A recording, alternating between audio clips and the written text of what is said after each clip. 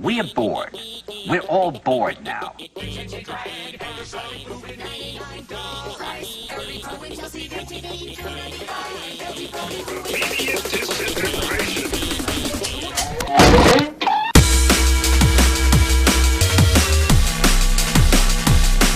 has it ever occurred to you, Wally, that the process that creates this boredom that we see in the world now may very well be a self-perpetuating, unconscious form of brainwashing created by a world totalitarian government based on money, and that all of this is much more dangerous than one thinks? It must be the American way of doing things that makes you the luckiest guy in the world.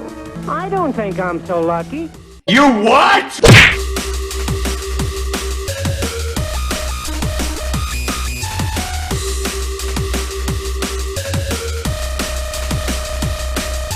And it's not just a question of individual survival, Wally, but that somebody who's bored is asleep, and somebody who's asleep will not say no.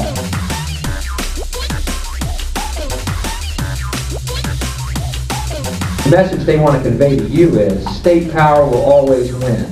We'll paint you as a child molester. We'll say any lie we want over our propaganda machine, and we'll burn you and your children in your fucking home. And don't you ever forget, you're free to do what we tell you. Common sense. When I met him at Finhorn, he said to me, "Where are you from?" And I said, "New York." He said, "New York, yes, that's a very interesting place. Do you know a lot of New Yorkers who keep talking about the fact that they want to leave but never do?" And I said, "Oh, yes." And he said, "Why do you think they don't leave?" I gave him different banal theories. He said, "Oh, I don't think it's that way at all." He said, "I think that New York is the new model for the new concentration camp, where the camp has been built by the inmates themselves, and the inmates are the guards, and they have this pride in this thing they built. They built their own prison, and so they exist in a state of schizophrenia, where they are both guards and prisoners, and as a result, they no longer have, having been lobotomized, the capacity to leave the prison they've made, or to even see it as a prison." And then he went into his pocket, and he took out a seed for a tree, and he said, "This is a pine tree." He put it in my hand, and he said, "Escape before it's too late." Let's explore biosemiotics, the study of signs and meaning in living systems.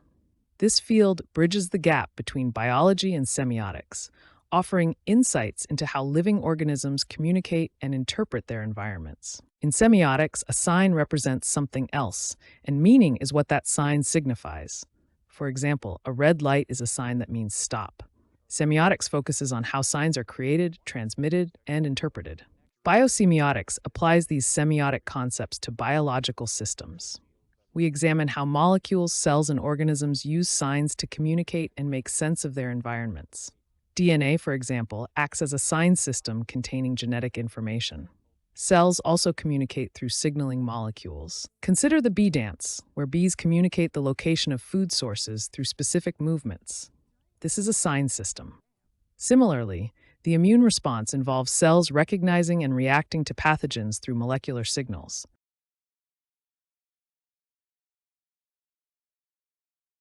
Let's explore the ideas of Jacques Ellul, a philosopher who critically examined the role of technology in modern society. Technique is not simply about machines or tools.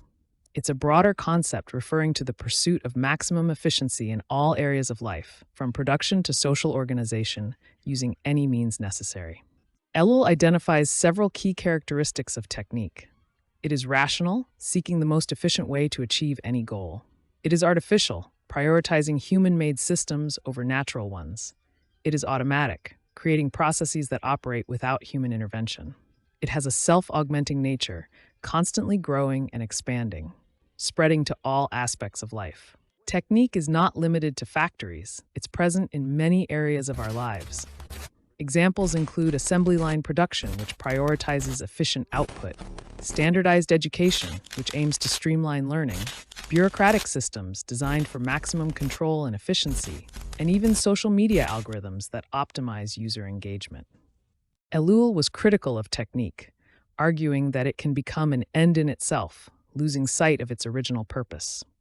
He suggests that technique can dehumanize individuals, reducing them to cogs in a machine. It can also lead to a loss of freedom, as people are increasingly controlled by systems designed for efficiency. But how could you be superior to any foreigner when you or your folks might be any one of a dozen different races or religions? is also relevant in the highly hypothetical case that the state does truly collapse and is destroyed. I find totalitarian cultures to be far more of a threat than even government. Not so free there. Politics is downstream of culture. Because that's all you ever hear about in this country is our differences. That's all the media and the politicians are ever talking about, the things that separate us, things that make us different from one another. I'm what you call apolitical. That's like being neutered. Right? I stay out of politics, alright? I don't really think I'm registered to vote. To stay out of politics is to let the Marxists control your life. One of the biggest myths about cults is that people are just blindly following orders. That's not really what happens. Cult leaders don't need to force obedience when they can create an environment where members willingly comply because they think that's what they want. Think about a magician doing a card trick and he tells you to pick any card, but in reality, he's already set it up so that you'll pick the card that he wants. Cults work in the same way. They present you with choices, but every option leads back to what they want. That's the way the ruling class operates in any society. They try to divide the rest of the people. They keep the lower and the middle classes fighting with each other so that they, the rich, can run off with all the fucking money. Fairly simple thing, happens to work. You know, anything different, that's what they're going to talk about. Race, religion, ethnic and national background, jobs, income, education, social status, sexuality, anything you can do, keep us fighting with each other so that they can keep going to the bank. Let's explore the views of Jacques Ellul on propaganda. He's renowned for his critical analysis of technology and its impact on society, particularly in the context of propaganda. Ellul's definition goes beyond the common understanding of propaganda as mere lies or deception. He argues that propaganda is fundamentally a technique of social integration. This means it's not just about manipulating beliefs, but about creating a unified, integrated society. Modern propaganda is continuous and pervasive, not limited to wartime or specific political campaigns.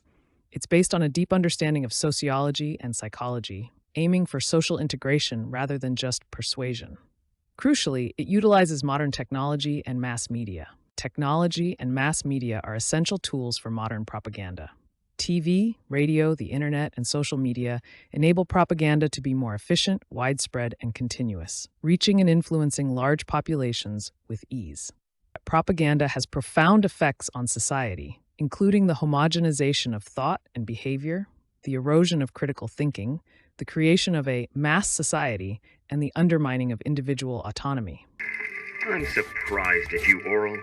You know that only God and the government can decide who lives and who dies. Politics is largely an illusion. It's not about solving real problems, but about maintaining the appearance of power. The real sources of power lie beyond the political sphere.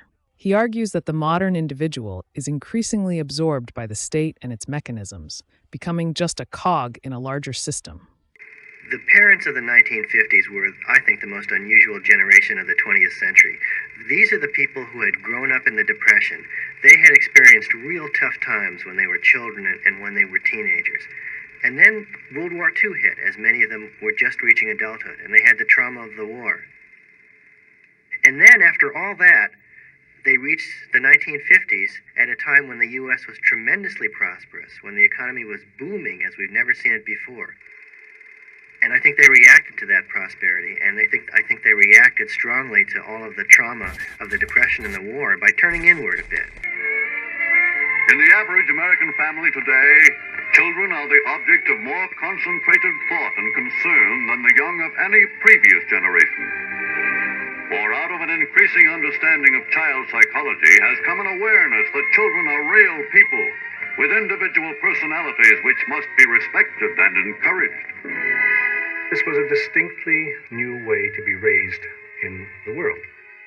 And it allowed for a whole generation that I suppose we would now call spoiled kids, which from another point of view simply meant kids who had very high expectations in life with respect to freedom and happiness. They thought life was about being free and about being happy. And they carried those expectations forward into high school and into college, and brought with them a kind of a level of expectation that was simply unprecedented in, I would say, in world history. Everything young boys saw at home and on TV told them that if they did as they were supposed to, they would be, quote, lucky enough to follow in their father's footsteps. The Cub Scout program helps the boys' adjustment both to the family and to the group.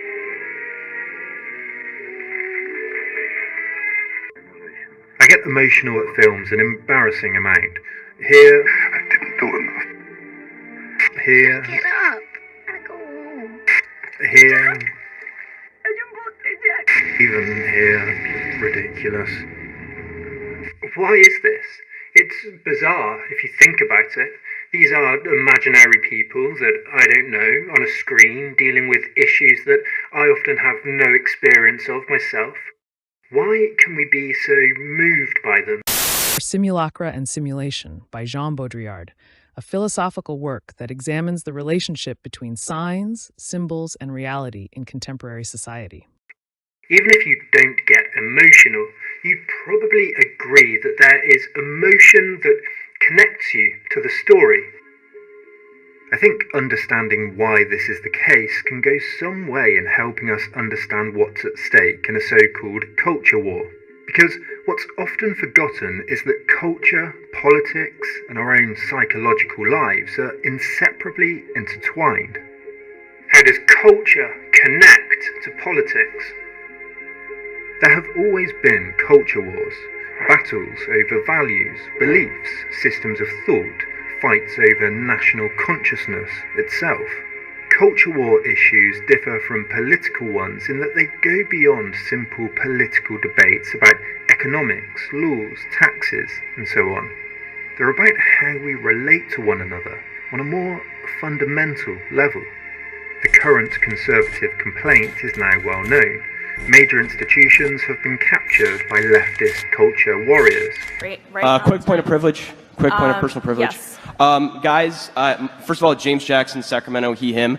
I just want to say, can we please keep the chatter to a minimum? I'm one of the people who's very, very prone to sensory overload. There's a lot of whispering and chatter going on. It's making it very difficult for me to focus. Thank you, comrade. Okay, is there a speaker against name, chapter, pronoun? Point of personal privilege. Yes. Please do not use gendered language to address everyone. Okay, so I watched the first episode of Mr. Bertram. This is the second episode. So I did make it to the second before I was a Christian. I was like, oh no, I can't do that. But I made it. I don't watch any TV anymore. I have zero tolerance for the LGBTQ stuff.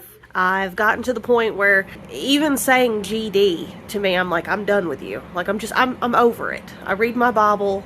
I mainly watch YouTube and theology. Just, that's all I do, okay? So it's been a while since I thought I could watch a television show. And I don't know why. I'm surprised, honestly. But I am, because they put in a gay character. Excellent. Reyes, uniforms? I lengthen the drawstrings and reinforce the elastic in the waistband, sir. Affirmative, supportive, and forgiving. Hey, wait a minute. Did you just put me on uniforms because I'm gay? Yes, but you're also part of the unit. We didn't care what you did with your unit. We didn't ask, you didn't tell. And for some of you, like, that's fine enough. But I'm not going to tolerate that character. You take the blue pill. You wake up in your bed and believe whatever you want to believe. You take the red pill, and I show you how deep the rabbit hole goes.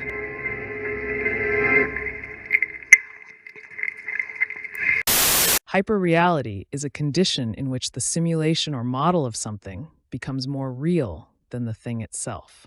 It's a state where our perception of reality is shaped more by the representation than the actual experience. Consider the classic example of the map and the territory. A map is a representation of a physical place, the territory. Ideally, the map should accurately reflect the territory. But what happens when the map begins to influence our understanding of the territory more than the actual experience of being there? Media plays a crucial role in creating hyperreality. TV shows, social media, and video games often provide simulated experiences that can be so immersive that we start to perceive them as more compelling than our actual lives. In hyperreality, the distinction between what is real and what is simulated becomes increasingly blurred. The simulation can even become more important than the actual experience, influencing our behaviors and beliefs. Hyperreality can lead to a detachment from reality, where our perceptions are increasingly influenced by simulations. The story goes that what's left that's good in our society will be stripped away by a few evil politicians, individuals, particular companies and their owners that we can just vote away, either at the ballot box or with our dollars. Focusing everything around individual actors, Trump, Elon, their upbringing, their life story, ignores how the political movement that they figurehead is the real consequence of our current system. Responsibilization. Responsibilization simply means society ascribes freedom and autonomy to individuals and agents as the thing that moves society. People have their ideas, they make individual rational choices based on those ideas. This is the tool by which center-left political parties, figures, elites, and academics have used to explain away what they see as the rise of a fascist movement. The book White Rural Rage, The Threat to American Democracy, a book arguably representative of a lot of the views and perceptions held by Democrats, refreshingly holds rural white voters to account for their choices and for willfully gobbling down right-wing propaganda. It calls on rural Americans to take responsibility for themselves. Did you know that cults don't actually tell you what to do? At least not in the way you might think. Instead, they make you believe you're making your own choices, even when every option has been carefully controlled. There is a phenomenon in psychotic delusions which is known as an influencing machine. An influencing machine is a concept that is used as a narrative tool by people who've developed psychotic belief systems as a means of explaining conclusions which they've arrived at that can't be reproduced by a repeatable method, but as a result of the belief system they've developed need to be perceived as valid in order to prevent the rules that inform their sense of ego from being undermined. Political ideologies fundamentally are incapable of acknowledging the state as a model of organization, because like any model of organization, a state relies on assumed norms of behavior needing to be performed to continue functioning so that its agents can establish a frame of reference for what actions could be profitable in a cost-benefit analysis and therefore sustain itself in practice. The implication of a state's ability to sustain itself being constrained by the practical limits of its ability to act contradicts the framework of political ideologies in several key ways. Meaning, nature, and scope of political science. Well, politics is derived from the Greek word polis, which means a city-state. Politics is not only a mere institution of governance, but also a mechanism for achieving societal goals. Political science is thus a study of the state in the past, present, and future. It is also a study of political organizations, political process, and political functions.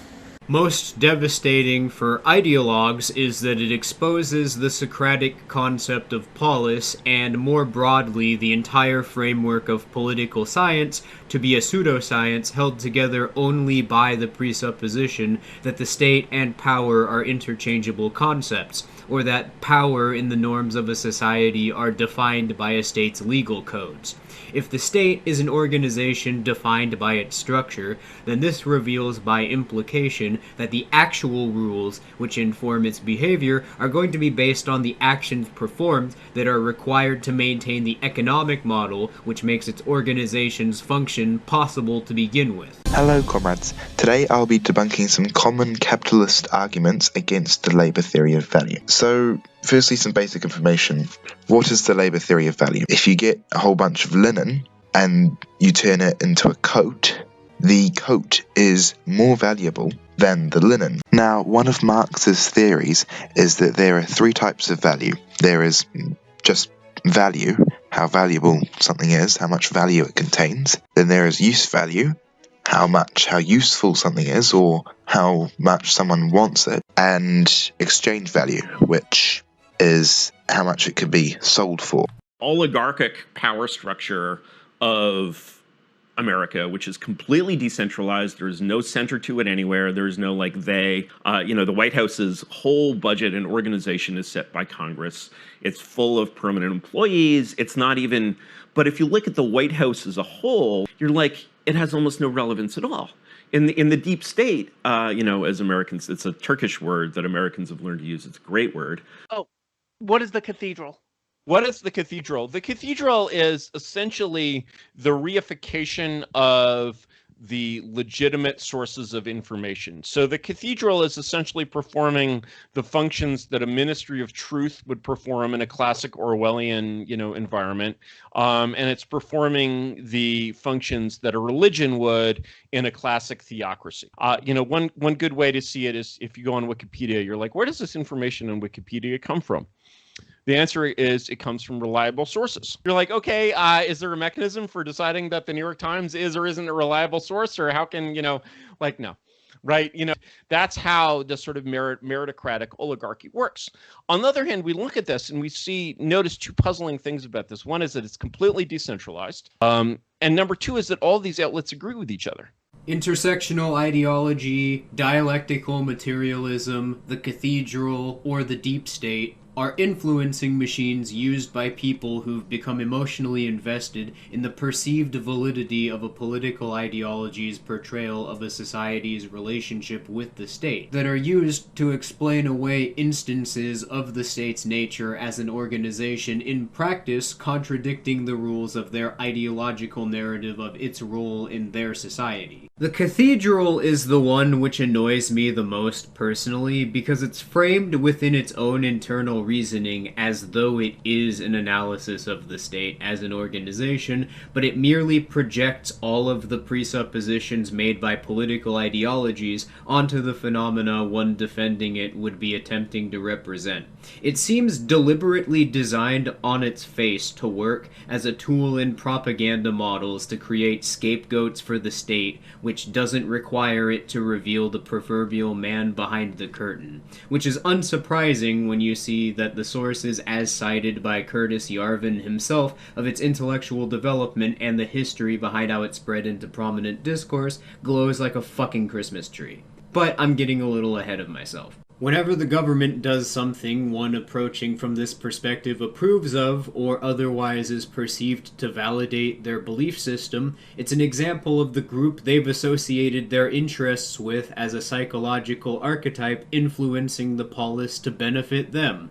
If the state does something they don't approve of or contradicts their existing belief system's representation of the state, then it's the work of an other group's interests influencing the polis. Can be used to explain any conclusion with no means of falsification within the ideologue's internal reasoning, because the reasoning itself is based on a self-referential assumption people who've become emotionally invested in their ideological belief system don't realize that they're making, because the portrayal of politics by the state's propaganda model as a zero-sum conflict causes one to perceive a false dichotomy that manufactures the perception of a conflict that doesn't exist. Let's explore the concept of Atman in Hinduism through a cognitive semiotic lens.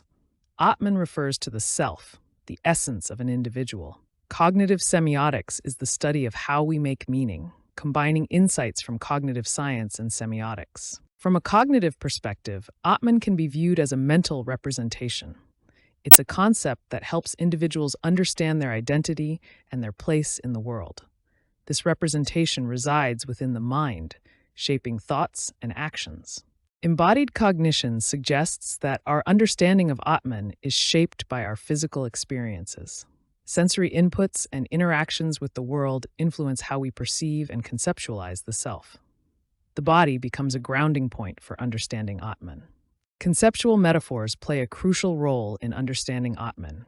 Phrases like Atman is the inner light or Atman is the eternal witness help us grasp this abstract concept by relating it to familiar, concrete terms. These metaphors provide a framework for meaning-making. Let's compare the concept of Atman in Hinduism to the Freudian ego from a cognitive semiotic perspective. Atman in Hinduism represents the true self, an eternal, unchanging essence connected to Brahman, the ultimate reality. The ego in Freudian psychology is the I, that mediates between the id, which represents instincts, and the superego, which embodies morality. The ego operates on the reality principle. From a cognitive semiotic perspective, we focus on how meaning is constructed through signs, embodied cognition, and cultural contexts. This framework helps us understand how both Atman and ego are conceptualized and experienced. From this perspective, Atman functions as a sign representing ultimate truth, detachment, and self-realization. It signifies the transcendence of the material world.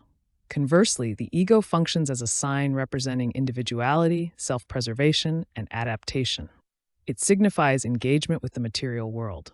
Embodied cognition plays a role as well. Atman is experienced through practices like meditation, yoga, and inner reflection. The ego, on the other hand, is experienced through interaction with the external world, our social roles, and relationships. Hi, I'm Olivia Rivera, and I don't have an internal monologue. This is something that's kind of been going around the internet lately, if you've seen it. Some people have an internal dialogue or an internal monologue where it's more of a constant stream of thoughts. I, on the reverse hand, feel that my thought process is more like sporadic or random jot notes.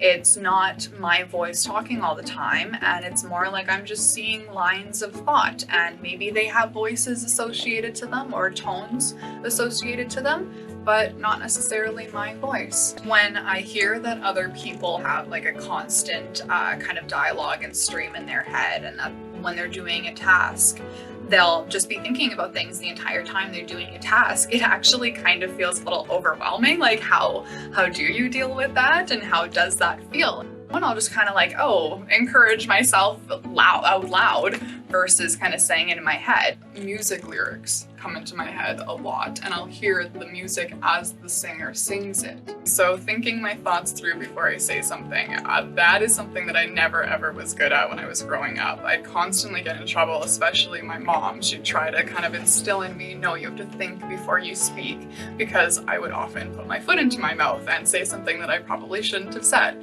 As I grew up, it didn't get better. I didn't think before I spoke. It's almost like I just got better at reading the situation subconsciously and knowing what to say and what to respond with. All right, so I found out a few days ago that not everyone has the ability to speak in their brain, and the first person that I asked if they could do it was her, and turns out she can't. So I asked a bunch of people to ask me questions so I could ask her so she could try to make light of this wild situation. So like, if you look, like I could look at myself in the mirror, talk in my head without opening my mouth. You physically can't do that. No. And what would happen if you tried to do that? I have tried to do that since learning that an internal monologue exists, and I end up speaking out loud to myself, so I'm very confused as to why people are so perplexed. How do you read? Like, when I read, I hear the words in my head. I don't know how you could possibly read without not hearing the words. When I read, I can see the sentence structure. Like, in my head, every sentence has a shape, so you can see, like, the shape of the sentence. And then also, like, keywords will pop out, and I can file those away into my, like, concept map. So at the end of reading something, I can have a concept map of the main topics that I read about. So, do you visualize the setting when you're reading a book? No, it's not like images. It's just the words. Guys, you're arguing about morality. Neither side is right or wrong. It's subjective. Wouldn't it be more civil to just let each other have your opinions? Actually, debating moral issues indicates a commitment to civility. If we believe we can actually convince each other of the logic of our moral worldview, then disagreements, even about major issues, can be handled with conversation. If that's not the case, and morality is as subjective as one's favorite flavor of ice cream, the only tools that really exist for getting you to adopt my worldview are manipulation or violence. But that's just it. Why do we need to convince others of our worldview? Can't we just live and let live? Ignoring the inherent contradiction of believing morality is subjective, but telling people that they have an objective obligation to respect everyone's worldview, the heart of the issue is that humans need something besides our own personal feelings to guide our understanding of how we should behave. If right and wrong are things outside of ourselves which we can't change, we need to align our behavior with what's right. But if it's the other way around and morality is just a thing I get to make up, well, I can act however I want. The less committed one is to an objective understanding of morality, the less reason they have to resist their impulses. So, are you saying we all have to adopt your morality? I would like for you to agree with me about what morality is, and I'll certainly try to persuade you. But what's important is we agree that morality is real. Even if we don't agree on the rules, agreeing that there is an objective standard is the only way we can persuade each other. But what matters is we agree that we're searching for truth. Do you believe that good and evil exist? The answer to this question separates Judeo-Christian values from secular values. I'm sure you think murder is wrong, but how do you know? The fact is, you can't. But without God, there are no moral facts. In a secular world, there can only be opinions about morality. They may be personal opinions or society's opinions, but only opinions. That if there is no God, there is no objective morality.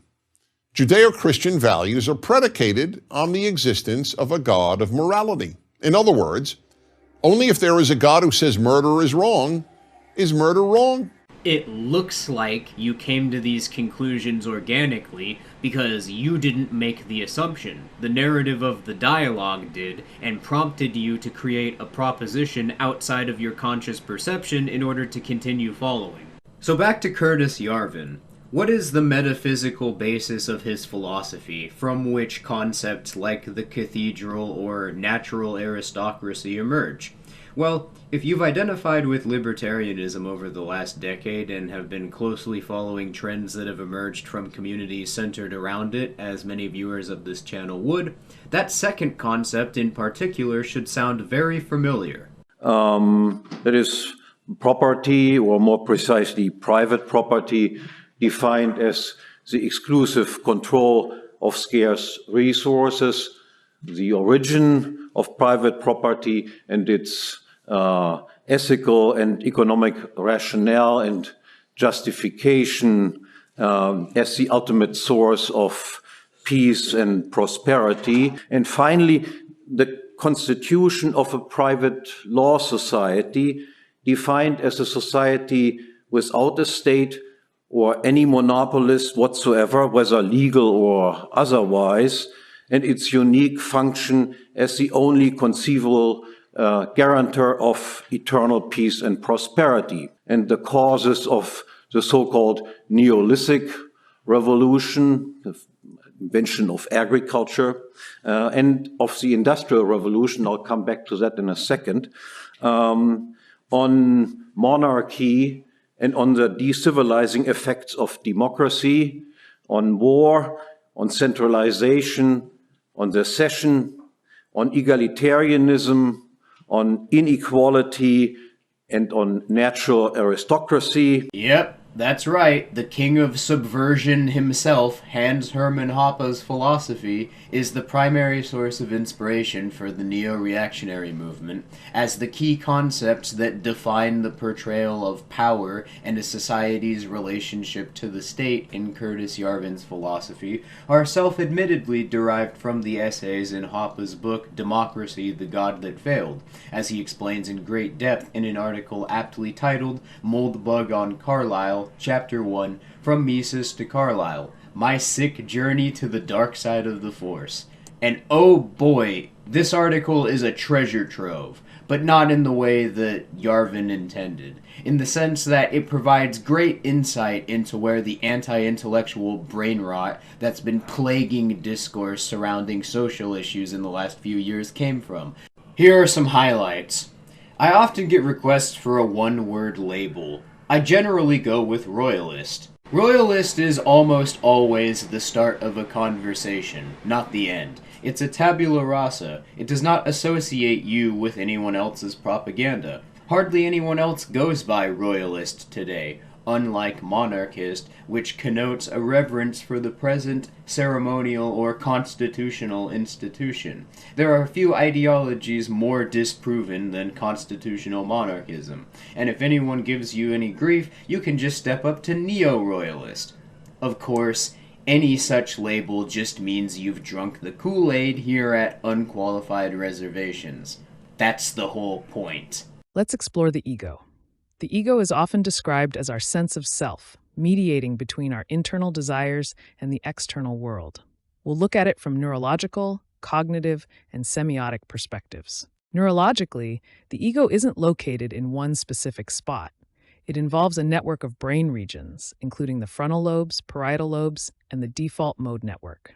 These areas contribute to self-awareness, decision-making, and our internal narrative. Cognitive semiotics bridges the gap between the mind and meaning.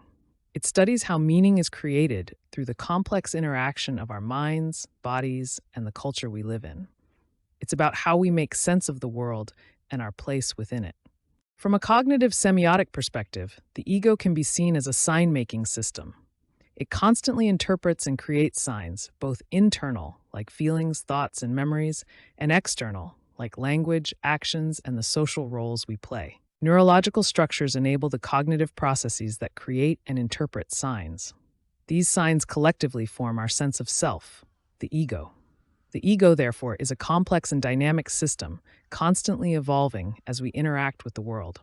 Let's explore how psychological archetypes influence our perception of meaning using a cognitive semiotic approach. Archetypes act as cognitive structures, mental frameworks that influence interpretation and provide pre-existing meanings. The meaning-making process involves encountering a sign or symbol which activates an archetype, leading to meaning assigned based on that archetype. This process impacts perception by biasing interpretations, filtering information, and shaping emotional responses. For example, the hero archetype influences how we interpret stories, value courage, and seek adventure. Archetypes profoundly shape how we perceive and assign meaning to the world around us. Let's explore the sense of self from a cognitive semiotic perspective, viewing it as a procedure. The self in this context is a dynamic and evolving understanding of I. The self isn't a fixed entity, but a continuous procedure of meaning-making. Key elements of this procedure include perception, action, reflection, and interaction. Semiotic resources are the tools and materials used to construct meaning. These include language, gestures, images, emotions, and objects. Embodied cognition highlights the body's crucial role in shaping our self-understanding. Sensory experiences, motor actions, and bodily feelings are integral to this process. The self is also shaped by interactions and cultural norms. Language and narratives, social roles and expectations, and cultural values and beliefs all play a significant part. In conclusion, the sense of self is an ongoing construction through the dynamic interaction of embodied, social, and cultural factors. It's a procedure, not a static entity, constantly being shaped and reshaped. Our ego shapes perception by filtering information to align with existing beliefs and self-image. It also prioritizes information that reinforces its own importance and validity. This leads to biased meaning construction. Confirmation bias involves seeking information that confirms existing beliefs and ignoring contradictory evidence. Self-serving bias means attributing successes to internal factors and failures to external factors. For example, in political views, we interpret news and events to fit pre-existing political ideologies. In interpersonal relationships, we perceive others' actions through the lens of personal expectations and insecurities. In summary, the ego significantly influences meaning perception by filtering information, reinforcing self-image, and introducing biases. We'll explore how apophenia, the tendency to see meaningful connections between unrelated things, can be understood through the lens of cognitive semiotics, which studies how meaning is created. The ego plays a central role in constructing our sense of self and navigating the world. It seeks patterns to create order and predictability, reducing uncertainty. Ego-driven apophenia arises when the ego's inherent biases and projections distort our pattern recognition. Confirmation bias, for example, leads us to seek information that confirms existing beliefs, while projection involves attributing our own thoughts and feelings to others. Examples of ego-driven apophenia include political conspiracy theories, where hidden plots are seen to confirm pre-existing political views. In personal relationships, ambiguous actions might be interpreted based on personal insecurities. And in financial markets, patterns in stock prices might be identified to justify investment decisions. In summary, the ego's drive for order and self-validation can lead to apophenia, distorting the meaning-making processes studied by cognitive semiotics. In other words, create a self-referential archetype that you can use to represent your perspective and the philosophical views you're espousing simultaneously in an attempt to hide the epistemological foundation of your claims so that they can't be scrutinized through an external point of reference from the narrative of the statement itself, and so that merely entertaining whatever narrative you've strung together requires someone to project their own already existing assumptions onto the meaning that the statement represents. So that if someone challenges the metaphysical basis of how the claim is describing concepts in relation to one another, the person making the claim can cite their moral views as though this refutes the metaphysical criticism because their ideal ends arrive at different conclusions. And if one attempts to object on moral grounds, then because one used a self-referential archetype to represent their perspective and claim interchangeably, they can reframe the ends they claim is reached by their supposed methods to be whatever you want it to be, and you'll hallucinate this to be the case because you projected your own already existing assumptions onto the meaning their statement represents, which means you become emotionally invested in your own perception of what their claim represents outside of your conscious rationale. I don't understand. What are you talking about when you say one truth? Well, it's like I said. I'm not actually a formal Knights member. They never really explained it to me. But the one thing I do know is that it's true. The truth has power for the very reason that it is the truth. And because it's the truth, it's certain that it has to be just. It's persuasive, isn't it? Wouldn't you prefer your truth like that? And make no mistake, Curtis Yarvin is fully cognizant of this effect and views employing this manipulative style of rhetoric in discourse as a tactic to dupe people into accepting claims as valid, which they otherwise wouldn't if the claim were presented in its metaphysical context. The problem with Mises as guru is that Misesian classical liberalism, or Rothbardian libertarianism, is like Newtonian physics. It is basically correct within its operating envelope. Under unusual conditions it breaks down, and a more general model is needed. Just as Newtonian rules only make sense at low speeds, Misesian rules only make sense in a secure order. So Rothbard's perspective is libertarianism, Mises's perspective is liberalism, and they're treated equivalently. Also, it's taken at face that if a conclusion isn't valid scientifically, it can be treated as valid politically by framing it as a good predictor. Just that alone would require an entire essay itself to deconstruct and respond to. That's the point, though. Even if you aren't someone who particularly cares about the philosophies of either libertarianism or liberalism, you should take note, because how libertarianism has been systematically subverted by using this tactic provides a perfect example of how it works, and this article provides an unwitting blueprint detailing the process being carried out. In 2020, Heretic and I uploaded a multi-part essay entitled The Road to Serfdom, which was a critique of Hans Hermann Hoppe's philosophy. Primarily on the grounds that Hoppe invokes the names of important concepts to proponents of the Austrian method and libertarianism in philosophical discourse through his rhetoric, then equates them with concepts that share the same label in the context of political science, which use them to describe entirely different concepts with contradictory metaphysical foundations, then treats Austro-libertarianism as though it's referring to both interchangeably. Decentralization, for instance. In the context of Austro-libertarianism properly understood, decentralization would refer to organization models based on their economic foundation in the context of organization theory, because both the Austrian method and libertarianism purport to be methodologies which make claims about the nature of action in a social context based on the repeatable patterns of phenomena that are relevant in causing said actions to emerge. Libertarianism for ethical concepts, the Austrian method for economics.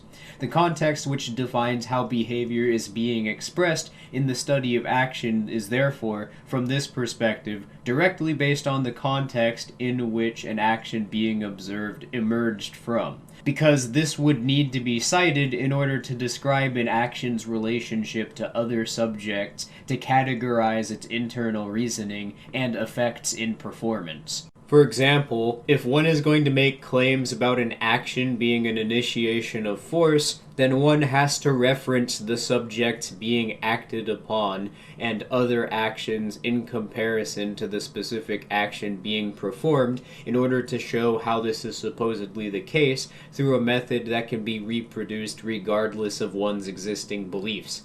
Otherwise, the problem which emerges is that you don't internally have a basis for categorizing the behavior being described as force.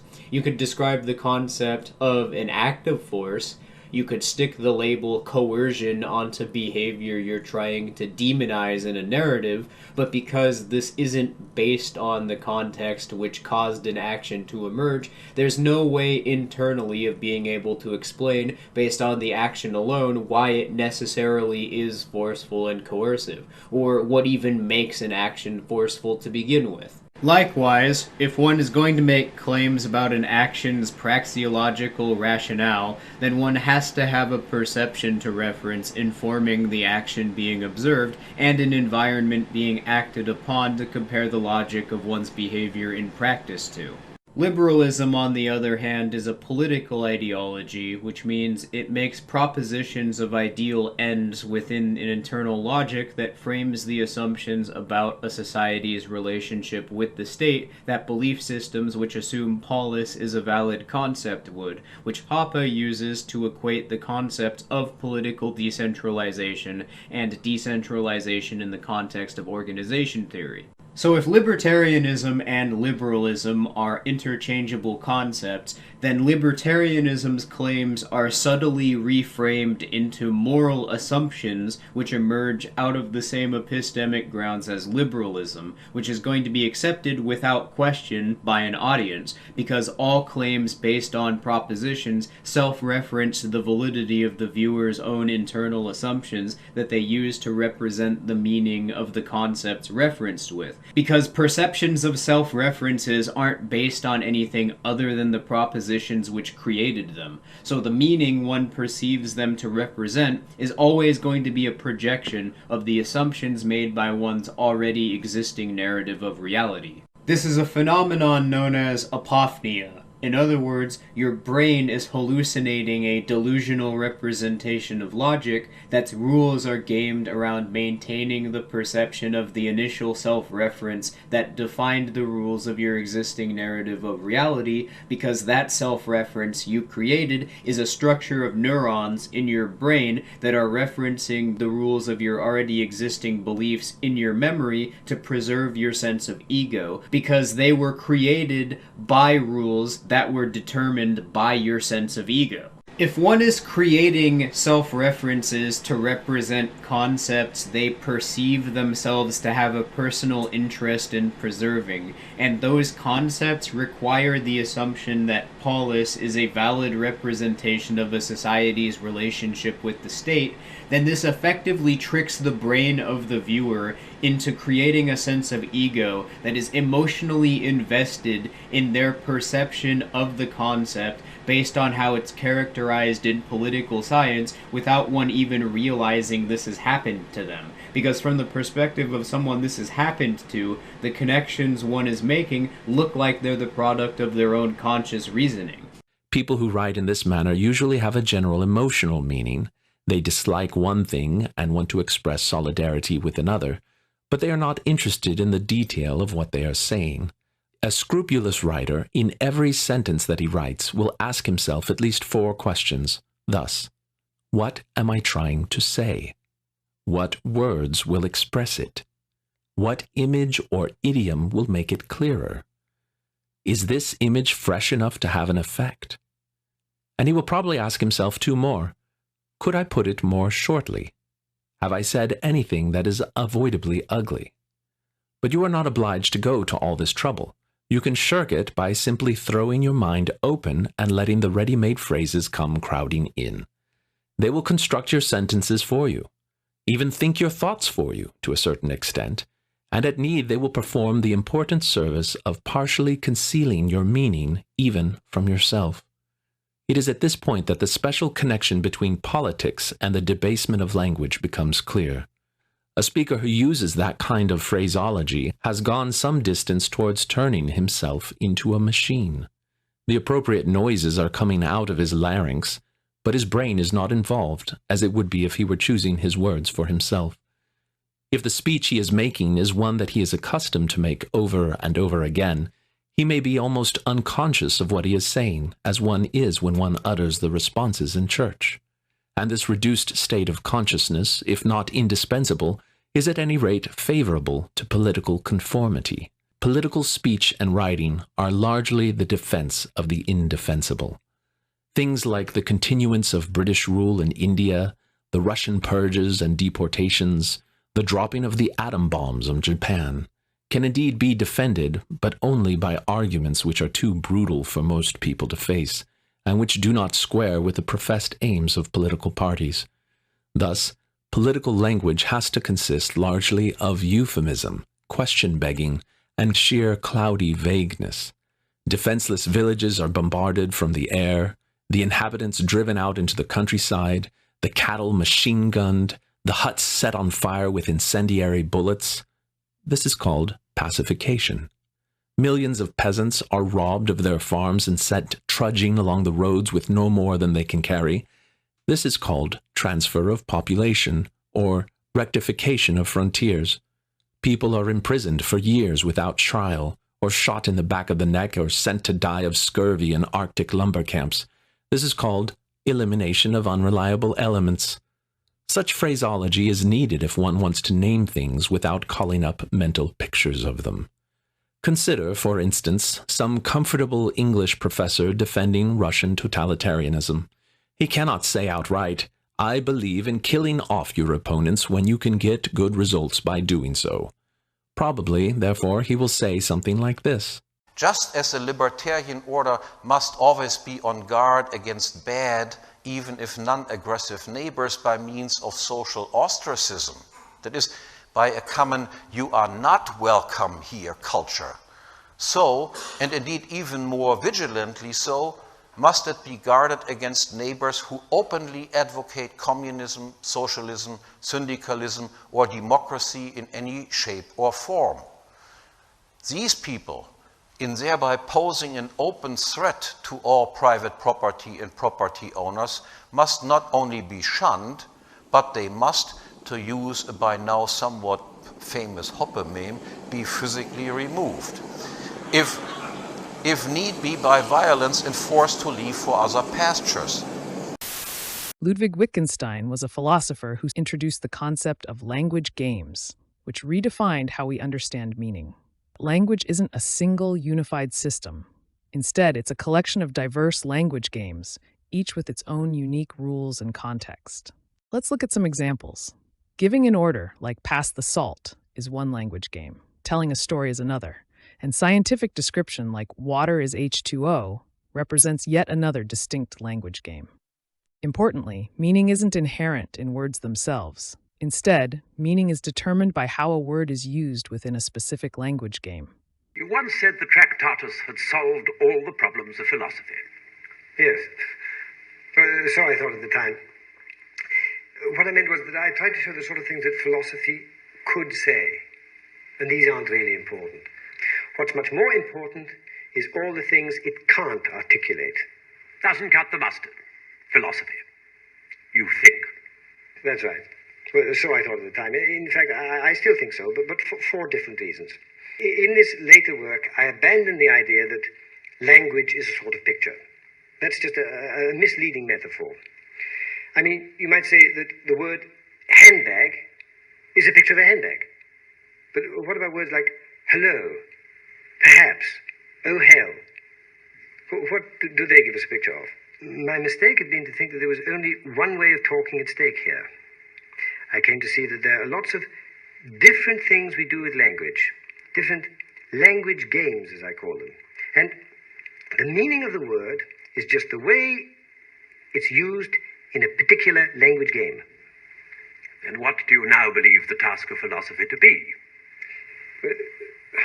Philosophical puzzles arise because we tend to mix up one language game with another. For example, people puzzle over the nature of something they call the soul. But this may just be because they're thinking of the soul along the lines of a physical object. They're confusing one way of talking with another. The job of philosophy is to sort out these language games? Exactly. Well, they're all perfectly in order as they are. Philosophy in no sense can question them. Philosophy leaves everything exactly as it is. We learn to use words because we belong to a culture, a form of life, a practical way of doing things. In the end, we speak as we do because of what we do.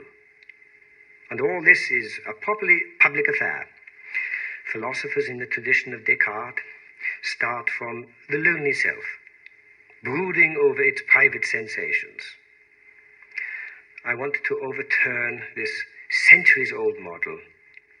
I want to start from our culture, our shared practical life together, and look at what we think and feel and say it in these public terms. Michel Foucault offers a unique perspective on power, moving beyond traditional views of it as a top-down force. He argues that power is not just about control or force, but rather a pervasive and complex phenomenon that operates throughout society. Foucault sees power as something that's present everywhere. To illustrate that power is not just top-down, consider the panopticon. This architectural design features a central tower that allows a single watchman to observe inmates, who are placed in individual cells around the tower. Even though the watchman may not be watching at all times, the possibility of being watched leads to self-discipline. Foucault argues that power is not centralized, but dispersed throughout society. It operates in everyday life through various institutions, rules, and norms. There's natural and logical consequences in this world. Oh, you don't like working 8 hours a day, 5 days a week? Well, that's just life. Life is hard. Just pull yourself up by your bootstraps. The grass is always greener on the other side. Money can't buy happiness. I'm from the United States, but I've lived in the UK my entire adult life. And the amount of times I've heard people say, well, that's just the way things are, or that's the way things have always been here, to justify inefficient or even downright harmful societal systems and oppression. So next time your posh granddad tells you, that's just life, deal with it, you can tell him, I don't care who the IRS sends, I am not paying taxes. Examples include school rules, workplace norms, and social expectations. Power is not just wielded by governments or institutions, but is present in all social interactions. Power is productive.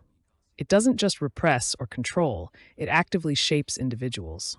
Through various disciplinary practices and societal norms, power creates and molds us into certain types of people. It influences our behavior, desires, and even our identities. Mises himself once wished for a praxeology of war, which is fairly good evidence that he didn't have one. Carlisle was not a place you would have looked. Carlisle was taken. Carlisle, the statist, the royalist fascist, and the royalist progressive, was the prophet of those on both sides of the Atlantic who had no place for Mises, to say the least. On a side note, anything written by Curtis Yarvin just makes me physically cringe because the tone in his rhetoric always has this emotionally tinged obsession with perceived status that he's probably not even conscious of as a result of how blatantly obvious it is simply by what some of his beliefs are that he's narcissistic with delusions of grandeur. It's like listening to someone who has a specialized interest ramble if their obsession was with being treated like a lord in a feudal hierarchy, with an understanding of feudal systems based on watching Monty Python. It reeks so strongly of adolescent angst that I distinctly remember making the exact claim he's about to go on to in this article when I was like 16 in arguments with an extended family member, except he's 2 years younger than my dad, so in his case it's just pathetic. The only thing conceptually that distinguishes any of Yarvin's writings from the Manifesto of a School Shooter is that he has multiple decades of studying rhetoric under his belt, so he knows how to manipulate people into thinking that his intellectual equivalent of smearing shit on the wall to give himself a sense of control is high philosophy. making it all the more loathsome because he has the context and knowledge to create insights into nature, but would rather others be kept ignorant so the lack of understanding they possess can continue keeping them manipulatable so he can keep LARPing as a Dungeons & Dragons character instead of self-reflecting. That oppressive systems become absorbed into normality. So while it's just life that we have to work just to feed ourselves, it's also just life that the rich don't have to do anything at all apart from insisting that things remain the way they are. Stop! He's already dead! Nah, I'm not done, and I haven't gone hard enough actually, and you're going to agree when I show you the next article of his, but I'm getting a little ahead of myself. To get back to the article we were discussing, and to give the devil his due, the early Austrian thinkers, such as Mises, not considering the implications of factors which are relevant in studying how people inform the reasoning behind their decision-making outside of the framework of civic norms, was a major shortcoming in their approach. An instance of where this is particularly noticeable would be how property norms aren't distinguished conceptually from the act of claiming a resource as property, nor is this assumption questioned because thinkers such as Mises were emotionally invested in a political view of a society's relationship to the state. Because of this, Mises explicitly portrayed the state defining property titles as being conceptually equivalent with the act of claiming a resource as property, and as a result, unwittingly projects this framing of what property is onto his study into the nature of economies. For example, he writes in his essay Socialism on page 43, "Regarded as a sociological category, ownership appears as the power to use economic goods. An owner is he who disposes of an economic good. Thus the sociological and juristic concepts of ownership are different. This, of course, is natural, and one can only be surprised that the fact is still sometimes overlooked. From the sociological and economic point of view, ownership is the having of the goods which the economic aims of men require.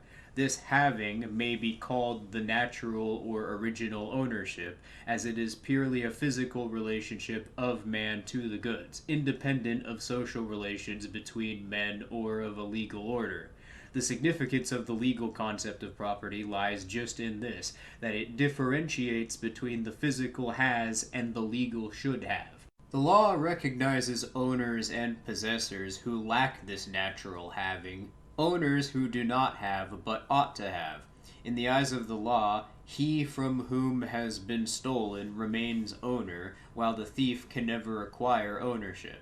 Economically, however, the natural having alone is relevant, and the economic significance of the legal should have only lies in the support it lends to acquisition, maintenance, and the regaining of the natural having. To the law, ownership is a uniform institution. It makes no difference whether goods of the first order or goods of higher order form its subject, or whether it deals with durable consumption goods or non-durable consumption goods.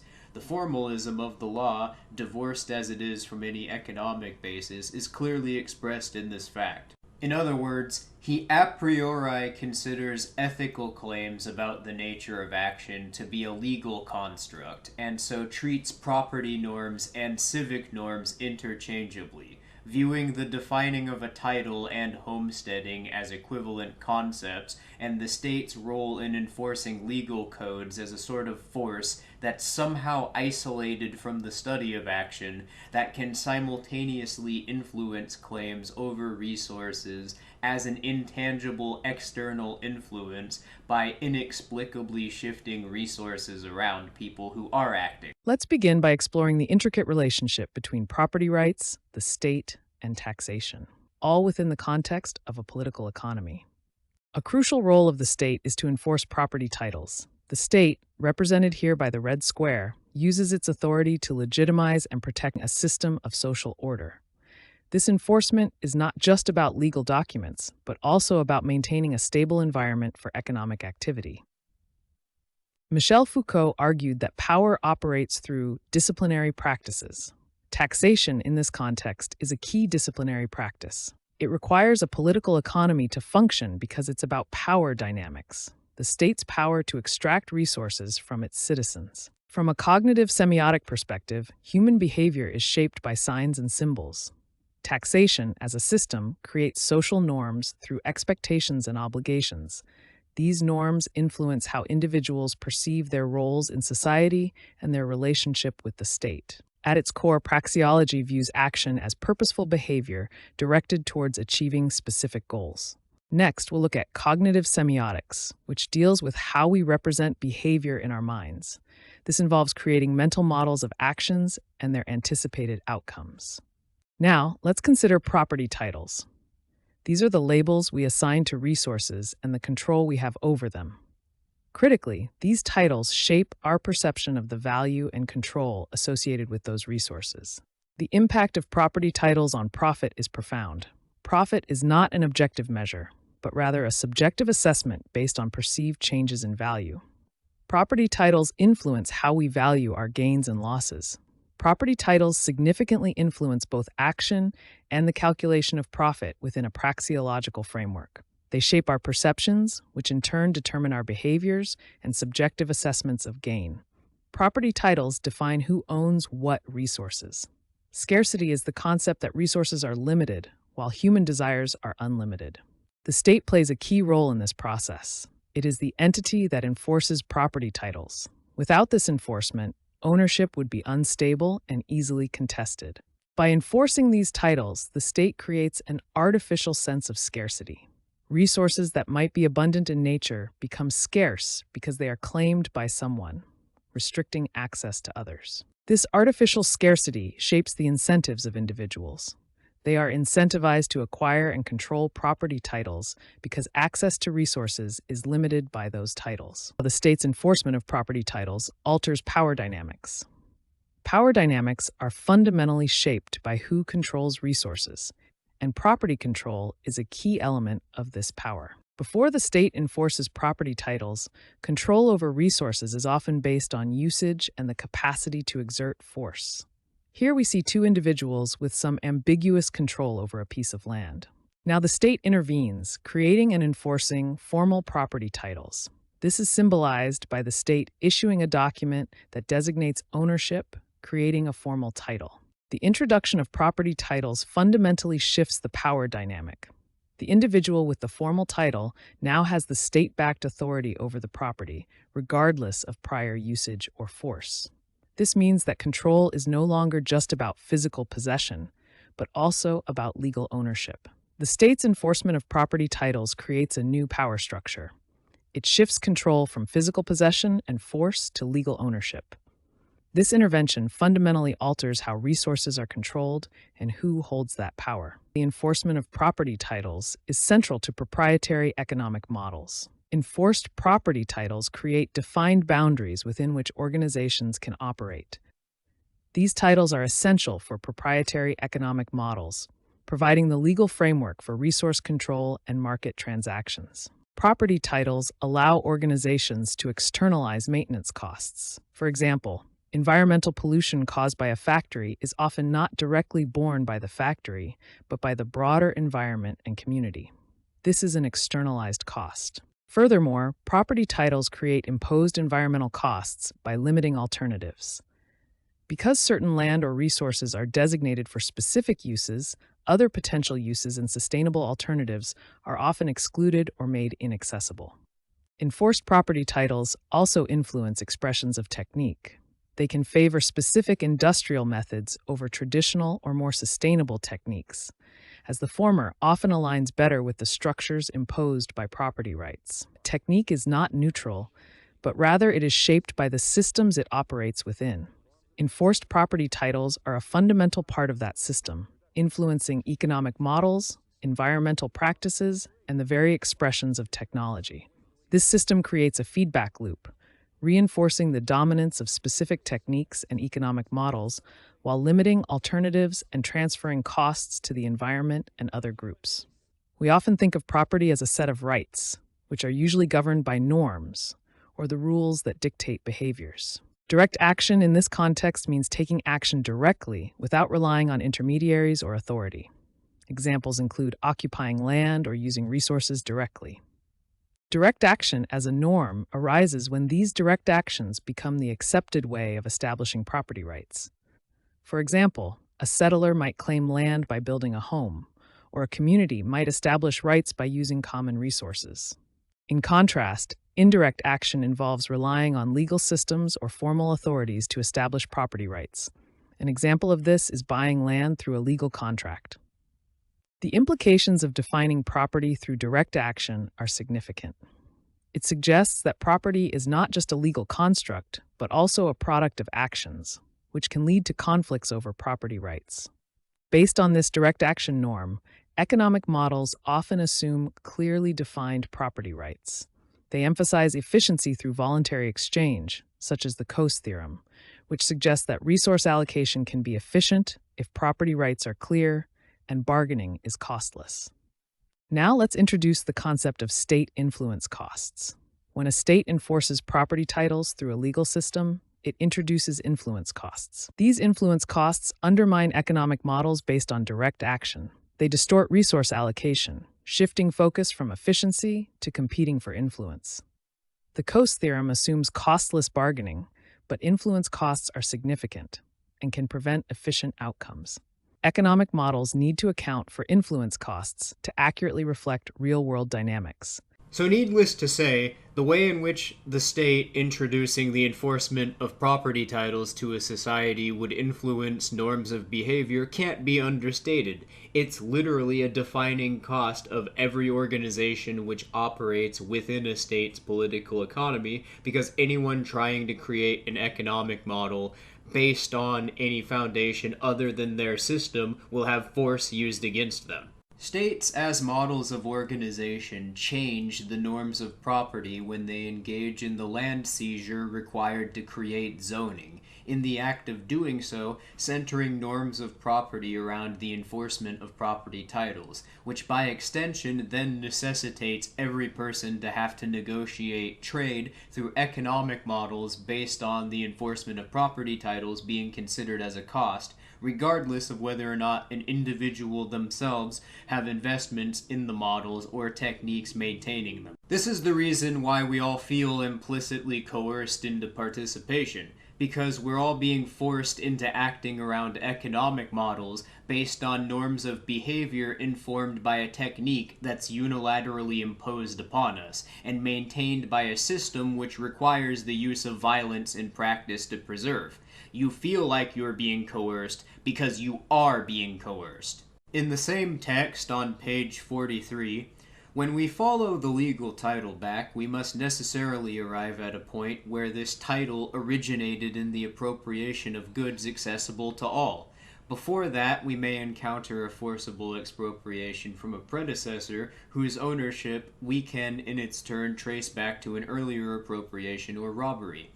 That all rights derive from violence, all ownership from appropriation or robbery, we may freely admit to those who oppose ownership on considerations of natural law. But this offers not the slightest proof that the abolition of ownership is necessary, advisable, or morally justified.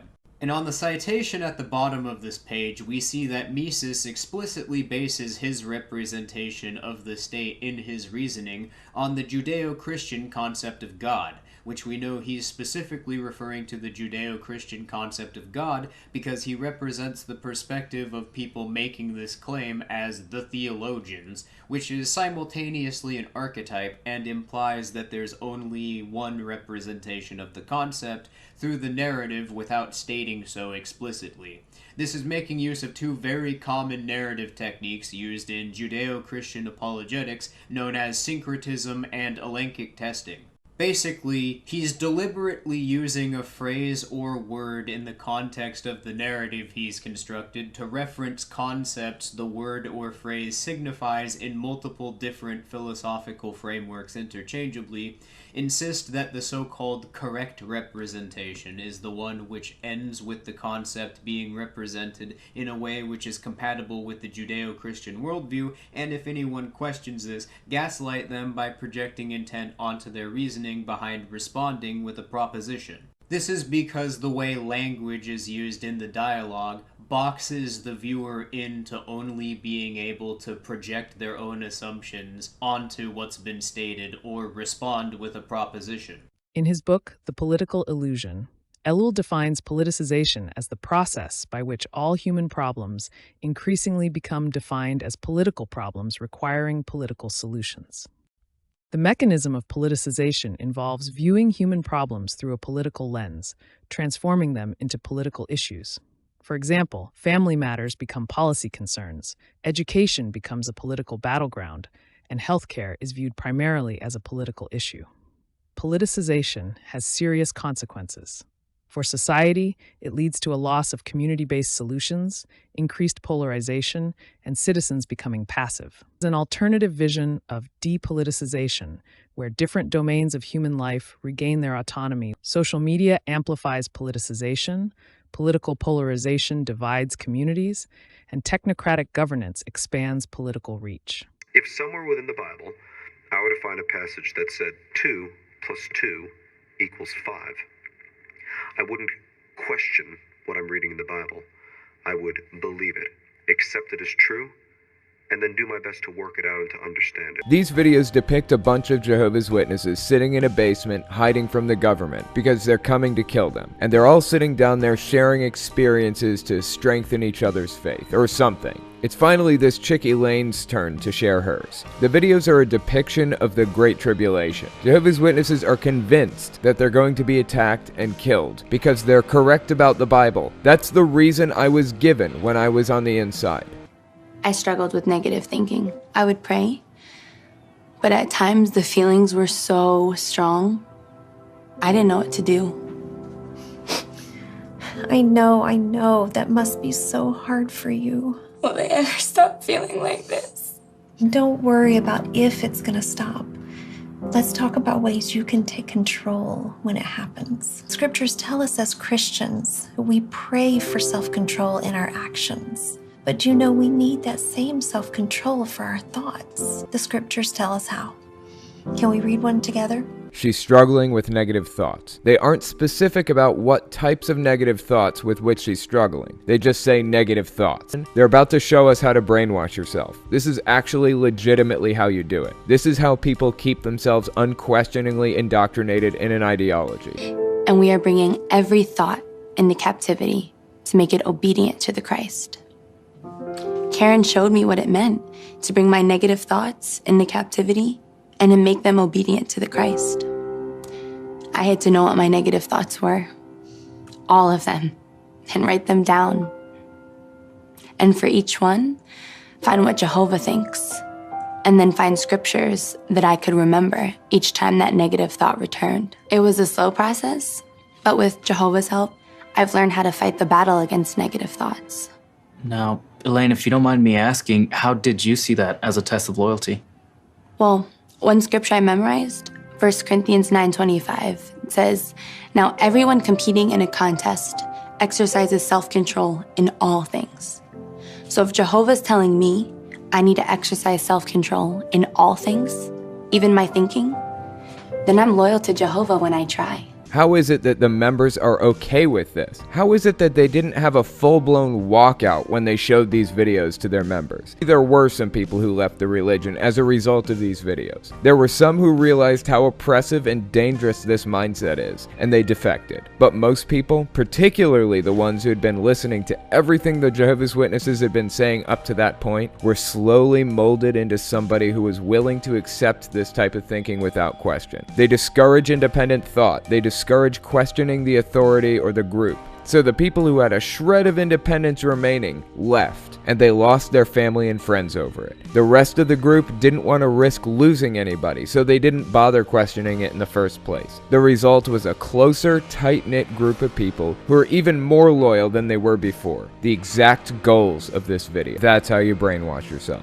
That's how you push something out of your mind that you don't want there. Like critical thoughts about the cult, for example. Say you keep hearing things about how the cult is mishandling child child abuse cases. You link some positive thing about the cult to that negative thing by repeating it to yourself, even audibly, every time that negative thought pops up. So anytime Jehovah's Witnesses think to themselves, the Watchtower Society is mishandling child abuse cases, they bring up some scripture that puts the religion in a good light. Doesn't even have to counter the oppositional claims. It just has to make you feel like the religion is a force for good. That's called a thought-stopping technique, and it's on the Bite model by Stephen Hassan. And for me, isn't there a spiritual root to self-ownership and a right not to be invaded upon? I think what Frank Van Dunn has pointed out, the foundation is to be found somewhere in the fact that we argue with each other with the purpose of finding the truth, and of course we must be unified with other people by having a common conscience. But you begin with arguing one person with another person with a specific purpose in mind. We want to resolve an intellectual dispute by peaceful means. Premise that faith is believing something without evidence. That's not what faith is. Faith is the substance of things hoped for and the evidence of things unseen. That's true. Let's take it even further. Theology is faith-seeking understanding. And what it means is it begins actually from logic, and then it encounters evidence in revelation, and then it applies the rigors of reason and logic to both. That's what it is. So, for instance, the existence of God can be known with certainty from the natural light of human reason, by the natural light of human reason, from the created world. We can know for a fact that God exists. 2 Corinthians 5:7, for we live by faith, not by sight. Romans 10:17, consequently, faith comes from hearing the message, and the message is heard through the word about Christ. 1 Corinthians 2:4-5, my message and my preaching were not with wise and persuasive words, but with a demonstration of the Spirit's power, so that your faith might not rest in human wisdom, but in God's power. If property norms aren't conceptually distinct from the actions which base their internal logic on the presumption that those norms are enforced, then from an economic perspective, there's no way to categorize the actions which are required to cause a specific expression of property norms to emerge, much less study the incentives those actions are based on. If praxeological analysis can't apply to the economics of the organization models which enforce the property norms of the actions being studied, then one runs into a serious problem in their thinking, as Mises illustrates here, where context which would clearly influence the choice of methods from an individual's perspective regarding how to direct their action towards what they perceive to be their most highly valued preference can't be considered in the thymology of their internal reasoning, which would then influence how one attempting to study economies from a praxeological lens informs their understanding of what context is relevant behind informing a trade's catalactics. Translated for people that aren't familiar with the nomenclature of the Austrian method and aren't looking at the screen. Factors which led up to costs people have to adjust their behavior around are taken for granted, and therefore how they influence incentives isn't distinguished from how incentives emerge in general, which means socially engineered pressures being imposed on people are treated equivalently with the other costs that would inform their sense of profit or loss. Let's delve into Kaleidic monetary theory, a perspective that challenges traditional views on money. This theory posits that money is not a tangible thing, but rather a social construct. It's a set of agreements and beliefs that we collectively uphold. The core idea is that money's value doesn't come from any inherent property, like gold, but rather from our collective agreements, beliefs, and established practices. We accept these symbols as money because we trust they'll be accepted by others. A key implication of this theory is that money has no intrinsic value. It's not inherently valuable like a precious metal or a useful commodity. Its value is purely assigned and maintained by our social agreements. Kaleitic theory also highlights that money is not a neutral tool, but rather it reflects and reinforces existing power dynamics within society. Those who control the supply of money or have more access to it often wield greater influence. Finally, this theory has profound implications. It suggests that money creation is not a natural or inevitable process. It calls for a shift in focus from monetary aggregates to the real allocation of resources and challenges the assumptions of traditional economic models.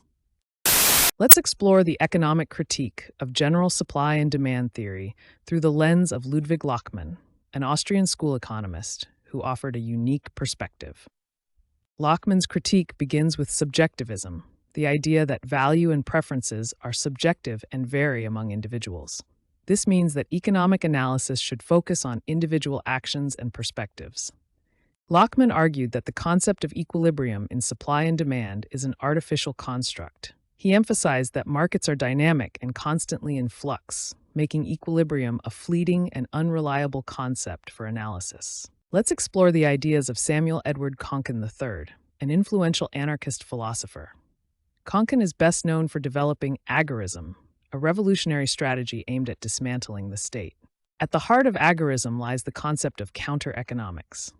Konkin defined it as the study and practice of all non-state economic activity.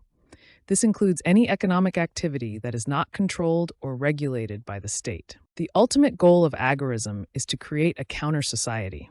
This involves building an alternative economic system based on voluntary interactions, which in turn diminishes the power and influence of the state. Konkin's perspective on counter-economics and agorism provides a framework for revolutionary change. By focusing on non-state economic activities, he aimed to build a stateless society. Libertarians all wore green bow ties. Everybody's wearing green bow ties. Gesture of solidarity, the green bow tie was defined as a unanimous symbol of libertarianism.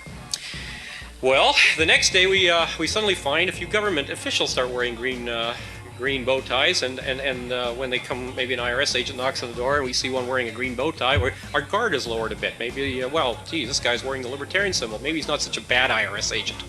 And when we're sitting there smoking our dope and the axe comes through, crashing through the door, and they come kicking in and run in and, oh, wait a minute, one of the guys who's busily throwing the handcuffs on us and slamming against the walls wearing a green bow tie. Things have improved. We are now, it's a little more, they're libertarian narcs, they're not so bad. The system's getting a lot better. And then we get dragged up and, hey, we're probably going to get a good sentence this time. The judge is wearing a green bow tie. No sweat. He only gave us 20 years. We know, of course, that somebody who wasn't wearing the green bow tie would have given us 35 or 40 or whatever. Maybe he had a shot in sight.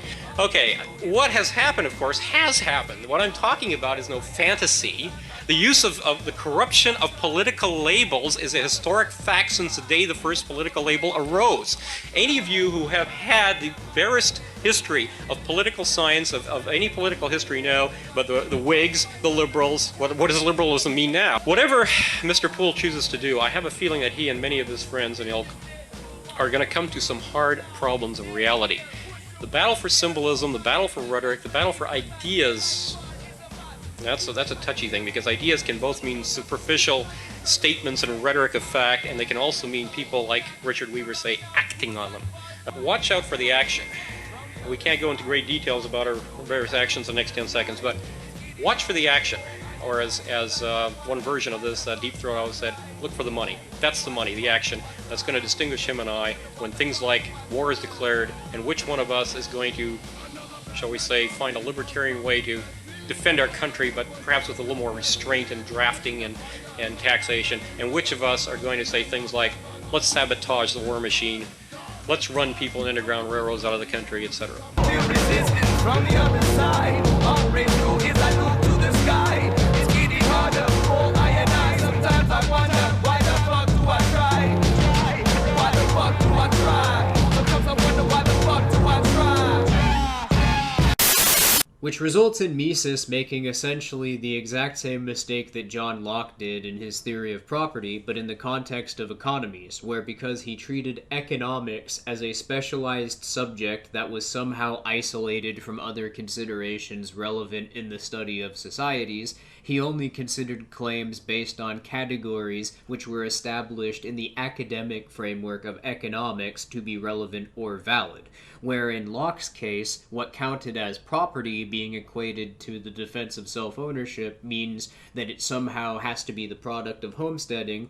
Here, we see Mises characterizing property titles as conceptually equivalent with the act of claiming property in the study of economics, following the reasoning that they exist, therefore, even though it can't be explained, they must have emerged from some intangible incentive that can't be identified. But Mises and Locke can both know for certain that their conclusion is valid because they started with the presupposition that it is, even if self-admittedly they can't identify what's causing it, because as Mises put it, you're just not supposed to question it. Anyway, back to Moldbug.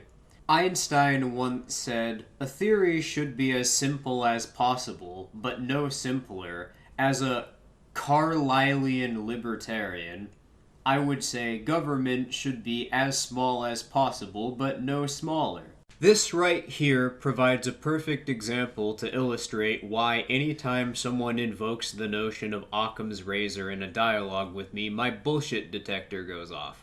You have no idea how many times in the process of studying all of this, and in attempting to critique competing claims about the nature of property, I was met with, "Duh, wall of text, you are wrong, 'cause I can't read, 'cause you need to explain simpler."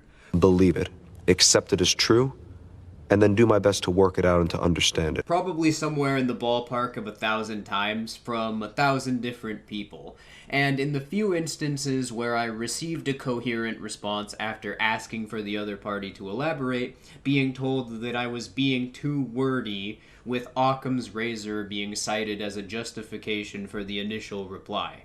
Occam's razor is a thought-terminating cliché invoked by sophists to slip assumptions past viewers by tricking them into projecting their own already existing assumptions onto the narrative of a conversation. Because it turns out, especially if the claim one is attempting to defend is based on a presupposition to begin with, that from the perspective of someone viewing the dialogue, what they already believe looks like the answer which requires the least amount of explanation. You'll notice, for instance, that Mises is almost never normative. He will never tell you that the fashionable interventionist policies of his era are bad. He will tell you that they will not produce the results purportedly intended, or that they'll have some other unadvertised effect. He will tell you, in other words, that the political reasoning behind them is bad, and as always, Mises will be right. But he does not prove that the policies are bad just supported by bad reasons. So, for instance, Mises will tell you that mercantilist policies such as high tariffs or exchange rate manipulation do not just reward exporters but also punish consumers. Mises will not, however, tell you whether such a policy is good or bad for a country containing both exporters and consumers. Rothbard will, but Rothbard often goes too far. By Misesian theory itself, there is no such index of economic good, no quantitative means by which one man's advantage can balance another's disadvantage. Mises will tell you that policies such as these cannot be calculated.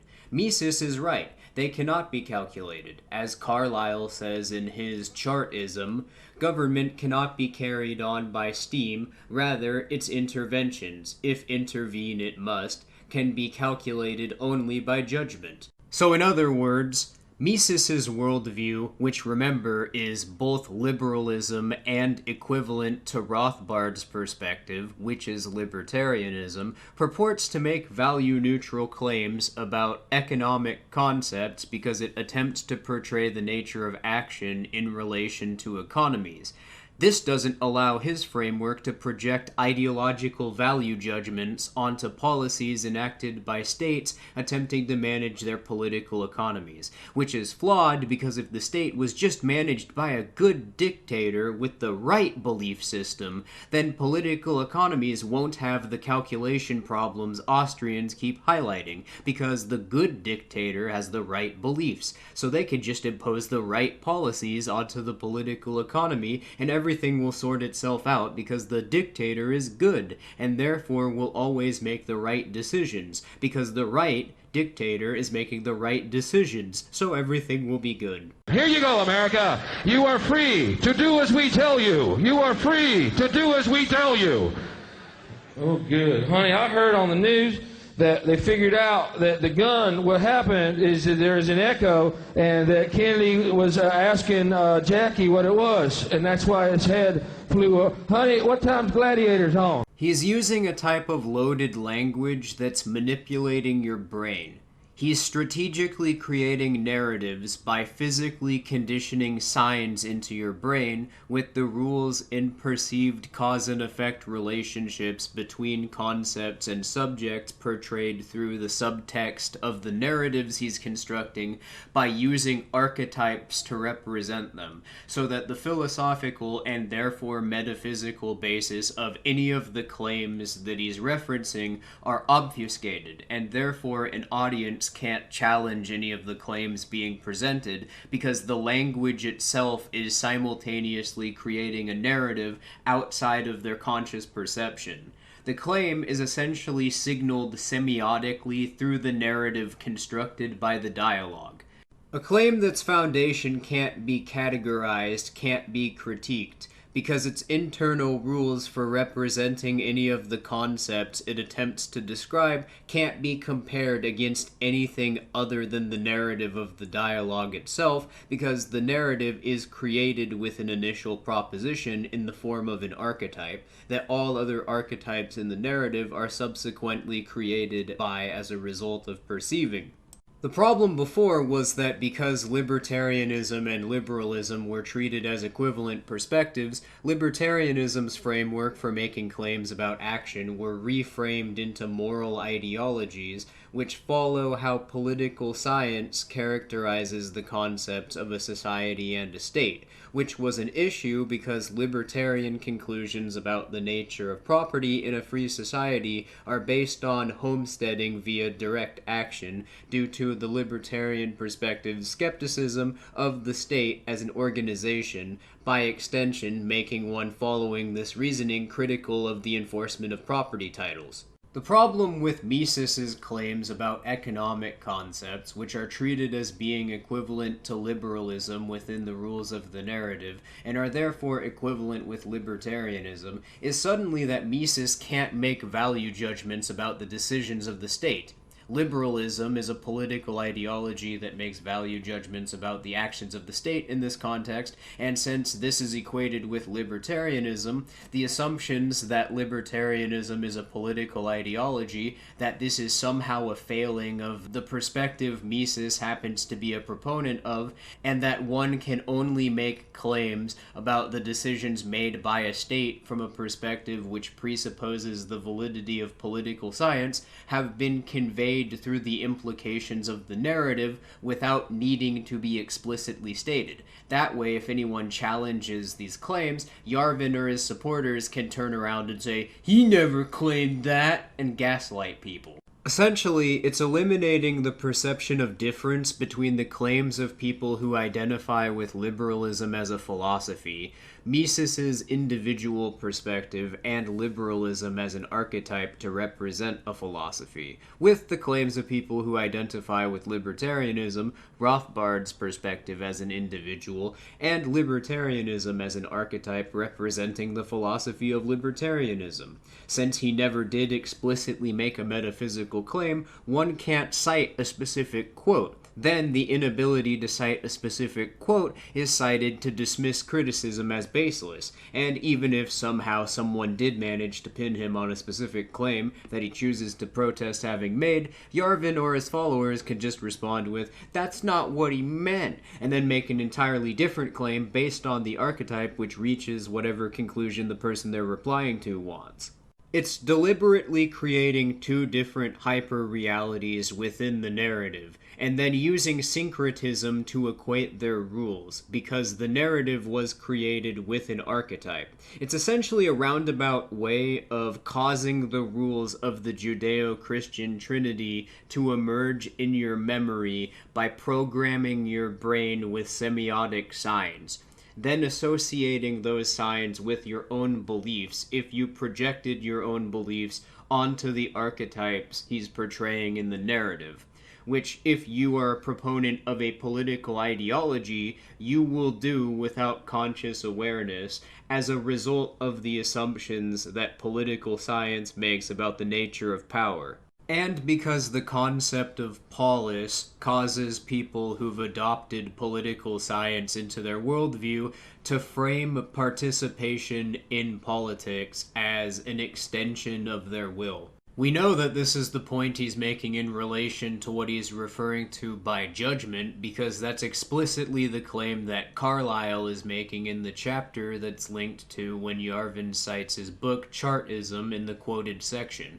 and because in the context of the narrative, Yarvin is stating that this problem emerges because Mises's framework doesn't result in the ability to create judgment of normative concepts, i.e. relating to norms of behavior.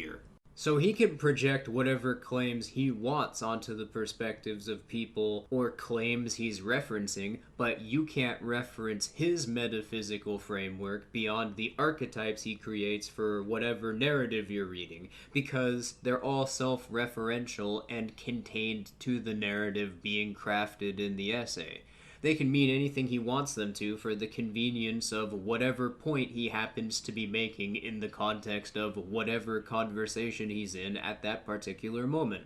Eliminating the perception of difference between the perspective portrayed in the narrative and the viewer's own reasoning by structuring the dialogue around archetypes. The perceived difference between perceived logical connections and one's own already existing beliefs is undermined, which causes people to internalize the rules of the narrative as both perceived cause and effect as well as their own beliefs projected onto the narrative because of signs programmed into their brains by the relationships between archetypes in the rules of the narrative, all conveyed through language alone. On voit la réalité, et en plus, on a, dans bien des cas, l'immédiateté. Alors, ce qui n'avait jamais existé jusqu'ici, c'est-à-dire que le téléspectateur ne peut absolument pas avoir l'impression d'être disons, propagandé, parce que autant dans le journal on pouvait se méfier, on en venait à se méfier de plus en plus de ce que le journaliste avait retravaillé, etc. La télévision, vous êtes au milieu du fait. Alors, il n'y a pas de discussion. Quand on devenait chrétien, ou quand on devenait communiste, ou quand on devenait hitlérien, même si on pouvait se dire c'est l'effet d'une propagande, on devenait quelque chose de différent. Tandis que maintenant, on n'a absolument pas le sentiment de devenir différent. C'est un respect de l'humain en général.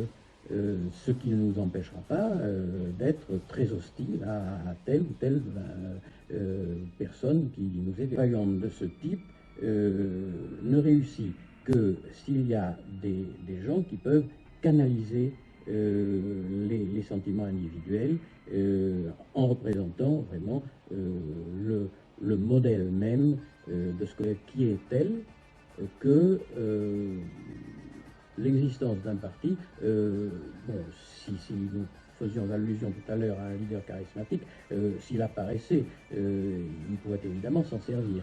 Mais c'est beaucoup moins important. Le regroupement, il est fait par l'appareil. Extrêmement surpris lorsque on affirme constamment que l'homme moderne peut choisir, etc., alors qu'il ne sait plus utiliser les possibilités de liberté qu'il aurait encore. Donc je crois qu'effectivement, nous baignons dans un climat qui fait que, au fond, on acquiert une mentalité totalitaire. C'est exact. Ce qui tendrait à le confirmer dans notre époque, c'est de voir à quel point il y a un modèle de société et que le but de l'action dans le tiers-monde, c'est d'amener le tiers-monde à notre modèle de société. Je crois que quand on dit bon, il faut que le tiers-monde se développe, il faut faire décoller le tiers-monde, etc., c'est le faire décoller vers quoi? C'est le faire décoller vers la société. Anyway, referring to policy statements made by governments as the objective process through which judgment is carried out in the context of economic claims. Do I really even need to continue in order to make the point that this entire framework is just trying to cause you to adopt a political ideology by manipulating your psyche? One more section to go over though, because I just have to mention this. When I first saw this, I actually couldn't believe what I was reading because of how brazen it is. It's the paragraph immediately after he introduces Hoppe as his influence. Apparently, the thing Yarvin specifically likes about Hoppe is that he uses the same manipulative rhetorical tactics we've seen Yarvin employ all throughout the article in order to try to bait so-called libertarians into adopting a political view of society. He refers to this as a stylish double axle of libertarian Kettman. The link he provides to what is referred to as Kettman is highlighting an entry on the Wikipedia article to a book titled The Captive Mind, which describes the practice in Islam of taqiyya. So what he is basically saying is that Hoppe is pretending to be a libertarian while holding beliefs which are contradictory to what libertarianism represents, so that he can infiltrate and push claims with subversive epistemological foundations against libertarian philosophy's epistemological grounds under the guise of identifying with libertarianism as a political ideology. And that is specifically what he took away from Hoppe's philosophy and is advising the reader to employ as a strategy against people who would identify with the philosophy as a method of trying to subvert their belief system. What you're seeing here is one of the results of what the US government developed through the MKUltra program.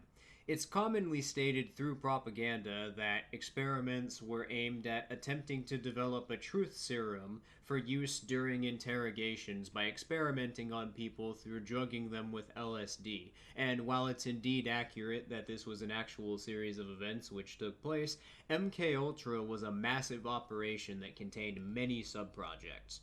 The two in particular which are of note in relation to what we're seeing here are Sub-Project 68 and collaboration with the Frankfurt School. Yes, that Frankfurt School, in developing the German government's denazification program. So I can get past this section as quickly as possible, because deconstructing Yarvin's writings are actually giving me a fucking migraine. I'll play a clip of a supporter of Yarvin's on YouTube named Academic Agent explaining the connection between the CIA and the Frankfurt School. I do so, let me note that in this video I'm going to be using very mainstream sources, by which I mean left-wing journals and Wikipedia entries, in order to show that there is no aspect of what I'm telling you that could be described as conspiracy theory. This is all completely open information, freely available to anyone with access to Google. The Frankfurt School, which I am sure you have heard of. It included a group of radical thinkers, including Theodor Adorno, Max Horkheimer, Erich Fromm, and Herbert Marcuse. The Institute for Social Research at Goethe University in Frankfurt was set up in 1923 by the Marxist Karl Grunberg. It was bankrolled by the son of a German millionaire grain merchant. Erich Fromm went on a trip to the United States around this time, where he persuaded Columbia University, based in New York, to grant the Institute for Social Research refuge while Germany was under Nazi rule. And so the Frankfurt School new home from 1935 was New York City. While there, the Frankfurt School devoted much thought to what had gone wrong in Germany from their perspective, and located the problem in both the German mindset, which is to say the psychology of the German people, and in German culture, which is to say the cultural modes which perpetuate this psychology. Proposed some very radical solutions to the problem of fascism in Europe. As early as 1941, Horkheimer had drawn up plans for nothing less than the total re-education of the German people, the aims of which were, quote, the mental transformation of the German human being, culture and society towards democracy, morality which respects human dignity and the world. In 1942, Herbert Marcuse started working directly for the Office of Strategic Services, which was the predecessor organization of the CIA. As Marcuse and others, such as Franz Neumann and Otto Kirchheimer, joined the Office of Strategic Services in Washington, D.C., Horkheimer and Adorno relocated to California. Horkheimer had been appointed as director of the scientific division of the American Jewish Committee, and it was in this capacity he started his 5 studies in prejudice and the aforementioned research into the authoritarian personality type. When the Second World War ended, the Allied powers embarked on a program called denazification, a vast propaganda effort essentially to convert the German population from supporting Nazism to supporting liberal democracy, in the case of West Germany, and to supporting socialism or communism in the case of East Germany. The administration for this program was divided into 4 zones, one under the Americans, one under the British, one under the Soviets, and one under the French.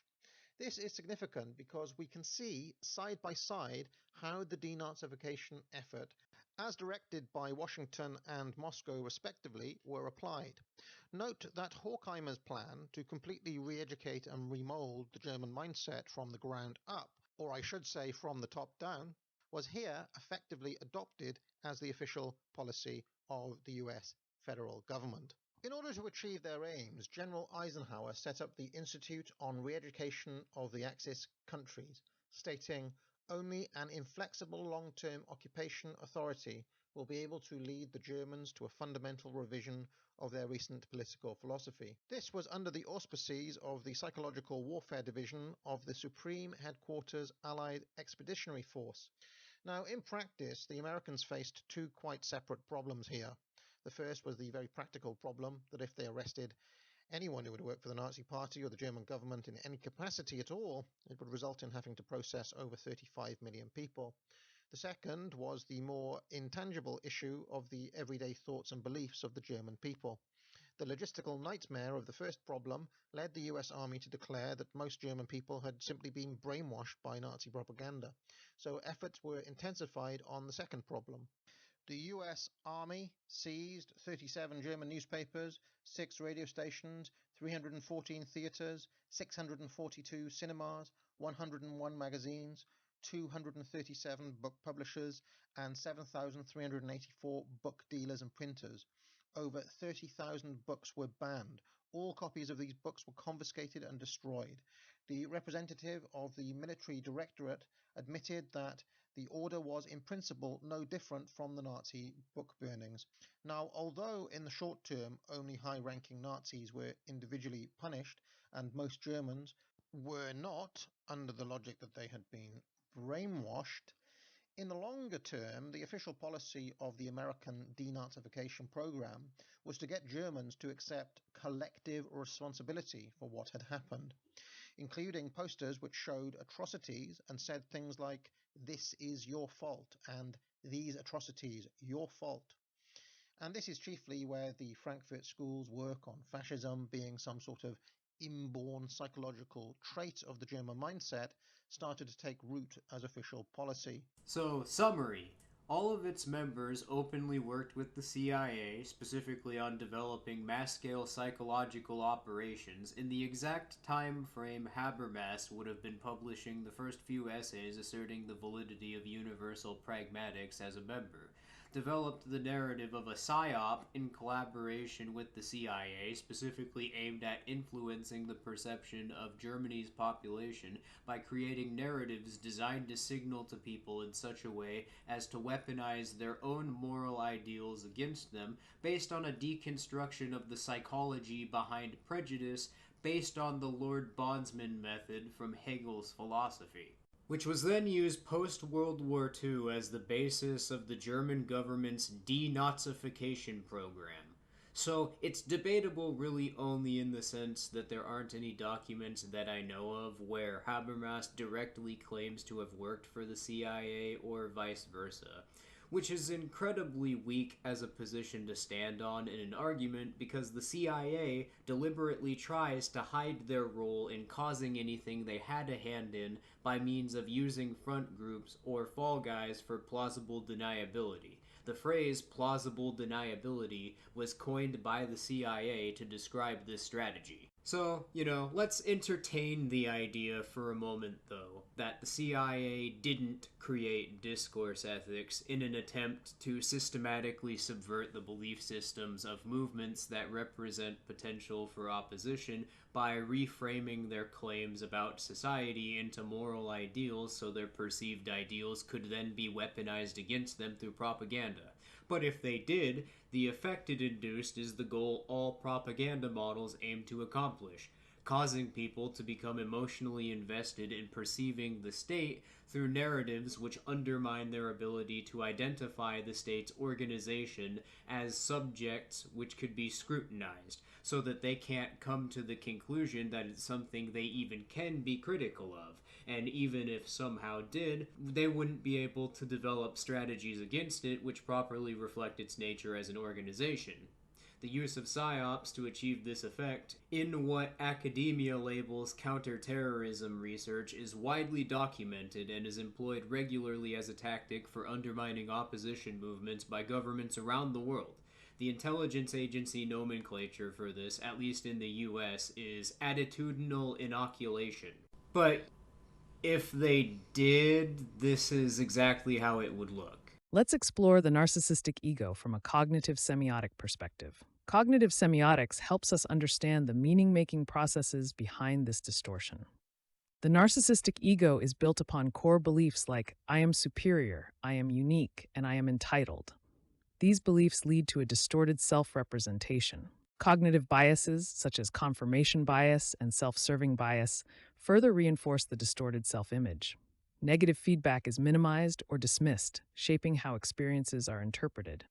Social interaction becomes a performance, aimed at maintaining the grandiose self and seeking constant admiration and validation.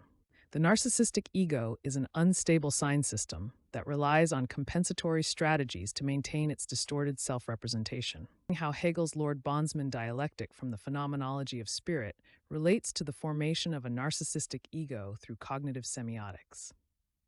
Hegel's dialectical method involves a movement from thesis to antithesis, then to synthesis, creating a new understanding that preserves and transcends the original opposition.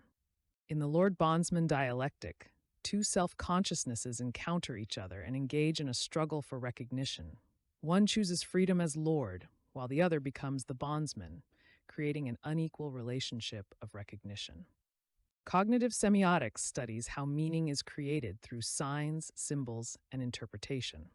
In the Lord Bondsman relationship, recognition functions as a sign system that creates meaning and identity between the two consciousnesses. This creates a mirror-like dynamic where the Lord only sees their own reflection, developing a narcissistic self-image. In cognitive semiotics, the narcissistic ego forms through misrecognition.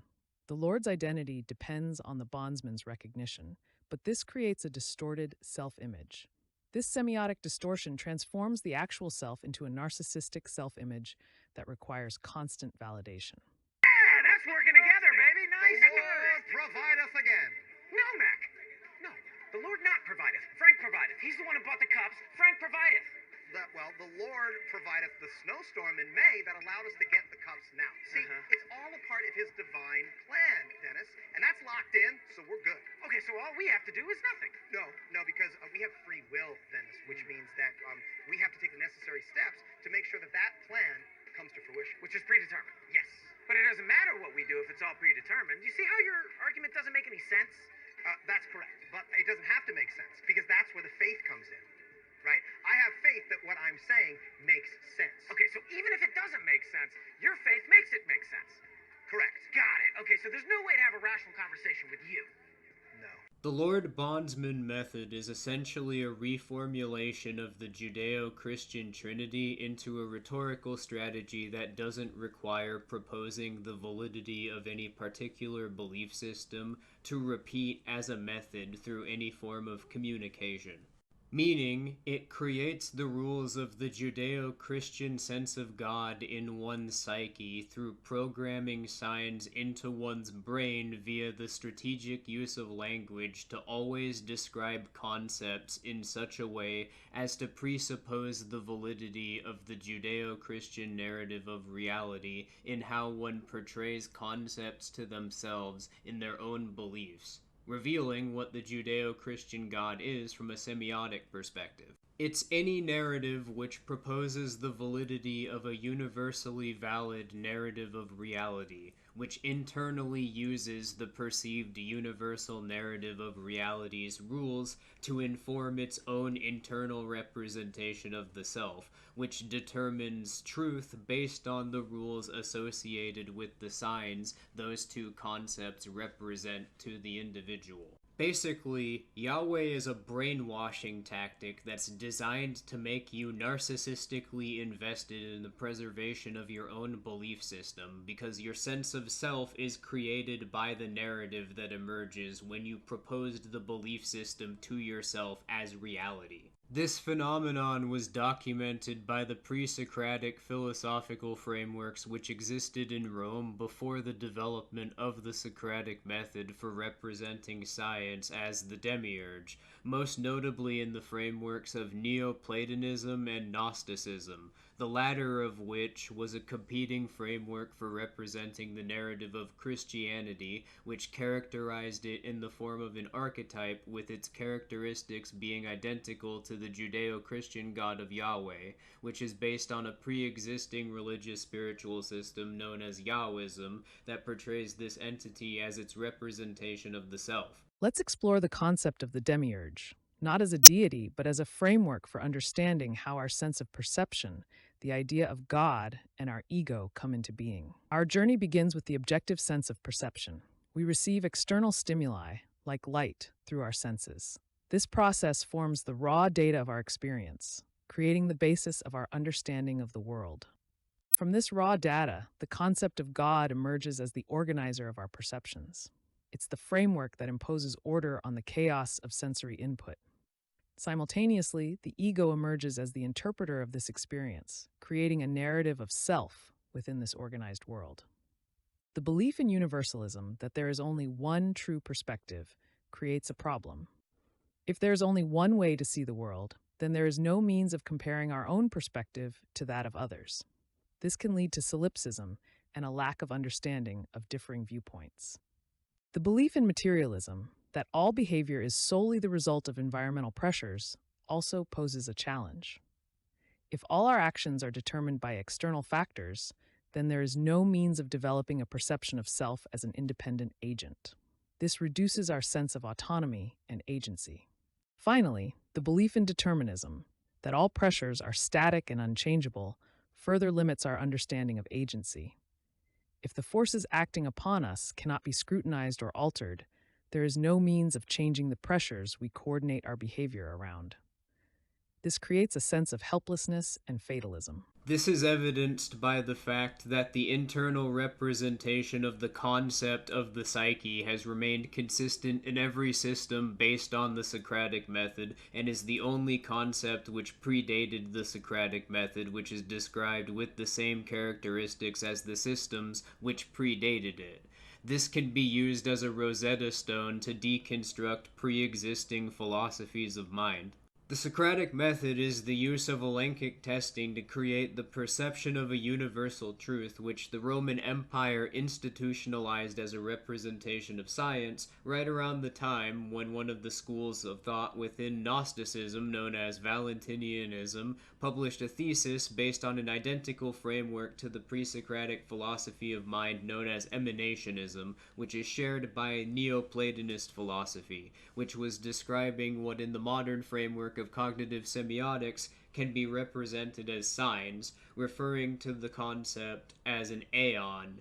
The thesis describes aeons as, quote, yoking together in masculine and feminine pairs. When aeons do this through a physical reaction referred to as a syzygy, that causes what in both the Hellenistic philosophies and Gnostic Christianity referred to as angels to emerge within their shared language games. The oldest evidence for this thesis that exists is ironically in the form of a book published en masse by the institutionalized Church of Rome by a bishop within the proto-Orthodox movement of Christian spirituality named Irenaeus, titled Against the Heresies.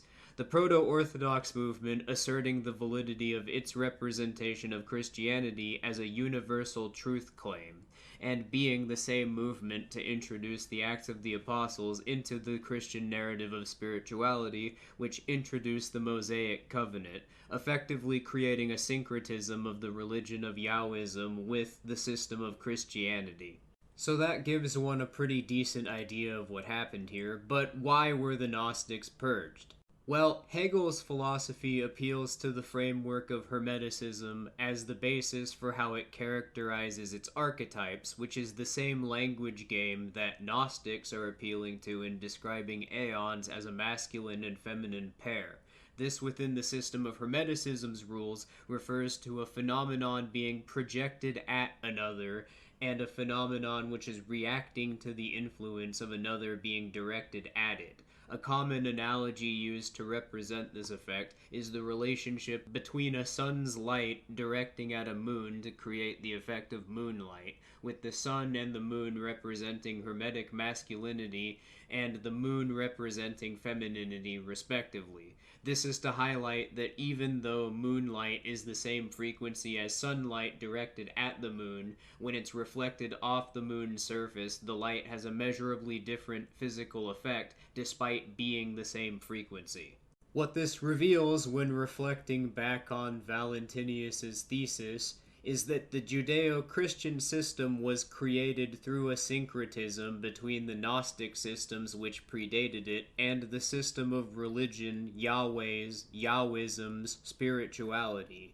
This was done because the Valentinian Gnostics were developing and close to finishing a complete system of philosophy which could metaphysically represent what a psyche was, which would then mean that the psychological effect of gods could begin being categorized within scientific methods that would allow people to identify them as subjects that could be studied, and therefore deconstructing within the existing philosophical systems, which could then mean that the state as a model of organization could become a subject to be studied outside of systems of philosophy which presupposed the validity of gods, which were used to condition the validity of universally valid perceived truths into people by Greco-Roman city-states.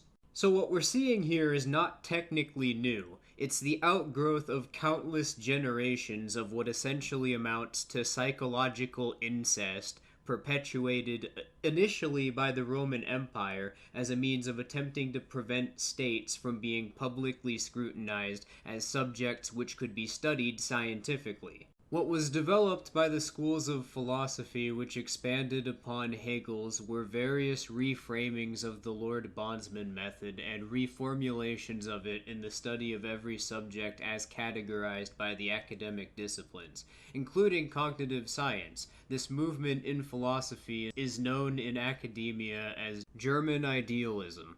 States throughout the 19th century used universities as a means of mass propagandizing Hegel's philosophy as a representation of science by creating philosophies based on Hegel's framework in every academic discipline that emerged, because scientists were beginning to deconstruct the human psyche around the beginning of the 19th century again, and governments needed to continue perpetuating the Judeo-Christian God through propaganda in order to keep people conditioned into either learned helplessness or narcissistic investment in narratives of reality which people represent to themselves as scientific, but which are actually mental constructs strategically designed to recreate the Christian worldview through the Lord Bondsman dialectic. The reason that this happens from a cognitive perspective is because the brain's hedonic tone has a preference for representing concepts based on propositional reasoning that's unconscious, and this happens because the neuron structures which form when one creates a narrative of a concept in their own reasoning based on either a representation of logic which portrays propositions as valid, a narrative which makes assumptions, or by portraying perspective and identity through archetypes, creates a smaller range of possible outcomes which neurons structurally could form pathways on the basis of, in physically creating new perceptions of meaning that could emerge as a result of creating reasoning based on propositions.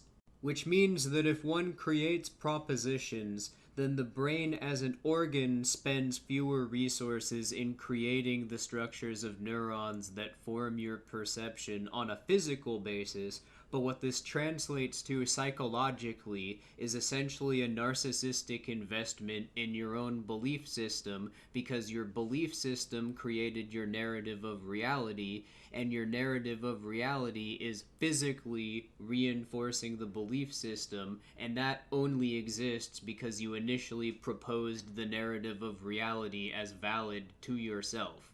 And states have weaponized the Lord Bondsman method against populations on a global scale since the start of the 19th century in universities, initially because Hegel's philosophy formulated it without needing to reference the validity of a religion or a belief system one is conscious of.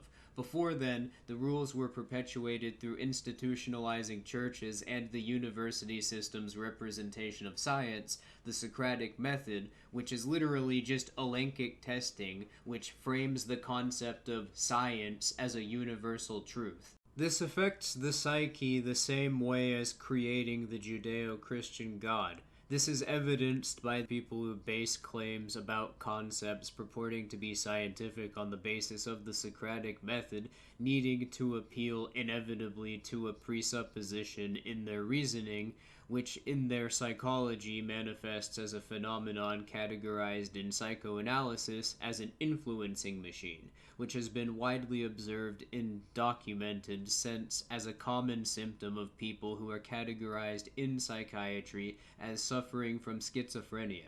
It's basically the hallucination of a concept that's conditioned into the brain by signs created through an emotional reaction being reinforced outside of their conscious reasoning caused by trauma.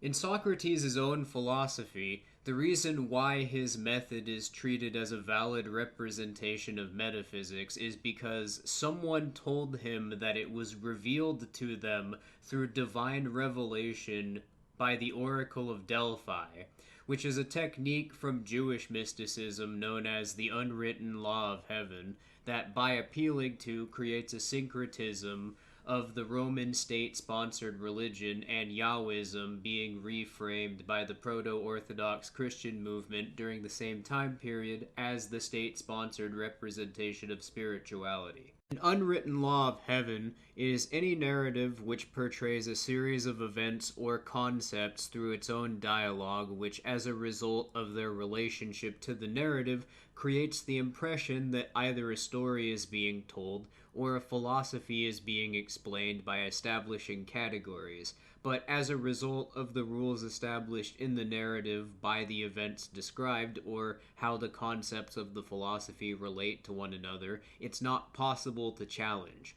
One could either accept it on faith or reject it.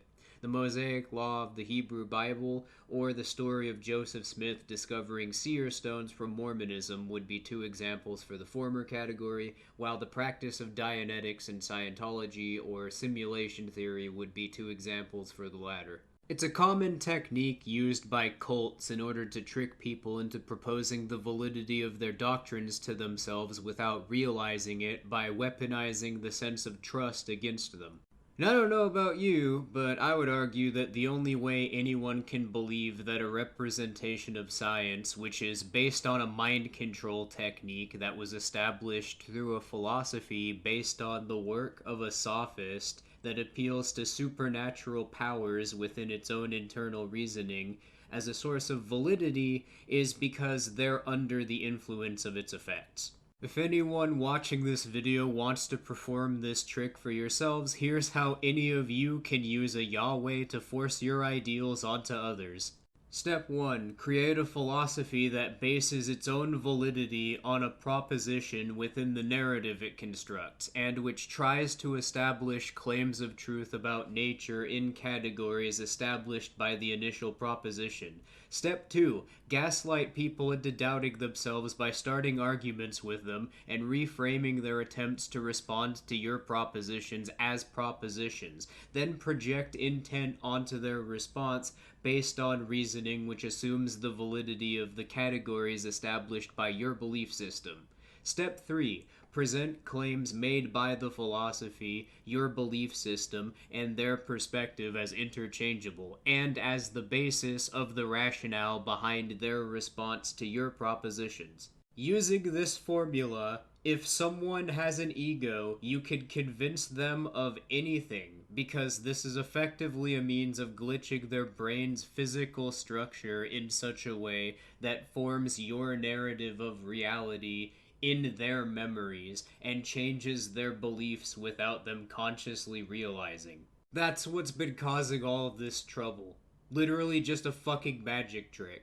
To some extent, prior to the framework of Freudian psychoanalysis and Pavlovian conditioning being observed within studies published by universities, people running states believed that mental states were genetically inherited, which is the reason behind why inbreeding was common among aristocracies before the start of the 20th century, and at the start of the 20th century, states had incorporated eugenics into their propaganda models.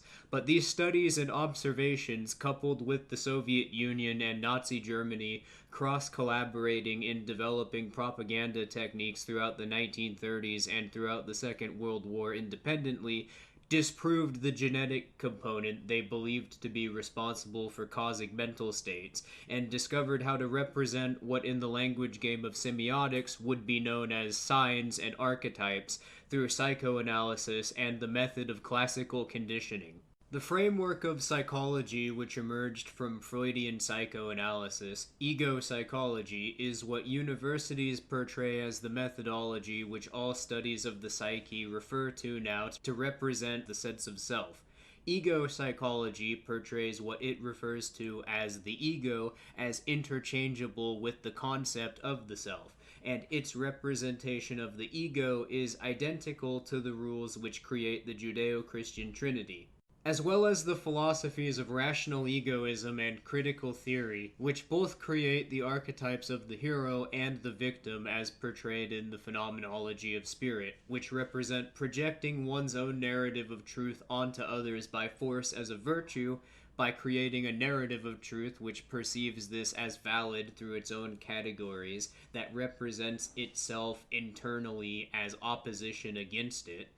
This creates a narrative through archetypes disguised as philosophies portraying the nature of society. Critical theory creates this same effect by framing behavior caused by people internalizing the rational egoist narrative of reality as being ideologically motivated, and creating the rules of Hegel's archetype of the victim in the framework of political ideology for people to project their own sense of identity on.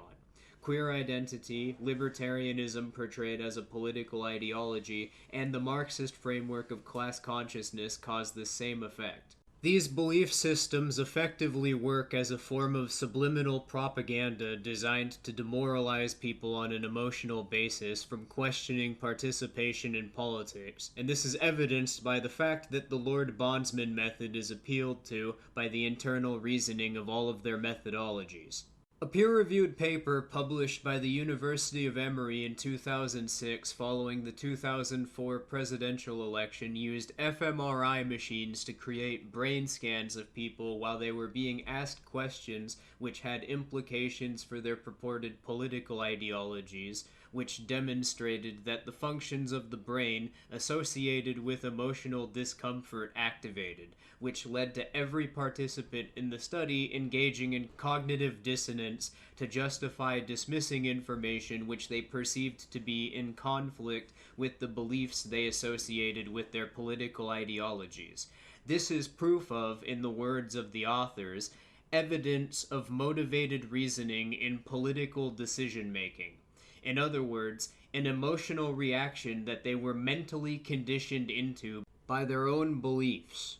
The US government began astroturfing rational egoism and critical theory as a result of this, with informants employed through the FBI's COINTELPRO program in student groups that were created throughout the 1960s and 1970s as a result of the Cold War causing people to become disillusioned with the government as a form of controlled opposition. Because these frameworks create narratives of reality which make people emotionally invested in a worldview that causes one to become incapable of distinguishing between their own narratives of reality and how one represents their own assumptions to themselves, which then on an unconscious basis causes them to frame influence created by the hedonic tone in how the brain physically creates meaning as being equivalent to choices which were made as a product of their own reasoning. They also center their narratives of reality around political science's representation of society, which then, by extension, makes one who adopts this reasoning emotionally invested in the preservation of the physical signs that were created when one proposes the belief system to themselves as valid. Because the state enforcing property titles is the central cost which defines the structure of every economic model of firm in its political economy. This forces every firm on an economic basis to use the state's defined medium of exchange for paying costs defined by the title, the terms of which are effectively unilaterally declared by the state because the state can refuse to enforce the titles on any basis, because judges and police are employed by the state as an organization and therefore need to perform the functions required for their roles in order for the state to function as an organization. This is routinely demonstrated by states in widely published news stories which portray the practice of refusing to enforce titles without any legal pretext, euphemistically as bank accounts being frozen and assets being seized. This is even part of a strategy which is widely discussed in publicly available research through universities labeled as counterterrorism research, which intelligence agencies internally refer to as defection constraint. In other words, states directly weaponizing the enforcement of property titles as a means of economic warfare to cut off a specific group's access to banks or supply chains in their political economies, regardless of legal pretext. As a result of this, whether or not they perceive it as such, subscribers to the rational egoist and critical theory philosophies are going to have to center the norms of all of their behaviors around defending economic models which require the preservation of property titles on an economic basis, which one who's adopted this belief system won't be conscious of because their own assumptions represent the pressures caused by social engineering to them as being equivalent to society as a concept, and their hedonic tone's effect on their perception is perceived to be an extension of their own rational choices. This is because the state, as a result of being able to unilaterally decree whether or not a title is enforced, puts itself into a socially engineered, unequal power relation to the people in societies around them, created by the enforcement of the titles that their organization creates in establishing itself, because the enforcement of property titles changes the property norms of societies around them due to the costs that their enforcement introduces. This means that, in effect, without proposing it or even necessarily being consciously aware of it, political ideologies create a totalistic worldview which is reinforced unconsciously by the brain's hedonic tone, which is conditioned into people through mass media as a form of operant conditioning, because as a result of one adopting this belief system, one becomes unable to distinguish between the social engineering caused by the state enforcing property titles and costs related to the technique that an economic model is based upon, because they would view power and the state as equivalent concepts in relation to how norms as a concept emerge in their environments, and therefore property norms as a concept would be treated as indistinguishable from the enforcement of titles.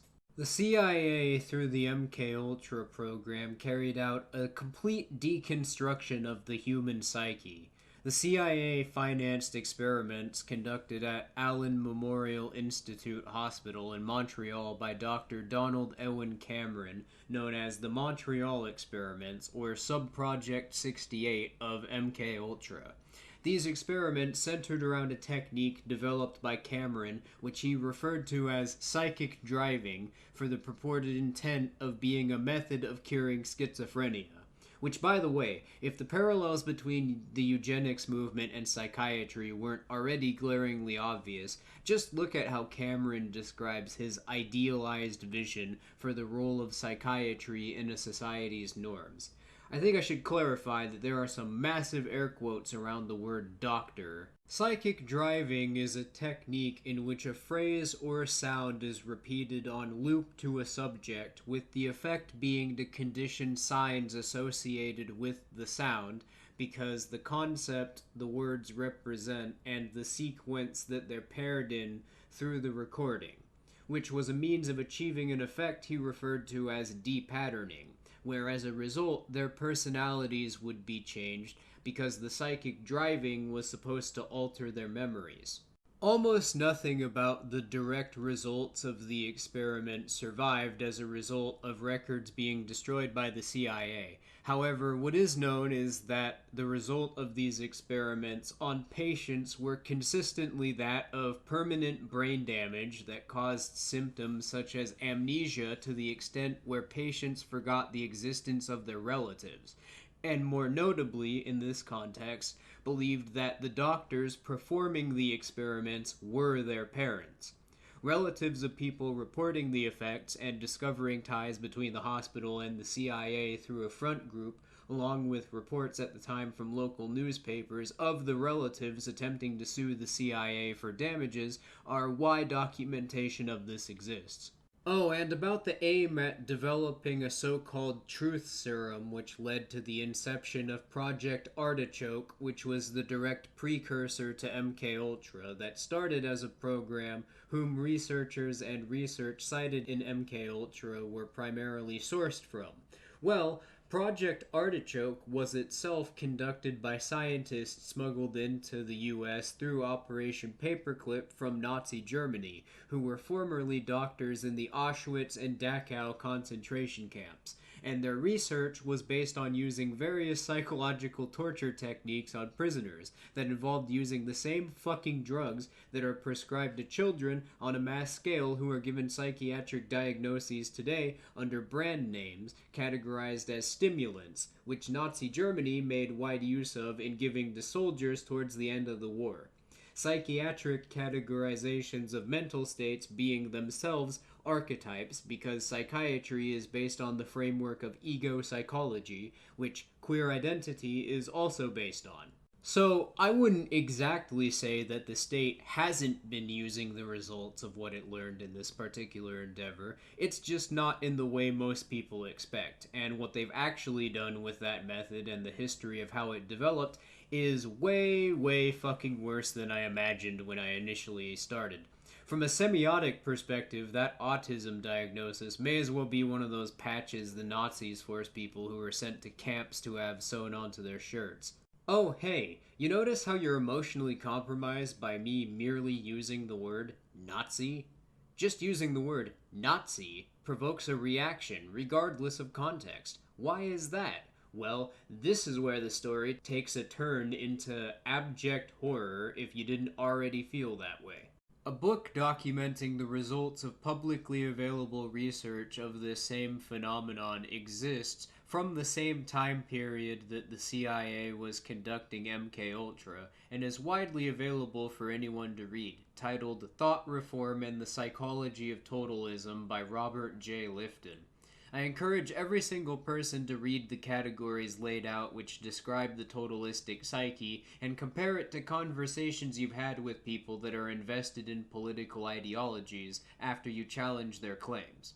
The US government gained more context for developing a semiotic understanding of dialectic language by studying the psychological effect of techniques used on POWs who returned to the US following the Korean War, as well as the aforementioned collaboration with the Frankfurt School, and developed a method of neuro-linguistic programming that frames the state's socially engineered civic norms interchangeably with the nature of societies via discourse ethics.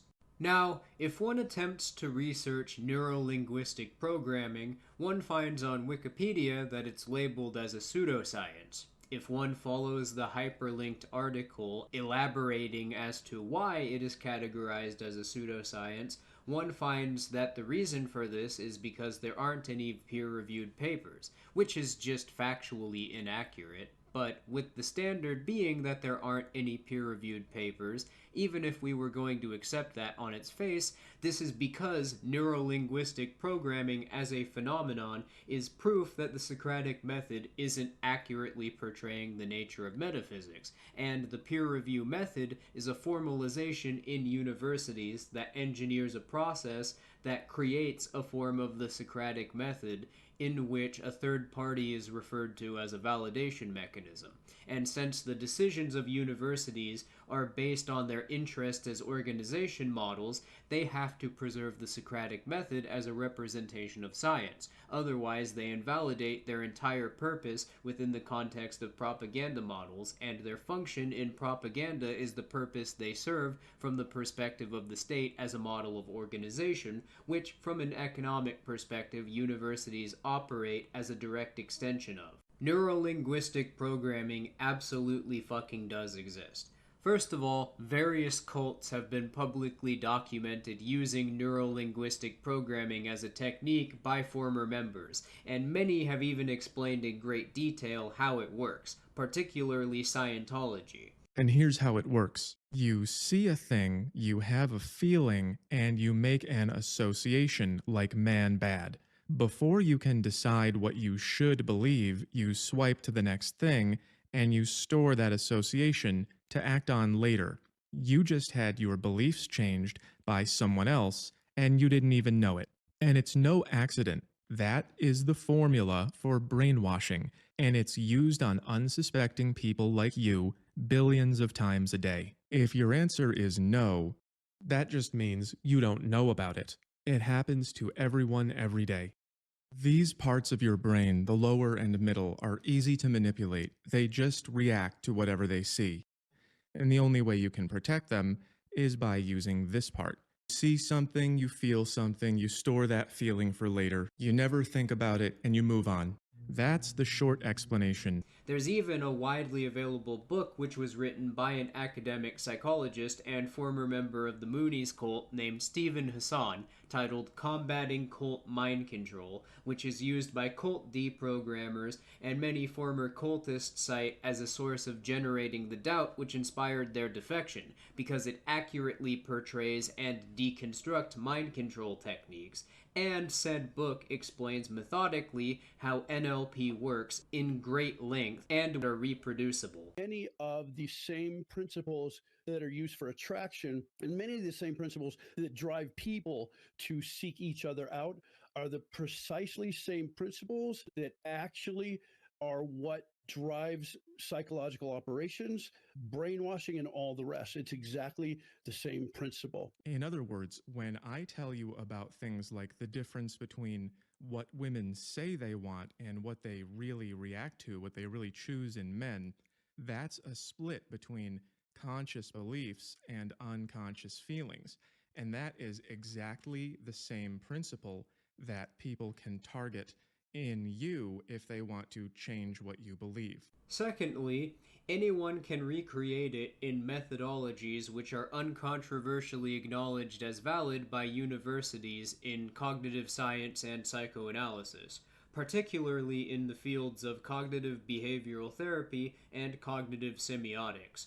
One particular practice in cognitive behavioral therapy that's widely performed even by professional therapists is known as dialectical behavioral therapy, which makes direct use of neuro-linguistic programming, but exclusively to recreate the rules of the Lord Bondsman method. Oh, so we can acknowledge the existence of NLP, but only if we use it to reinforce our egos and not to deconstruct how our own sense of reality works.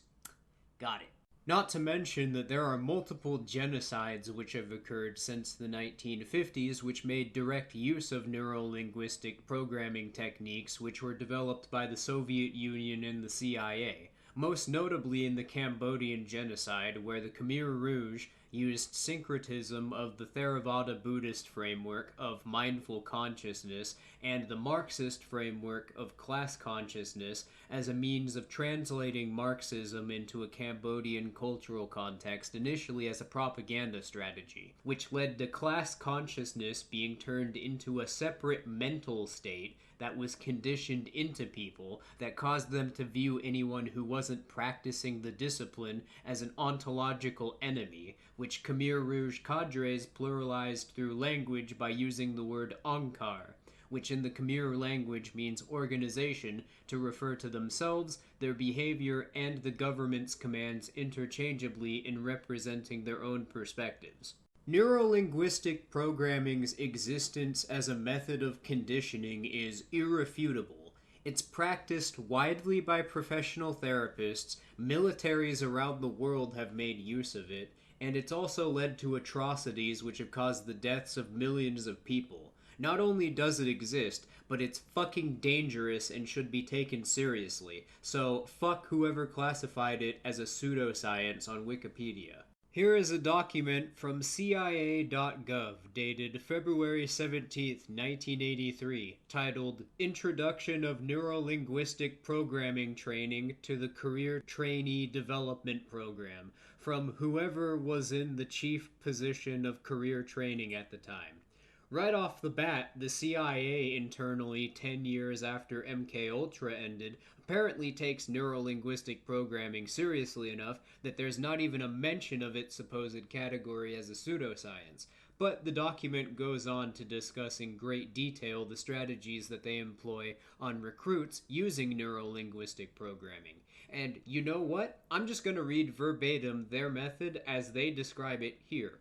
I see rapport and the action necessary to establish rapport differently from the view reflected in your memorandum.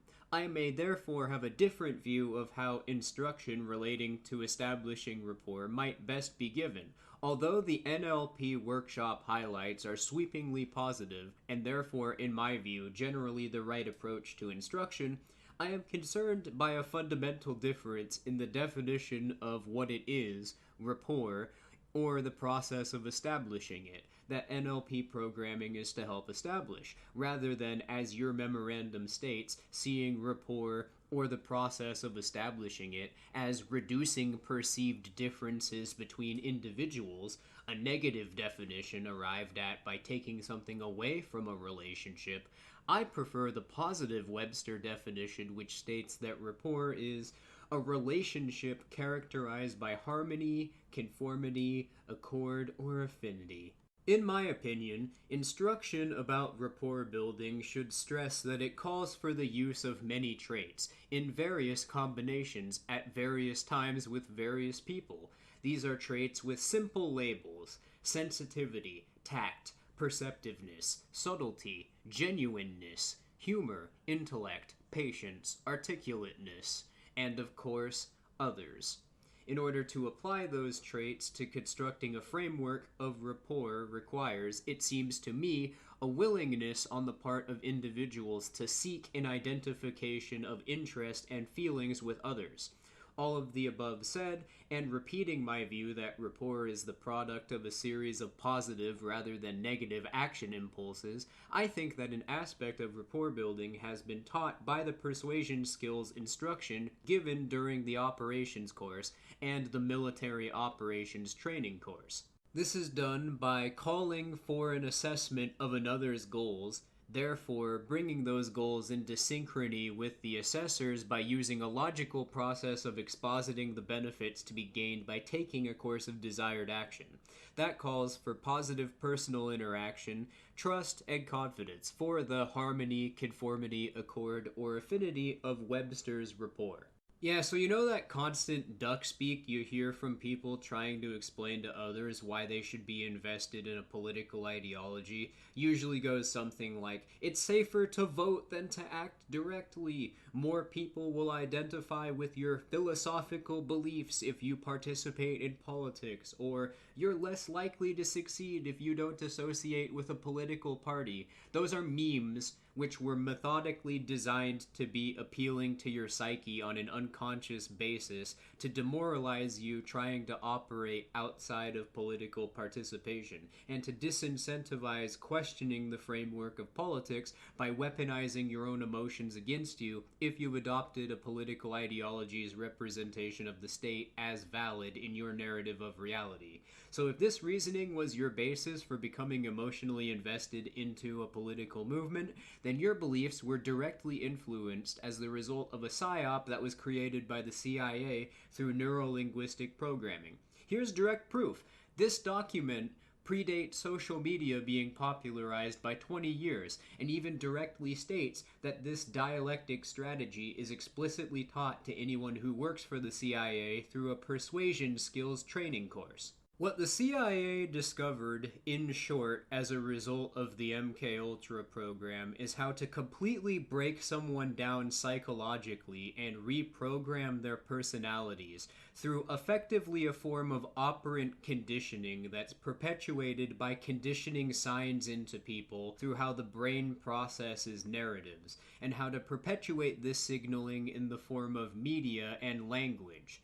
Doing so through a dialectic method that consists of using language to signal to people based on the rules of archetypes conditioned into them through media that create the rules of narratives which influence their perception of their own memories through the signs that are physically created by the media being repeated in their memory, so that people can't consciously be aware of how they're being conditioned, because the assumptions made by the belief systems people are being conditioned into adopting make assumptions themselves about concepts that essentially weaponize their own emotional reasoning against them as a means of preventing them from coming to conclusions which could allow them to categorize the state and propaganda to themselves as subjects which could be studied as systems. Because if one framed propaganda and the state as subjects that could be studied, one could deconstruct how they function as organizations or psychological phenomena and develop strategies to undermine the influence of propaganda on their psyche, and therefore could represent the state to themselves with methods that are repeatable independent of any belief system's assumptions about the nature of power, and therefore therefore would make it possible to scrutinize the state from a perspective which isn't influenced by the effects of propaganda. Which reveals by extension what propaganda, properly understood, is. Government is a form of spiritual discipline that's perpetuated by states as models of organization by conditioning a mental state into everyone that makes them emotionally dependent on a third party for validation to trauma bond them to a structure which depends on the state continuing to function indirectly. Modern propaganda is the role which churches used to play in the scheme of mental conditioning by pre-industrial states being streamlined into an autonomous function of the environment, socially engineered into becoming a coherent system by the fact that proprietary media is the only form of media that can coexist economically with the state as a model of organization, because the economic models required to produce mass media need to compensate heavily in cost as a result of property titles being enforced, particularly that of so-called intellectual property, which exists only as a legal title, as evidenced by the only basis for a property claim in the framework of intellectual property being distinguished from information as a concept being the enforcement of titles. This gives the state technical basis to be able to directly control the sequence in which media is presented to people and what media is being signaled through the technologies people use. So now we all see how they intend on continuing to exist as organizations, by mentally conditioning people into being incapable of communicating without associating through third parties, as a means of manufacturing a necessity for proprietary organization models directly into human psychology through mass-scale psychological warfare, and socially engineering incentives created to ensure that all techniques for designing computers are developed to make all software and hardware which is created economically dependent on associating with large-scale supply chains in order to ensure that the state can control the entire internet, so that it's impossible to create an economically viable distributed model for any software or hardware, because the state can then ensure that it's only profitable for a firm to run a service based on a proprietary model by means of socially engineering manufacturing costs through the enforcement of digital rights management.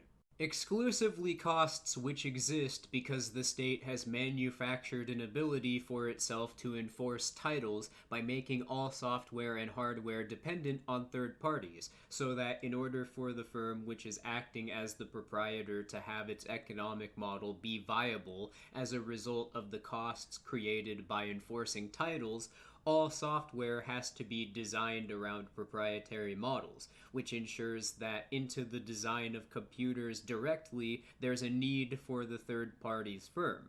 This socially engineers an incentive into the design of all software and hardware interchangeably that is effectively caused by the enforcement of property titles to put all actors in the process of designing hardware on an economic basis into a position of duress to include digital rights management into the design of software and hardware which they produce, because the firms can't function economically without needing to compensate for the costs created by the titles, which ensures a process which could otherwise literally cost nothing and which could be performed with knowledge generalized to anyone requires specialized knowledge and barriers to entry that the state can control directly to ensure that nothing is ever created which challenges proprietary organization models on an economic basis. Simplifying all of that, the state uses zoning created by enforcing titles to make all suppliers and distributors of resources in a political economy dependent on them, and thus anyone attempting to create a profitable model of firm which can compensate for the costs associated with the enforcement of their own titles, and which have to compensate for costs socially engineered into the supply chain's technique that are based on property norms that assume the enforcement of titles is present in the environment. If the buyer has an agenda, then the agenda is going to influence the product. The state, as a model of organization, can't function without property titles, and therefore the top priority of the state is to ensure its ability to continue enforcing titles. At least, that's what they thought was going to happen, but we figured out what they were doing, and now we're going to teach everybody a method that we developed that anyone can immediately put into practice that I'll be showing later in this video to counter it. Because yes, it's actually possible to immunize yourself from the effect of propaganda, and it's shockingly simple. Like, it's probably going to piss you off how simple it is, but I digress for now. Because propaganda wouldn't be effective without the cost created by the state enforcing titles, which is the pressure in the environment that regulates the brain's hedonic tone within the logic of perceptions based off of narratives that assume political ideology is valid. The state as a model of organization can't exist without proprietary economic models being viable, because proprietary economic models are necessary for proprietary organization models to emerge. And if proprietary organization models aren't economically viable within the norms of a political economy, then the state as a model of organization can't sustain itself, because third parties acting as men in the middle between people and the supply of resources they use to sustain themselves are what ensures that people have to use the medium of exchange that third parties issue in order to satisfy the costs that they have to pay to the state in order to enforce their titles, which creates a socially engineered demand for the currency issued by the state's chosen central bank. This is the reason why everyone uses dollars despite not being able to explain the economic incentive beyond it's what's required to buy things from stores, and why, despite value being psychological, every store uses the same mediums of exchange and trade resources around roughly the same prices as one another in said currency for the same resources despite being two different firms, with this extending even to cryptocurrencies, and therefore supposedly having control over their own practices. The only sense in which someone has control over an economic model based on satisfying the cost of a property title is in the sense that the state won't arrest them for trying to operate. If this socially engineered demand for the central bank's currency didn't exist, then mediums of exchange and interpersonal relationships would become too inconsistent for the state to conduct a cost-benefit analysis of taxation in the economic districts they define through zoning as a frame of reference on, because what could count as profit or loss could then be based on social norms that emerge independent of the political economy, and then techniques which deviate from those used by firms in the political economy that technology is designed around through those independent economic processes would start emerging. This is the reason why the state has the guilds such as ICANN and the World Wide Web Consortium to control the design of new software and hardware directly that's manufactured, so that the state can directly leverage titles against all of its members to include DRM into the design of hardware and software. The DRM license, which all hardware manufacturers pre-install into computers, function as a backdoor that establishes a direct technical means through which both the manufacturer and the state can establish a connection through any hardware on a technical basis. The strategy for propaganda of the last 15 years in the framework of online discourse is to condition these beliefs into people through archetypes conveyed in subliminal messaging through memes, and by astroturfing personalities who use the Lord Bondsman method in their rhetoric, especially people who promote the culture war and class war narratives as a framework for explaining the behavior of the state. The Black Panther Party had informants in it. That's how they got Fred Hampton. Fred Hampton's advisors had informants in them, you know. Does that mean that the entire Black Panther Party was like a Fed op? Like, you could say that about literally anything, you know. There are informants everywhere.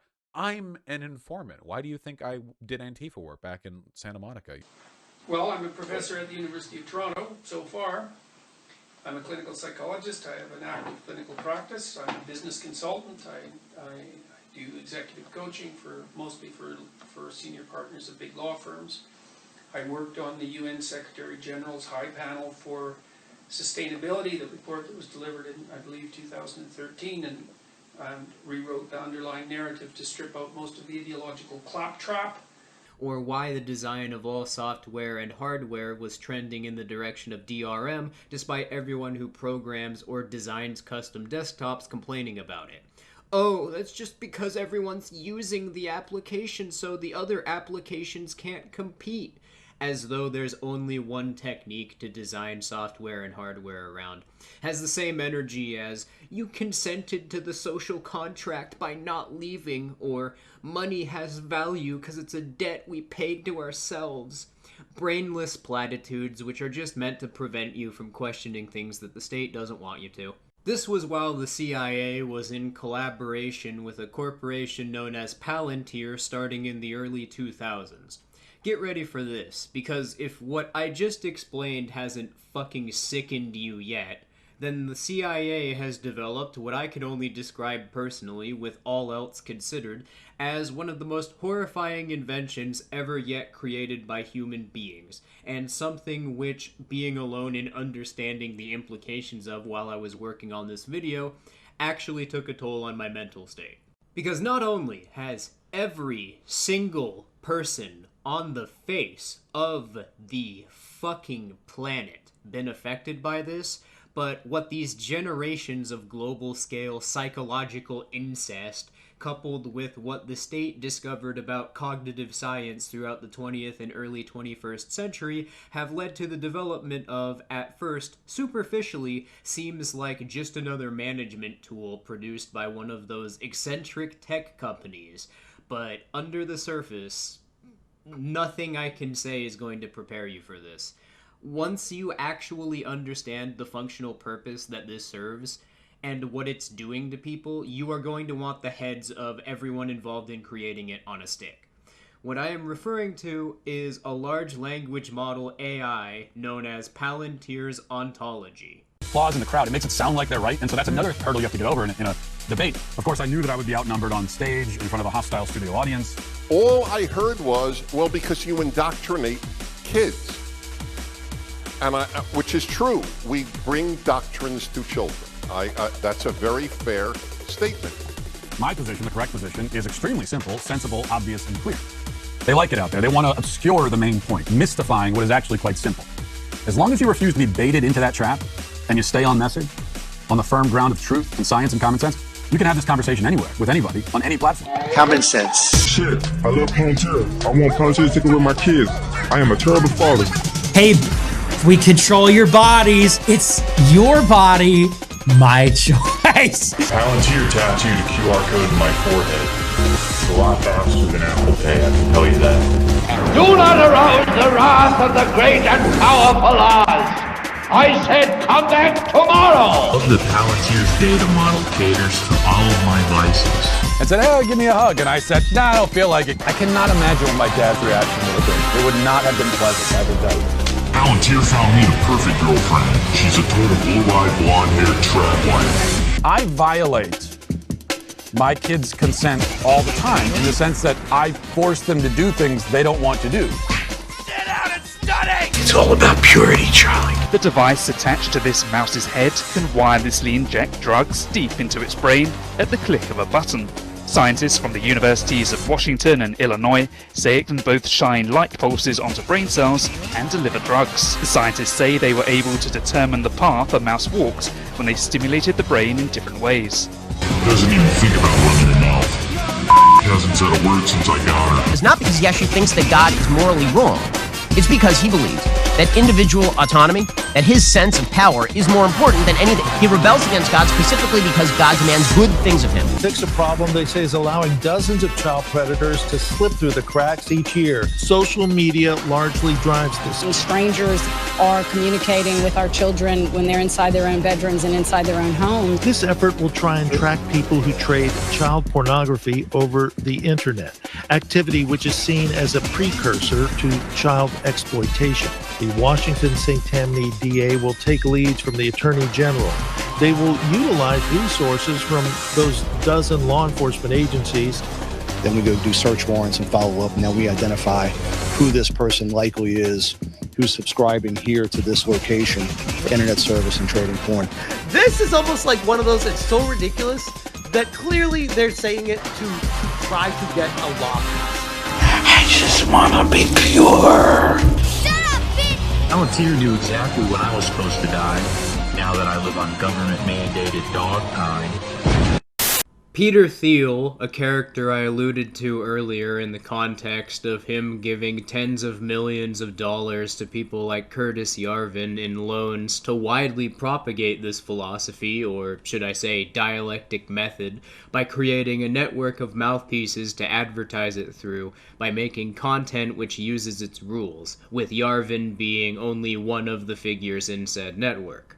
Well, Thiel is an executive of multiple major tech companies within the political economy. Now, many people have been drawing quite a bit of attention towards him recently due to the financial network he's created, along with his business practices, as it exposes to general audiences that algorithms of basically every proprietary online service which uses an algorithm to curate content are targeting individuals based on their search history, and are clearly having some sort of psychological effect on people that make it virtually impossible to have a rational conversation with anyone about topics which have any sort of implications for the norms of society. Although presently these communities of people who are interested are having trouble identifying its cause because of cognitive biases created through everyone representing the existence of a universal sense of truth to themselves, regardless of whether or not they think of themselves as religious. We live in a world where tyranny is celebrated as the answer to tyranny, and corruption is lovingly embraced as the answer to corruption. That's a problem I can't solve. It can only solve itself through self-destruction. And for the longest time, my instinct was to react with fervent devotion to the truth. That doesn't work anymore.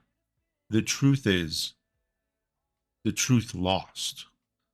They embrace the lie as truth itself, even if they know it's false, because they see it as a means to an end.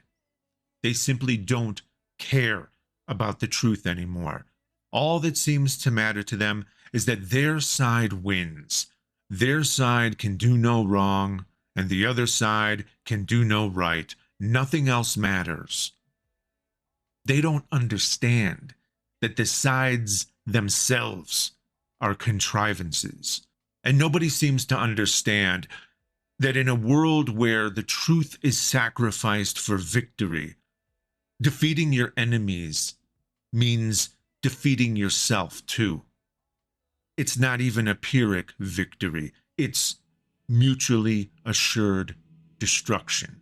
It's to the point where media outlets in the political economy that run broadcast television openly brag about and refer to this as a form of psychological warfare, such as in this clip from a Fox News segment that I'm still in disbelief actually exists, where Jesse Waters not only explicitly describes this as asymmetric warfare by that phrasing, but also describes exactly how it works, and that its purpose is to influence the beliefs of the audience by ensuring they're never disconnected from the hegemonic narrative created by propaganda. Dana, we are waging a 21st century information warfare campaign against the left, and they are using tactics from the 1990s. Someone says something on social media, Musk retweets it, Rogan podcasts it, Fox broadcasts it, and by the time it reaches everybody, millions of people have seen it. It's free money. And we're actually talking about expressing information. They are suppressing information. That's how you weaponize lying. Now, presumably the reason Jesse was comfortable even considering stating that in front of a live audience is the same reason behind why so many people are identifying the role of Thiel's influence without this resulting in their complete disillusionment from civic norms. Against the left. What you're seeing on the right is against the left, and the left is against the right. Peter Thiel has deeply rooted financial ties to the U.S. government through the CIA in the form of receiving venture capital through their infamous firm In-Q-Tel. Infamous because the CIA also, through this same firm, financed Google in 2004 to become the dominant search engine.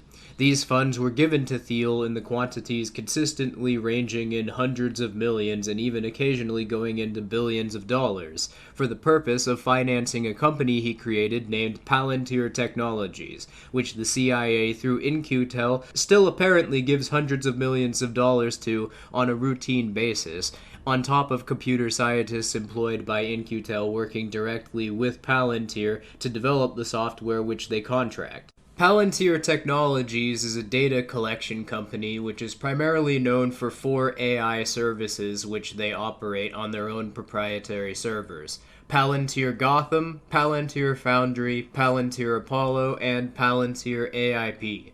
You've almost certainly heard of it at this point elsewhere. They're basically to software development what BlackRock is to investment banking. However, first of all, the way in which Palantir's role in relation to the state's function as a model of organization is framed, as is to be expected with the nature of propaganda, as some outside influence to the state which has separate interests on an organizational basis that's infiltrated intelligence agency, as in ideologically motivated decision by people presently running the government, because the state's behavior and propaganda works exactly the same way as the narcissist's prayer. State didn't do anything, and even if it did, it's either someone else's fault or they were right to do it all along because of some problem that emerges down the road, which is caused by them, that need the state's role in the environment to correct for as a result of being caused. No matter what or who, the subject of scrutiny can never be the state as a system. If the state's criticized, then it's incompetence or malice on the part of the people individually making executive decisions for it as an organization.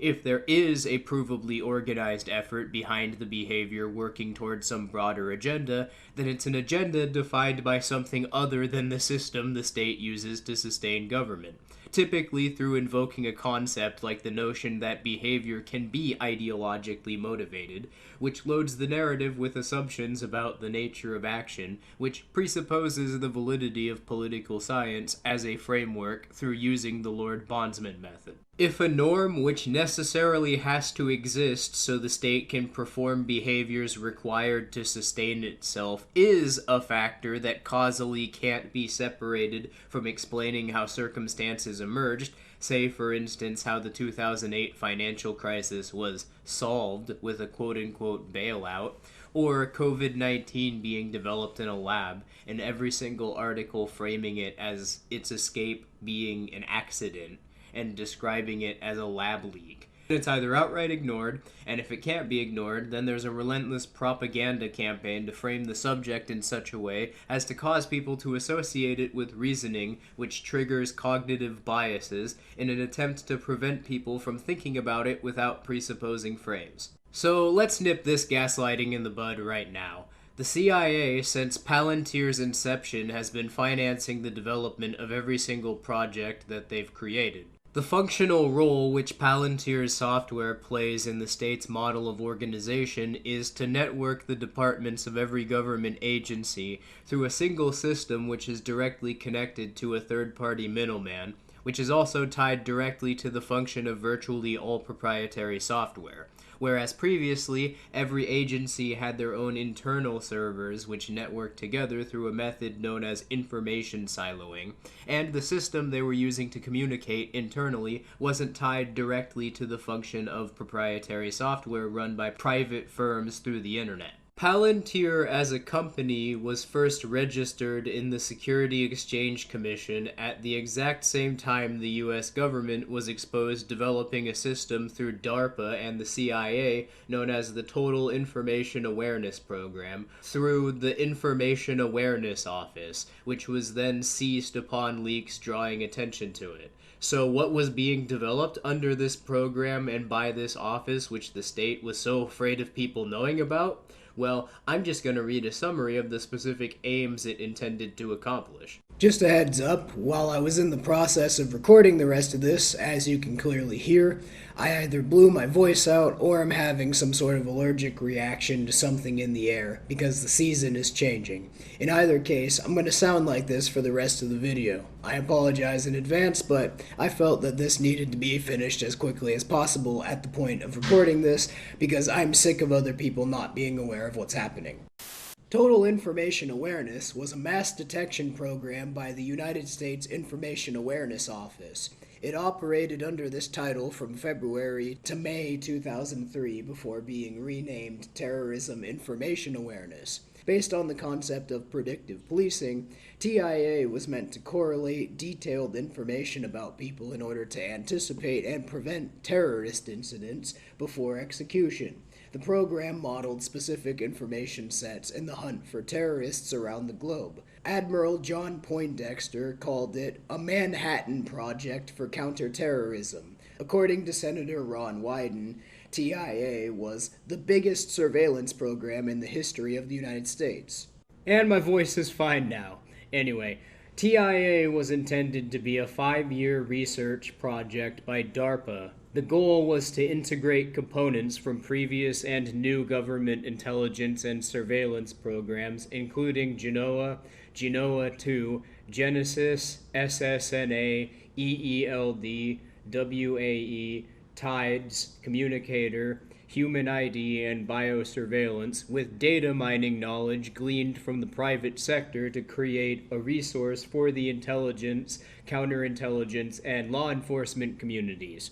These components consisted of information analysis, collaboration, decision support tools, language translation, data searching, pattern recognition, and privacy protection technologies.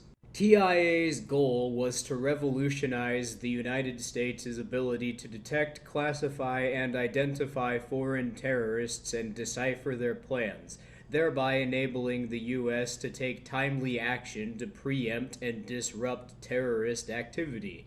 To that end, TIA was to create a counterterrorism information system that increased information coverage by an order of magnitude and afforded easy scaling, provided focused warnings within an hour after a triggering event occurred or an evidence threshold was passed, automatically queued analysts based on partial pattern matches, and had patterns that covered 90% of all previously known foreign terrorist attacks, supported collaboration, analytic reasoning, and information sharing so that analysts could hypothesize, test, and propose theories and mitigating strategies so decision makers could effectively evaluate the impact of policies and courses of action. On a side note, just look at the logo which the Information Awareness Office, the group within DARPA managing the TIA, was represented by.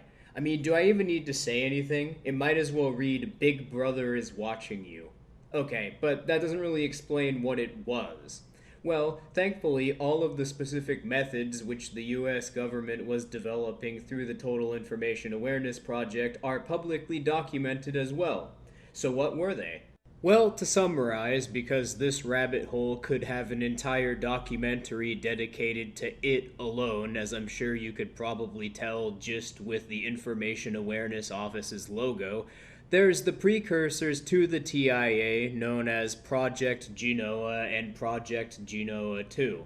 Project Genoa is a software which was developed for the purpose of creating a means through which intelligence agencies could collect large amounts of data to use as context to then allow them to influence the design of software for the purpose of conspiring against so-called national security threats.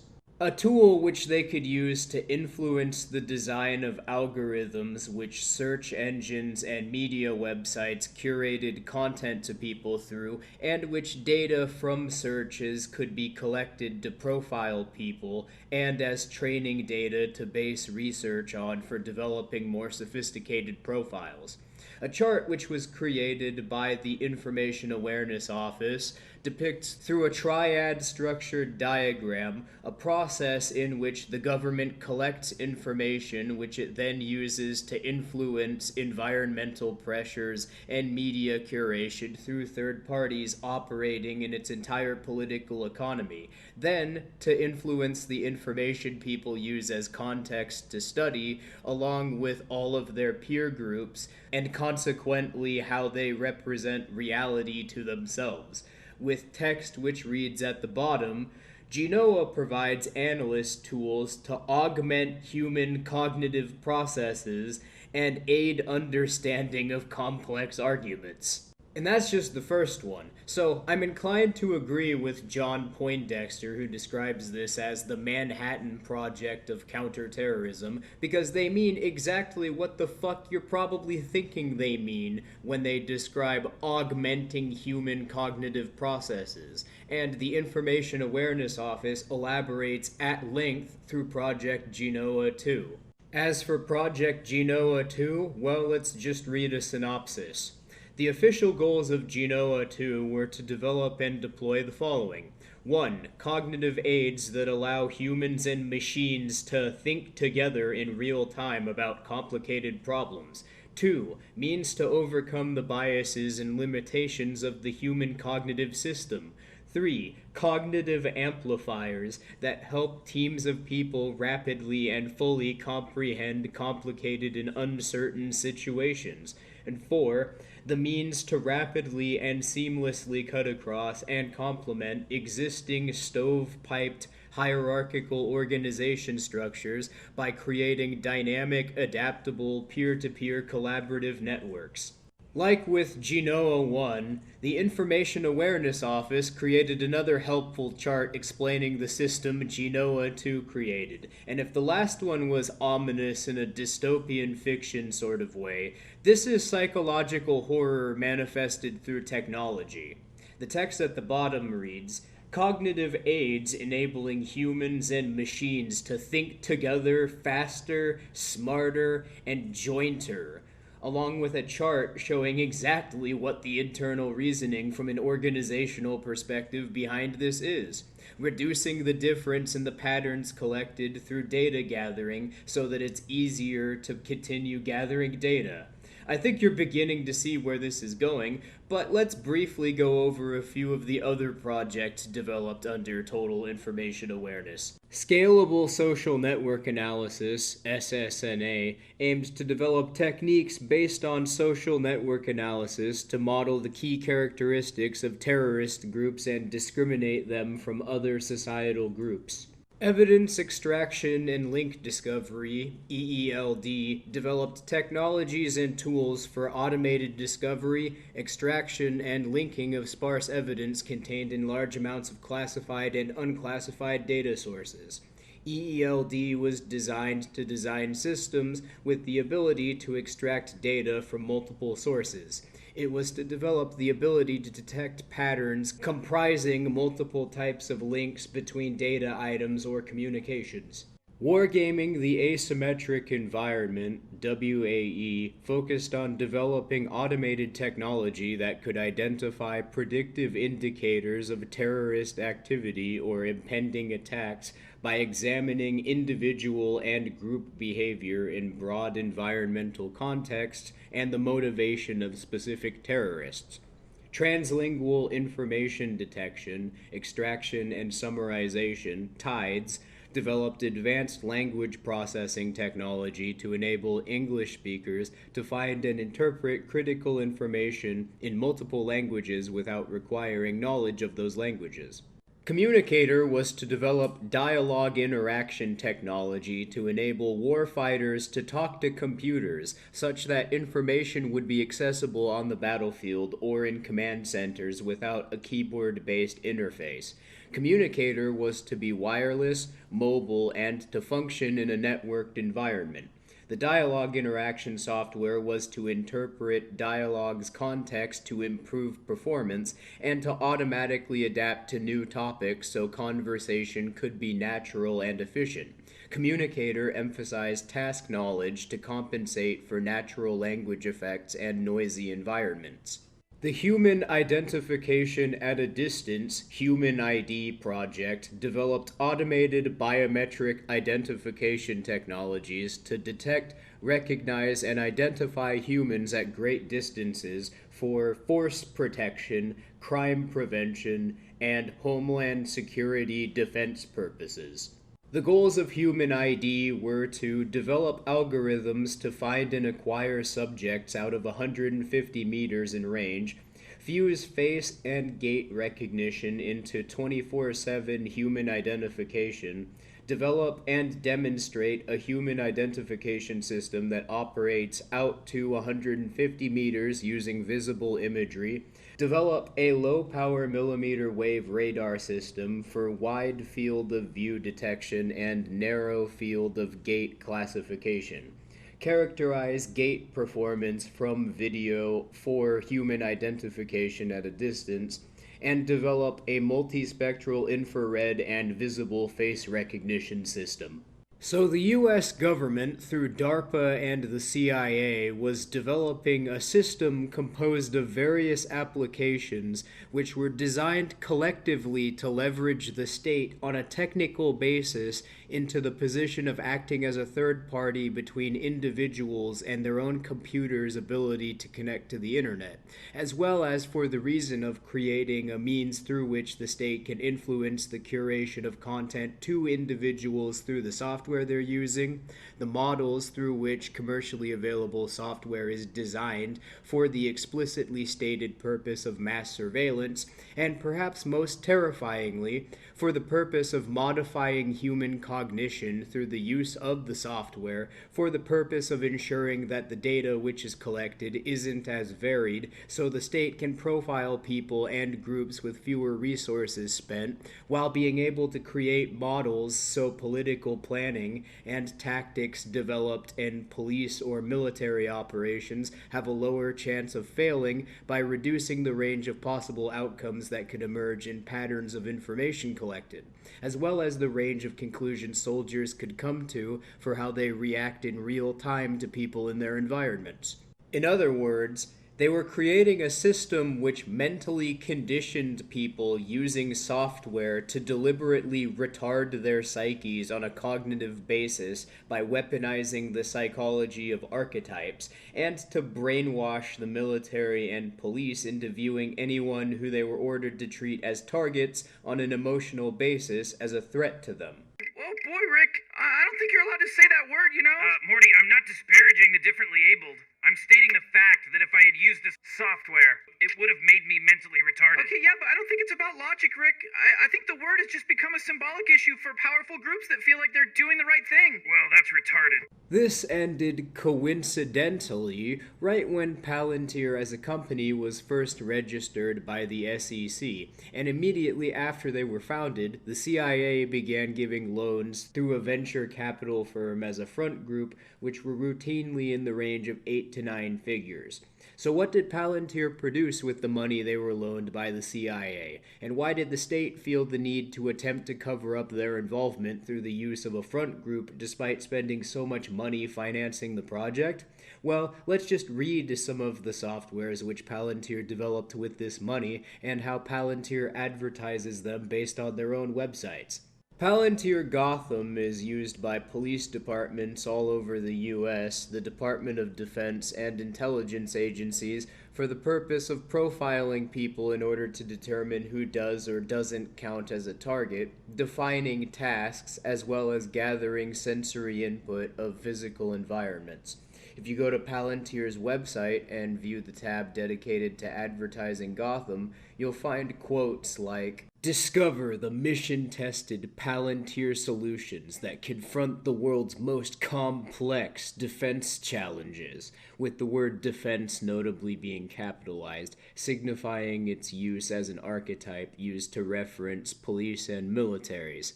I mean, you do have to at least concede a lot of work went into this. Imagine what the early equipment would have looked like. C'est la 2. Oui, Powering the kill chain. Gotham's targeting supports soldiers with an AI-powered kill chain, seamlessly and responsibly integrating target identification and target effector pairing. Operators experience enhanced situational awareness and effectiveness as Gotham streamlines critical decision-making in the modern battle space. If you watch the videos demoing Gotham under its page on Palantir's website, it very clearly depicts a software which creates archetypes to identify people or objects as targets with labels such as fighter or destroyers. Yeah, so that streamlining of decision-making they're referring to is the psychological effects of de-individuation and dehumanization caused by profiling people and labeling them with archetypes. And this is indeed how it's been used in practice by police. For example, in 2013, the LAPD announced a surveillance project that entailed placing CCTV cameras all over the city of Los Angeles with facial recognition software connected to Gotham that then used data collected by the cameras to label people as suspects for a hot list collected by the police department of people identified based on the rules of the AI.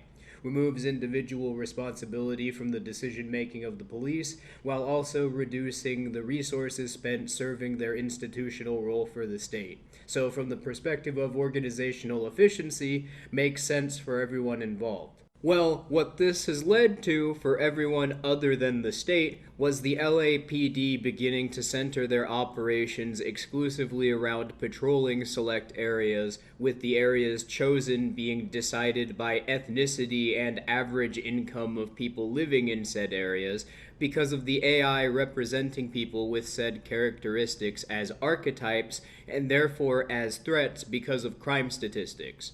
I think that doesn't require further comment, but it's worth noting that the phrase kill chain was not coined by Palantir. It's nomenclature within the US military that refers to the levels of management who are involved in the process of categorizing targets, developing and then putting into practice methods which involve killing people.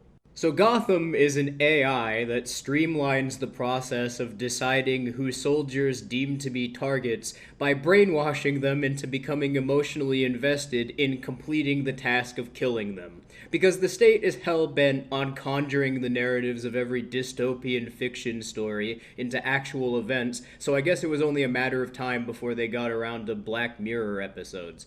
Palantir Foundry is used by production firms in the legal economy to design and manage the tools used in supply chain planning in an attempt to coordinate the interests of financial institutions and said firms directly in managing resources across the entire legal economy around a common structure, with AIP essentially being the same, but specialized for use by software developers in programming to act as an AI third party to monitor and influence programming languages used, along with the process of coding directly.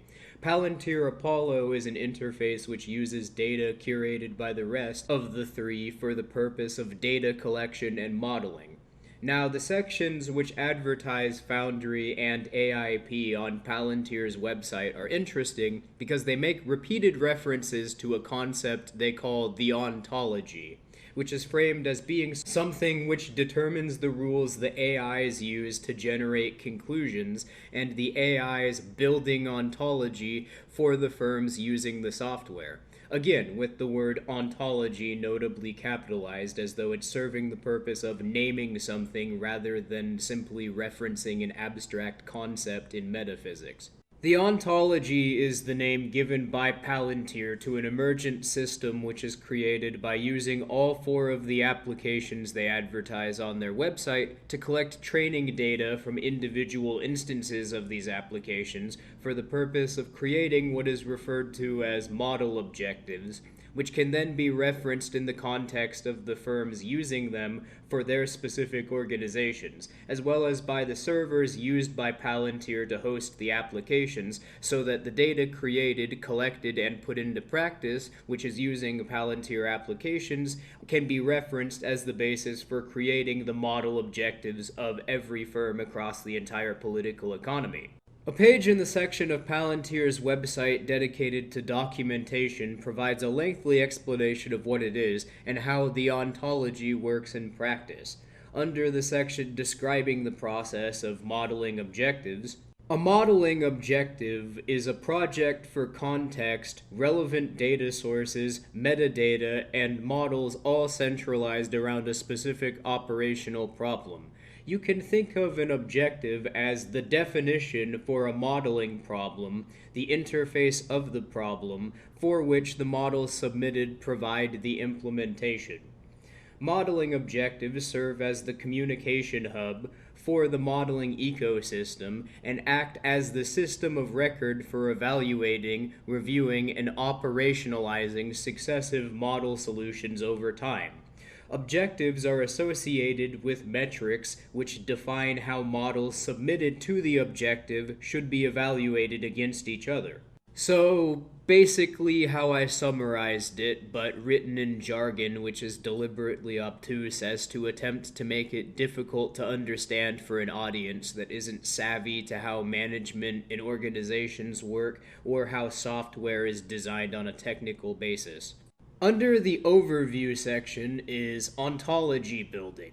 The Palantir ontology is an operational layer for the organization. The ontology sits on top of the data sets and models integrated into the Palantir platform and connects them to their real-world counterparts, ranging from physical assets like plants, equipment, and products to concepts like customer orders or financial transactions. In many settings, the ontology serves as a digital twin of the organization, containing both the objects, properties, and links, along with actions, functions, and the dynamic security needed to enable use cases of all types. And right underneath this is a functional description of the role played by these labels from both an organizational perspective and the individual user's perspective. Object and link types. Defining the semantics of your organization happens by mapping existing data sources into objects, properties, and links in the ontology. Far beyond data cataloging or schema design solutions, the ontology allows you to define a robust foundation for end-user workflows, including rich metadata for all fields and complete with granular security and governance for all changes. Elaborating on what object types are in the link hosted by this section, an object type is the schema definition of a real-world entity or event. An object or object instance refers to a single instance of an object type. An object corresponds to a single real-world entity or event. An object set refers to a collection of multiple object instances. That is, an object set represents a group of real-world entities or events. For example, in the ontology manager, you may create an employee object type that defines the characteristics for all employees, or all objects of that type. An object refers to a single instance of the employee object type, like the notional employees, Melissa Chang, Akriti Patel, or Diego Rodriguez. A group of objects, like all tenured employees, represents an object set. The definition of an object type in the ontology is analogous to that of a data set, while the definition of an object is analogous to that of a row in the data set. The definition of an object set is analogous to a filtered set of rows in a data set. For example, an employee dataset may define the schema for all employee rows. In this case, a single row refers to a single employee, like Melissa Chang, Akriti Patel, or Diego Rodriguez. If you filter the dataset based on tenure, you'll have a set of rows that represent all tenured employees. Rather than being an abstract data model, the Foundry ontology maps each ontological concept to an organization's actual data, enabling this data asset to power real-world applications. Objects are created and displayed in user applications by adding backing data sources to an object type in the ontology manager to create objects of type employee. An organization will add backing data sources to the employee object type and connect their employee directory and other enterprise data into the ontology. Jesus fuck, I'm glad I didn't have to create my own framing devices to explain this. But, in other words, it effectively trains users to dehumanize people by representing them in the form of archetypes that have data ascribed to them by the AIs collecting it, and curating narratives in the form of the internal assumptions behind the models data is categorized and collected on the basis of within the internal function of the organization they're working as employees for. People no longer have individual perspectives in this framework, and instead have the expectations imposed upon them that was created by the dataset ascribed to them by the archetype used to represent them. And in turn, the companies functioning within the ontology treat people who are employed by them based on the data ascribed to them through the archetypes created by the AI, which creates an external pressure that forces one to reference them on the basis that they have to adjust the norms of their own behavior around how the company treats them based on their behavior's perceived relationship to the archetype used to represent their role in the organization. Basically, they've created the economic equivalent of the Matrix in an attempt to make a system of political planning which isn't subject to the economic calculation problem. What? The way people act in practice is too varied for an organization to be sustainable that attempts to impose models onto them that control everything they do with their resources, and people developing more known techniques with their resources are making the prospect of a single organization controlling everything even more tenuous? Guess we'll just modify people, because the problem can't be the organization, human cognition has to be the problem. You would prefer the human race to endure, right? You're hesitating. Yeah, well, yes? I don't know. I would This is a long hesitation. This is a long hesitation. There's so many questions implicit in this. Should the human race survive? Yes. Okay. But I also would I also would like us to radically solve these problems. You know, the ideal was this radical transformation where your human natural body gets transformed into an immortal body. And so we want you to be able to change your heart and change your mind and change your whole body.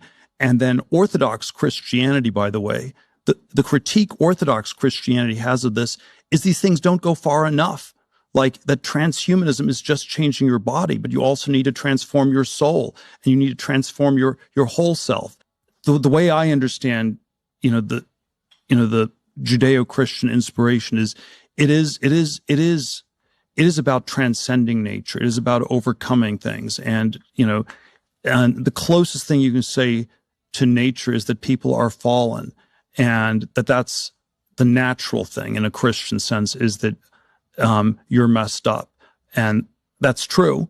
But, there's some ways that, with God's help, you are supposed to transcend that and overcome that. As was put in an article written for Palantir's tech blog titled Friction in Human-Computer Symbiosis, Kasparov on Chess, the analogy of a chess game is used to represent the problem created by what they call friction, which is the interference between a human user and the computer they're using, with the article explicitly stating that their goal is to reduce the friction between the computing power, the user, and the data used.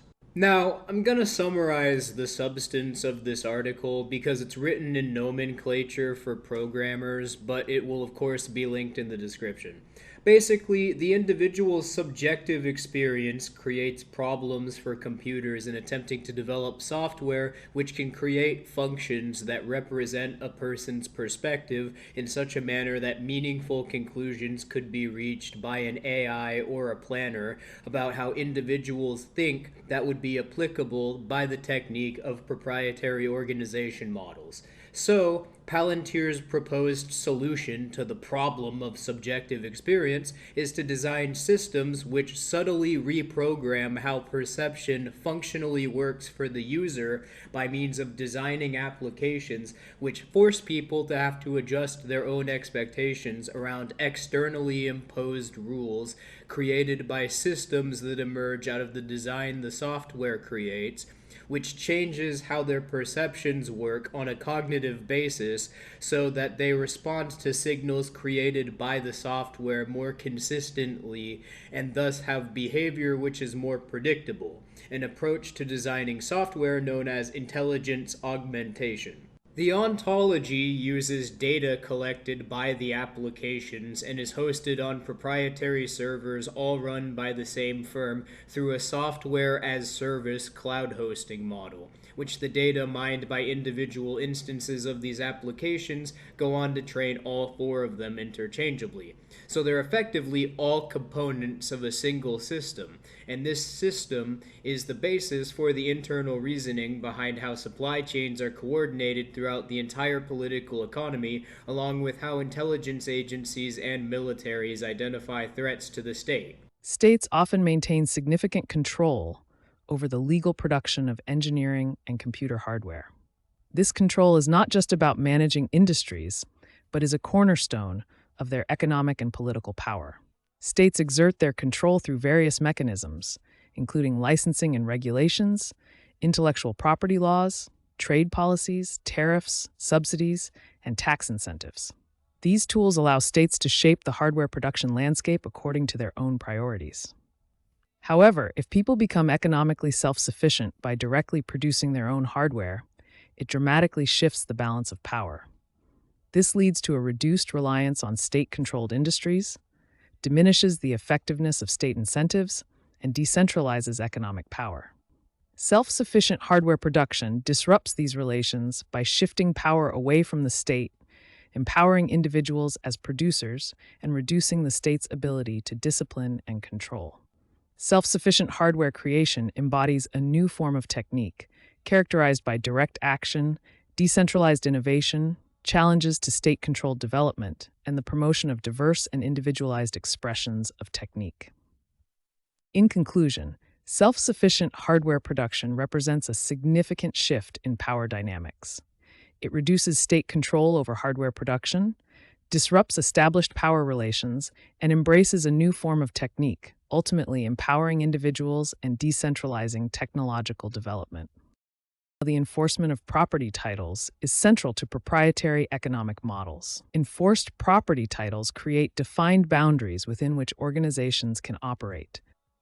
These titles are essential for proprietary economic models, providing the legal framework for resource control and market transactions. Property titles allow organizations to externalize maintenance costs. For example, environmental pollution caused by a factory is often not directly borne by the factory, but by the broader environment and community.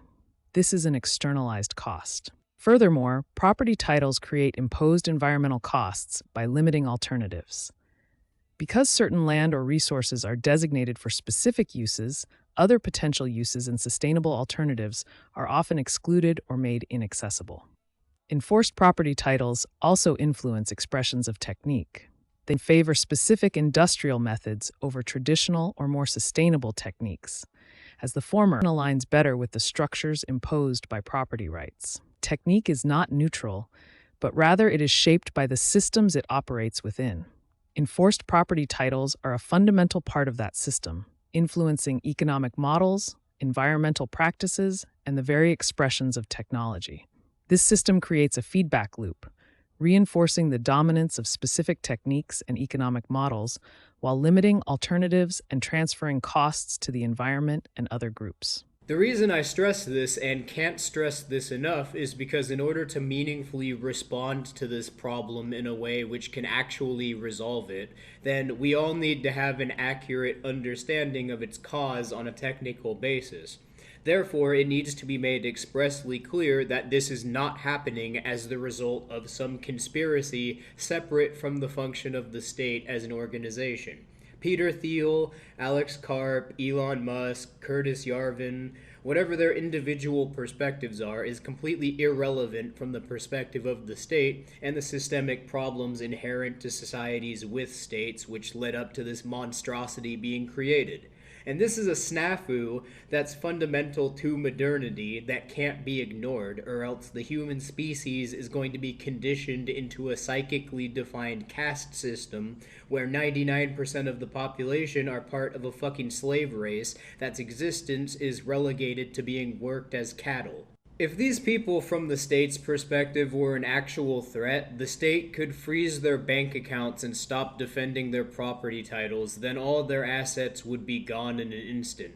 This is another example of where political science's representation of the state, the politicization of social norms, causes people to develop a dissociative sense of reality which completely warps one's perception of the state into pure delusion. However, Peter Thiel and Alex Karp in particular have been shockingly open in public events and various interviews advertising Palantir in discussing their design philosophy, along with the methods they've used to create various features in various stages of its development, hence most of the sources of the section of this video. I refer to it as shocking, but really it's a predictable consequence of multiple generations of cultists within intelligence agencies and think tanks constantly engaging in mental jerk circles with each other about how the state is in a position of power that can't be challenged, that the state gives them power over their own lives, and that their perspective is universally true, so anyone who thinks differently is just a subhuman whose inherent unintelligence prevents them from understanding. A perfect example of this would be the name of the company itself, Palantir, which is a reference to the Seeing Stones from The Lord of the Rings, that in the context of Tolkien lore was made by elves to cause anyone who finds them to become mad by presenting its users a sequence of supposed future events, but were actually curated to them as a narrative created by the stone based on their own biases to give them a false sense of certainty, and to make the user believe that they're coming to their own conclusions as a result of perceiving something which is an inevitability, while actually coming to conclusions that were curated to them by the stone for the purpose of furthering the goals of Sauron's plot to invade. And if my summary of their worldview somehow still sounds like hyperbole, here's a clip of Peter Thiel demonstrating how much of a narcissistic control freak he is, and the logical consequence from a psychological perspective of validating the philosophy of rational egoism in your belief system to try to make the case for Palantir's role in our societies based on people just being too stupid to adopt the universally true narrative of reality. Basic idea was that we could never win an election on getting certain things because we were in such a small minority. But maybe you could actually unilaterally change the world without having to constantly convince people and beg people and plead with people who are never going to agree with you through technological means. And this is where I think technology is this incredible alternative to politics. What? Objective truth can't exist because objective meaning is an incoherent concept based on the fact that all perception is caused physically by the brain as an organ? No, my belief system doesn't have to change. My belief system is true. Everyone else has to be changed so they can be made to believe that I'm correct. Then they'll behave like I am, which is making objectivity exist. Yes, truth. My precious. I've seen quite a few YouTube essays which frame this in their narratives to assume that Thiel doesn't understand Tolkien lore and is merely ignorant of the role that the Palantirs play in Lord of the Rings. Nope, they understand perfectly. That's exactly how these fucking demons look at what they've created, and that's precisely what they like about it. In some places we were too arrogant, in some places we weren't arrogant enough. That's like, you know, if we had gone into the VCs and been like, "Fuck you, we're gonna win," they probably would have given us money. There are really two ways America can be strong vis-a-vis our adversaries. One is put the fear of like death into our adversaries at any random moment, which I think, you know, is happening for the first time in a long time. Palantir is here to disrupt and make the institutions we partner with the very best in the world, and when it's necessary, to scare enemies and on occasion kill them. We're doing it. We're doing it. And I'm sure you're enjoying this as much as I am. I think in win-lose, I think in domination. This is a company built for bad times.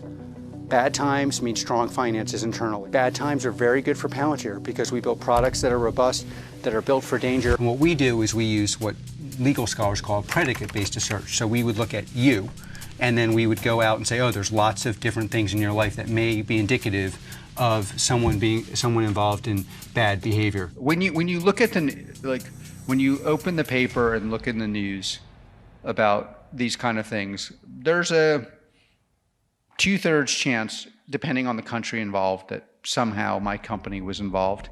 They don't care about what you have to say because they've started with proposing to themselves that whatever they're doing is valid, and they think that they're in a position of domination over you which can't be challenged. Thiel's behavior to him is based on idealizing a correct view of morality, and which one can only adopt themselves if they propose to themselves the validity of the signals which represent said ideals.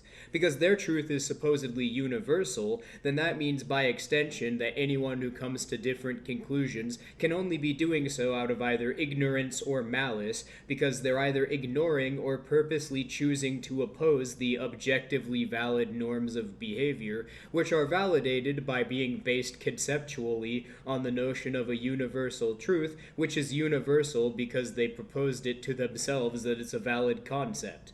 And Karp is a paranoid maniac who knows, based on how the state works as a model of organization, that he, as a software developer specifically interested in creating AI, is viewed with suspicion and therefore aims to maneuver himself into a perceived position of leverage in a futile attempt to cope, which is legitimately unsettling when you reflect on the position of influence that he has. So what you're effectively dealing with here is people who are narcissistically invested in either controlling your mind or killing you because they view you thinking independently or trying to have a sense of community that's disconnected from the state's monoculture as a threat to their interests. These people are like jihadists if their god was the Chad meme.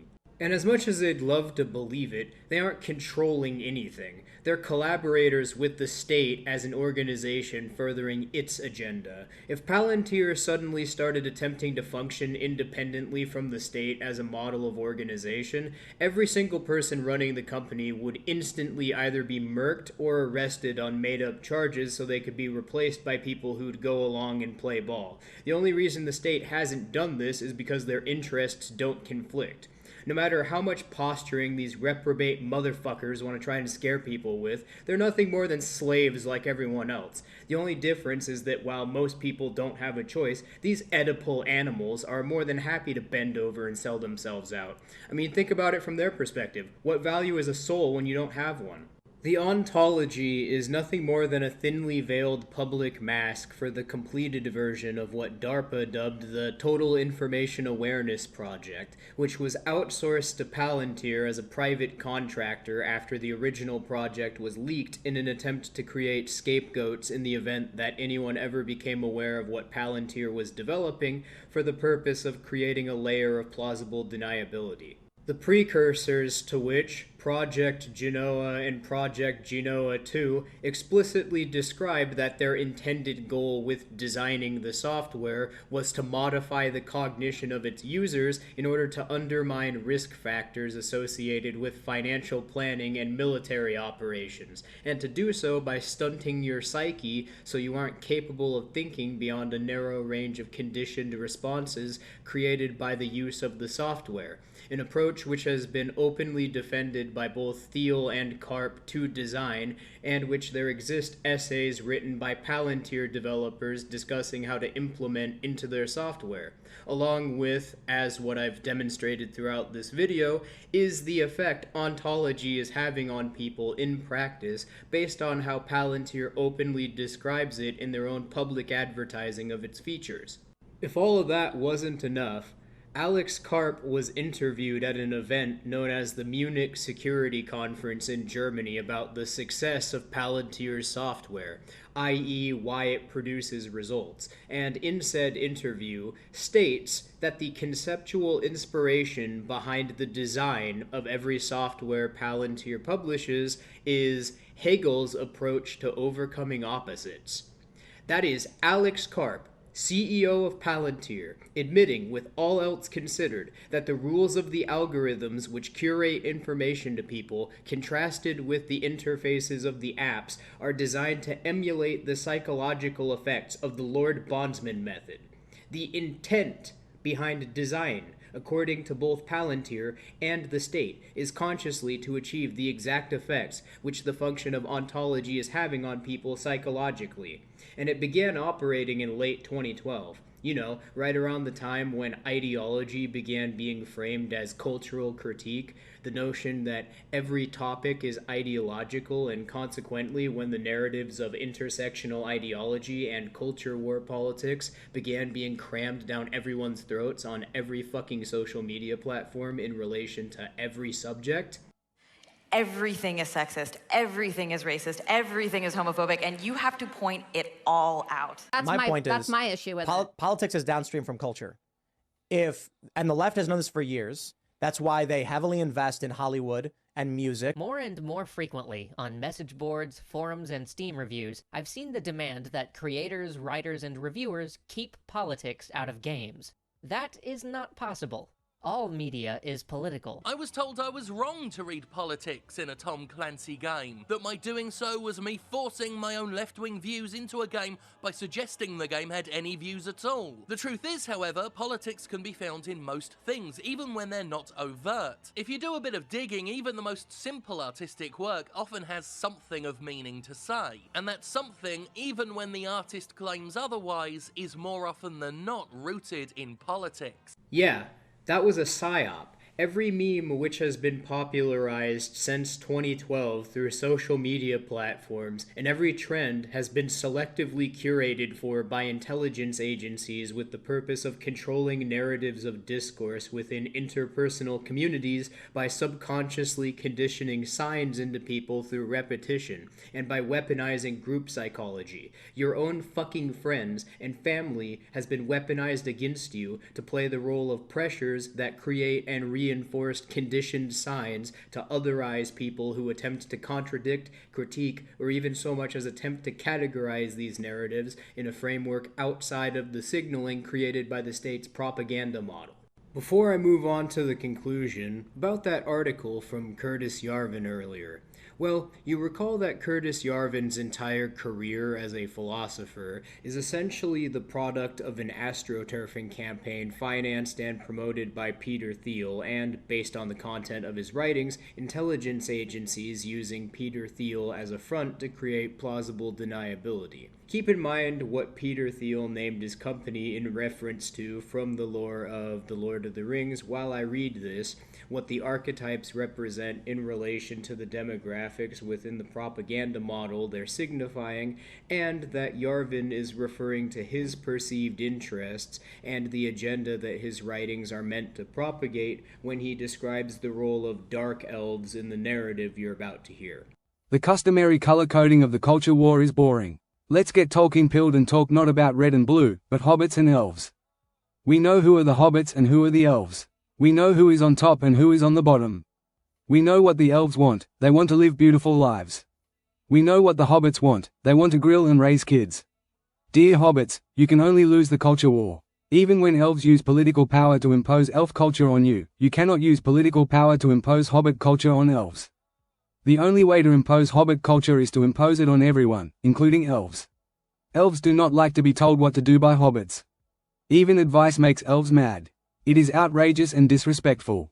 And when hobbits coerce elves, utterly unacceptable. Even if any such coercion is only symbolic, it is a profound violation of elven rights. Your elf will not just be mad, he will explode, wronged in every fiber of his being. But surely this is good? At least if you're a hobbit? Isn't anything that makes your enemy mad inherently good? If you're taking flak, aren't you over the target? Here is the difference between overdog and underdog. For the overdog, it is often useful, tactically and/or strategically, useful to make the underdog mad. For the underdog, it is almost never useful to make the overdog mad. For the overdog, making the underdog mad is an excellent tactic. It is a way to induce fear-biting, a violent response to non-violent abuse. Observed casually, this creates a superficial narrative in which the underdog looks like the instigator. Self-flattering narratives are often built out of casual self-observation. You actually believe your own victim narrative, even when you bullied the underdog into a corner, he desperately nipped at you, then you methodically tore his throat out. In fact, you'd like to file a police report, you may be suing his estate, you're not usually one to litigate, but for the underdog, making the overdog mad makes the overdog more powerful and dangerous to you, the underdog. You do not want your overdog to become more powerful and dangerous. You want him to become more apathetic and unguarded. Moreover, when hobbits try to take revenge on elves at large, or even worse when they actually succeed, they are damaging a resource they do not even know they have. There may even be some elves, the dark elves, who are actually on the hobbits' side. Naturally, being traitors and all, these dark elves keep a low profile. But culturally, they are still totally elves and into, like, art films, and stuff. Any attack on elves in general weakens and demoralizes this important fifth column. What are they useful for, these dark elves? See below. Power in America is a marriage of elves and hobbits and always will be. We all know who the wife is. Hobbits, try thinking of your culture and society as a battered wife. Winning a battle in the culture war, as in today's current thing, the repeal of Roe vs. Wade, is not like leaving your abusive husband. It is certainly not like finding a new husband. No, it is like hitting your husband back. 0% of domestic violence educators recommend this strategy, at least not till it is time for Plan E and your actual murder feels imminent. In which case it will probably not work anyway. But why not try? On the level of physical violence, your husband, a bear of a man, will always prevail. But the cops can easily hogtie him like an animal. If they want, they can make it hurt. If you are thinking like a general, not like a frightened mouse, you reason backward from the assistance of such allies. Unfortunately, there is only one United Nations, and that one is not much help to such battered ones as we, but this is a type of idea, the strategic idea. In a situation of weakness, the only possible reversal must come from strategy rather than struggle. Hitting your husband back is struggle. Setting a hidden camera before you talk to your husband about his drinking is strategy. Calling the cops is strategy.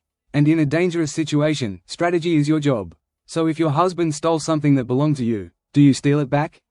What if he literally stole it 50 years ago? Stealing it back is struggle, not strategy. Since you are in the right, it is the court's job to be on your side, and it is your job to make the court's job as easy as possible. Stealing it back is your natural impulse and your moral right, which is exactly why it is such a dangerous trap. It is not your job. And it certainly does not make the court's job easy. Of course, the culture war is a sovereign conflict and there is no court to appeal to, only God's court, in which might makes right, the ultima ratio regum. I apologize for the AI voiceover, but the perspective which is portrayed by the narrative that's created in this article sickens me to the point where I could not read it without experiencing cravings for revenge directed at its author for writing it. The only other time I've encountered language used to paint pictures which were depraved to the point where it made me feel unclean like this reading it was in Albert Fish's letter to Grace Budd's parents. I apologize to anyone in advance who made the choice to look that up or for activating the memories if you'd repressed them.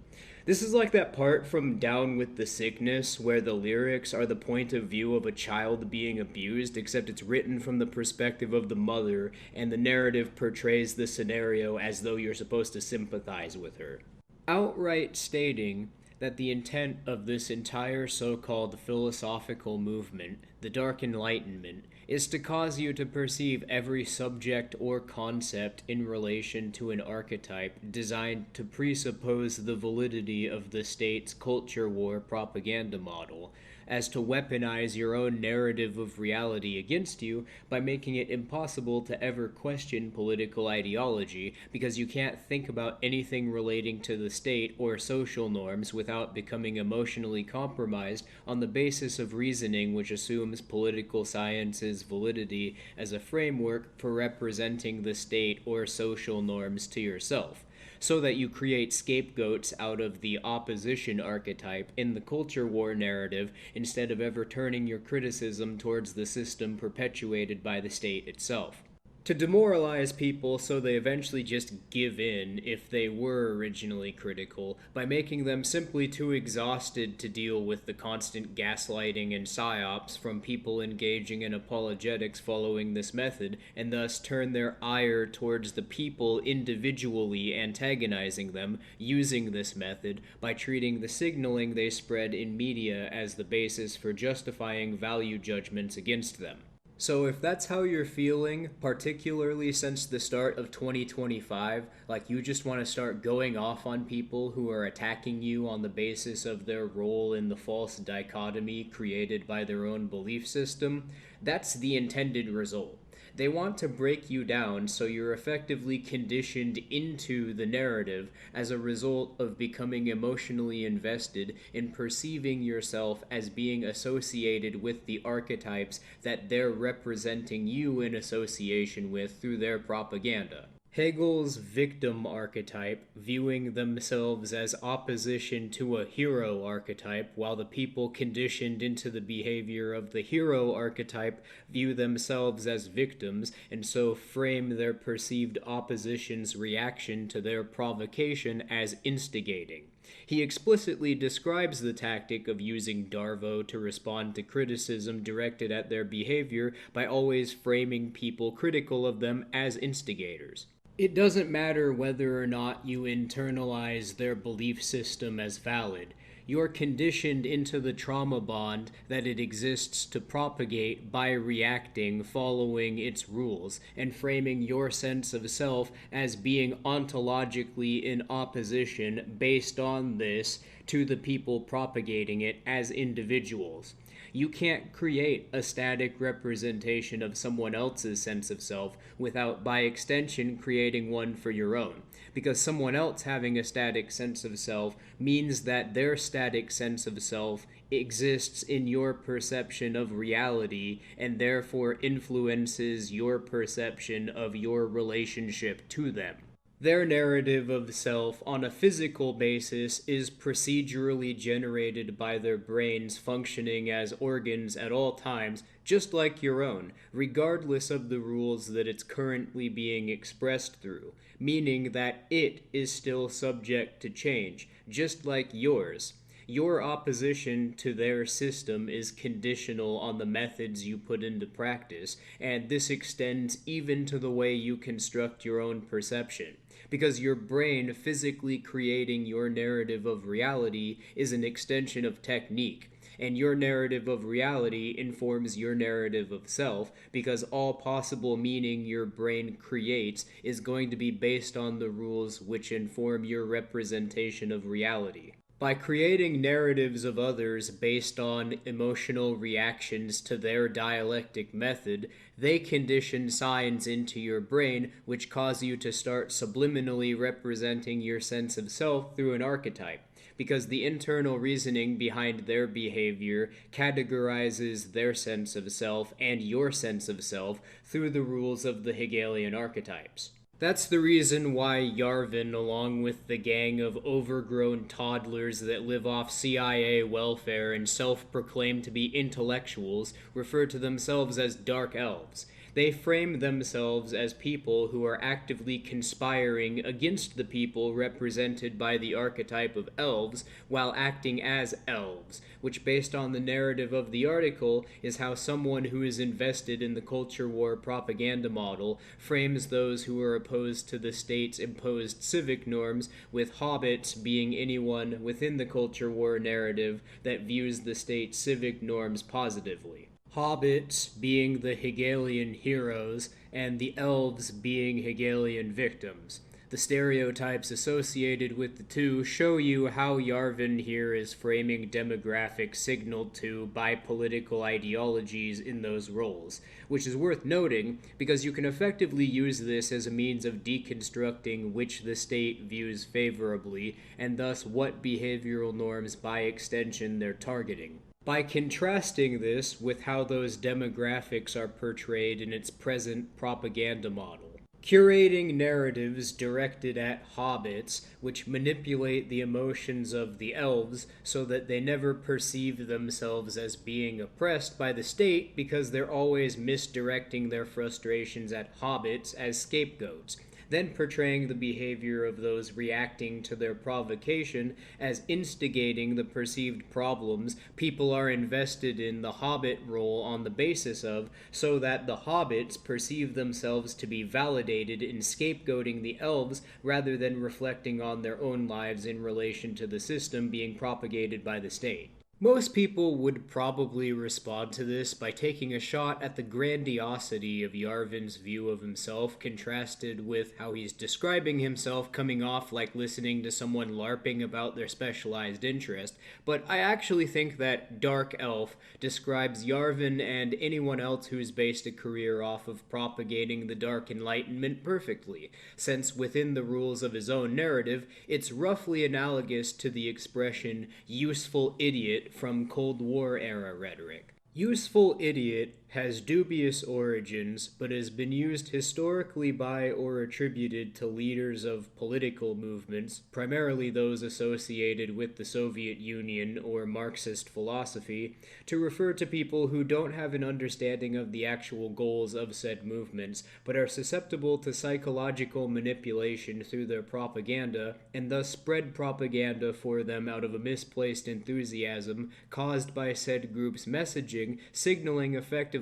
to one or more of their pre-existing emotional biases. A bunch of pampered little dark elves with silver spoons in their mouths whose narcissism causes them to imagine that they have some semblance of power over their lives by swearing allegiance to Sauron, while in actuality they've been duped just like the people they think they're duping, except they lack the self-awareness to realize that they're little more than slaves to a master who will just as easily dispose of them the moment they fuck up as he would any of the people being tricked by their dark magic.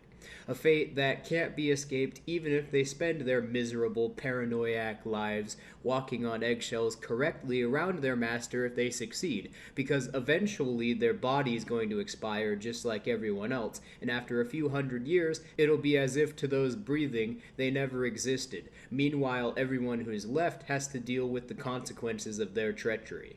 The philosophy of the schoolyard bully who pushes others around and then cries to the teacher the moment any of their victims try to defend themselves.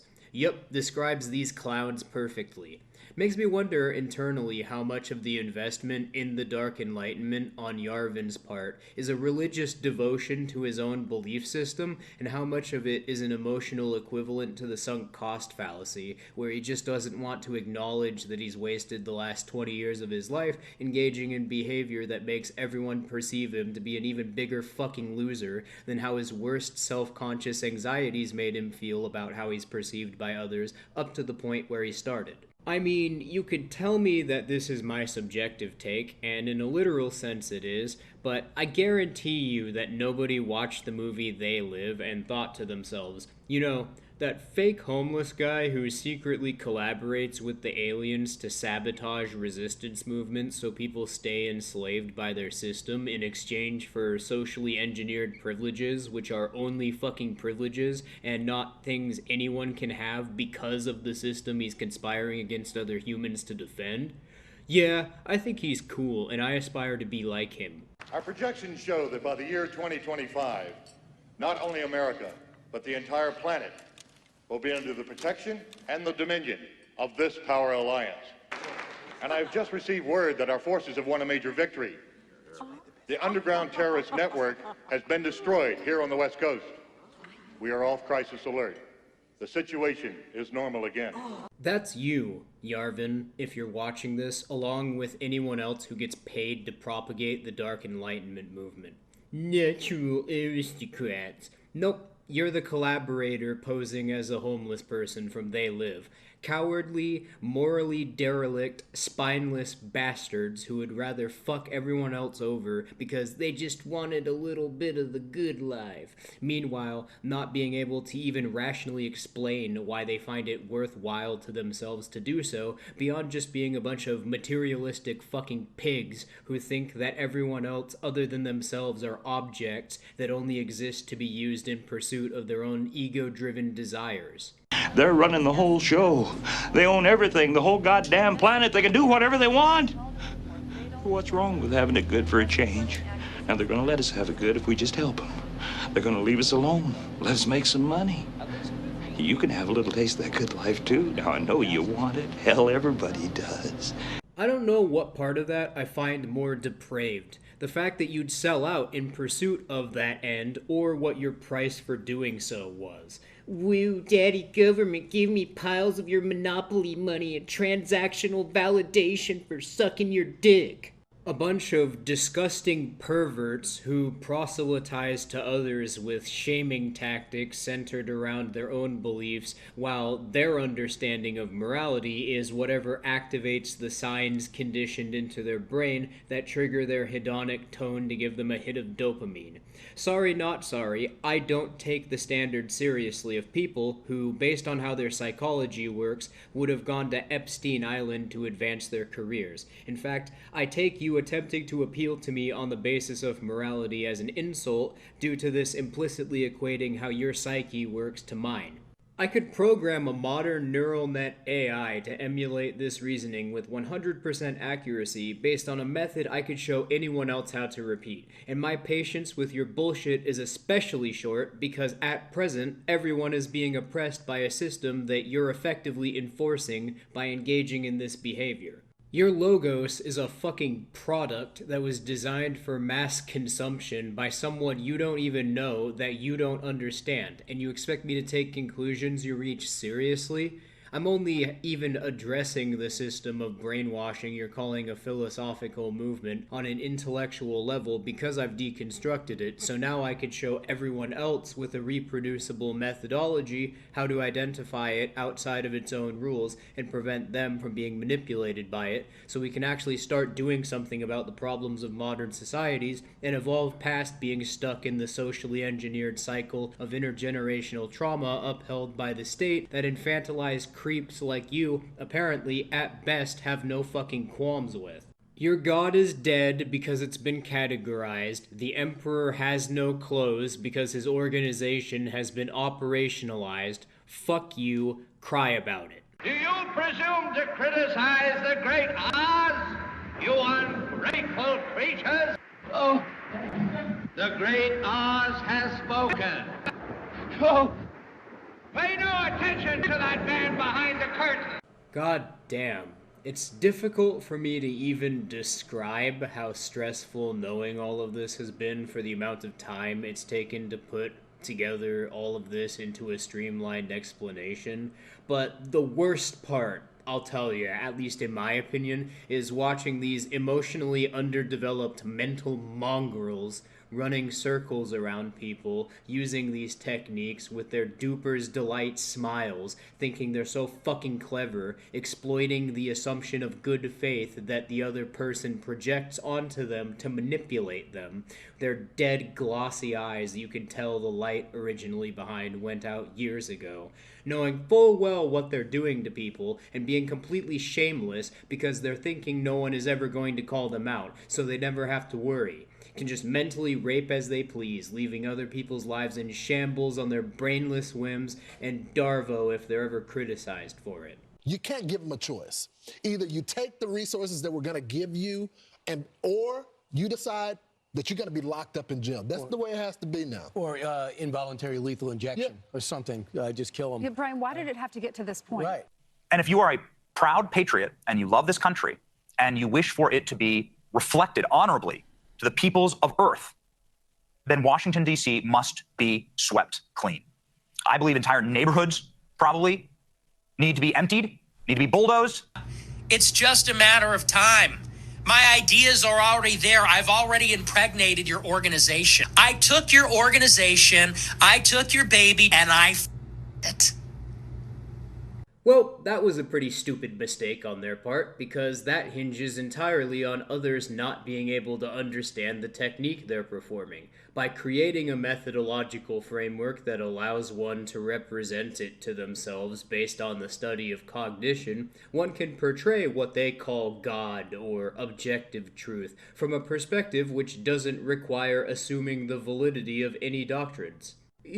You have to make an initial proposition. Not at all. I can represent my own narrative of reality through mindfulness based on how my brain physically generates it as an organ, and so can anyone else.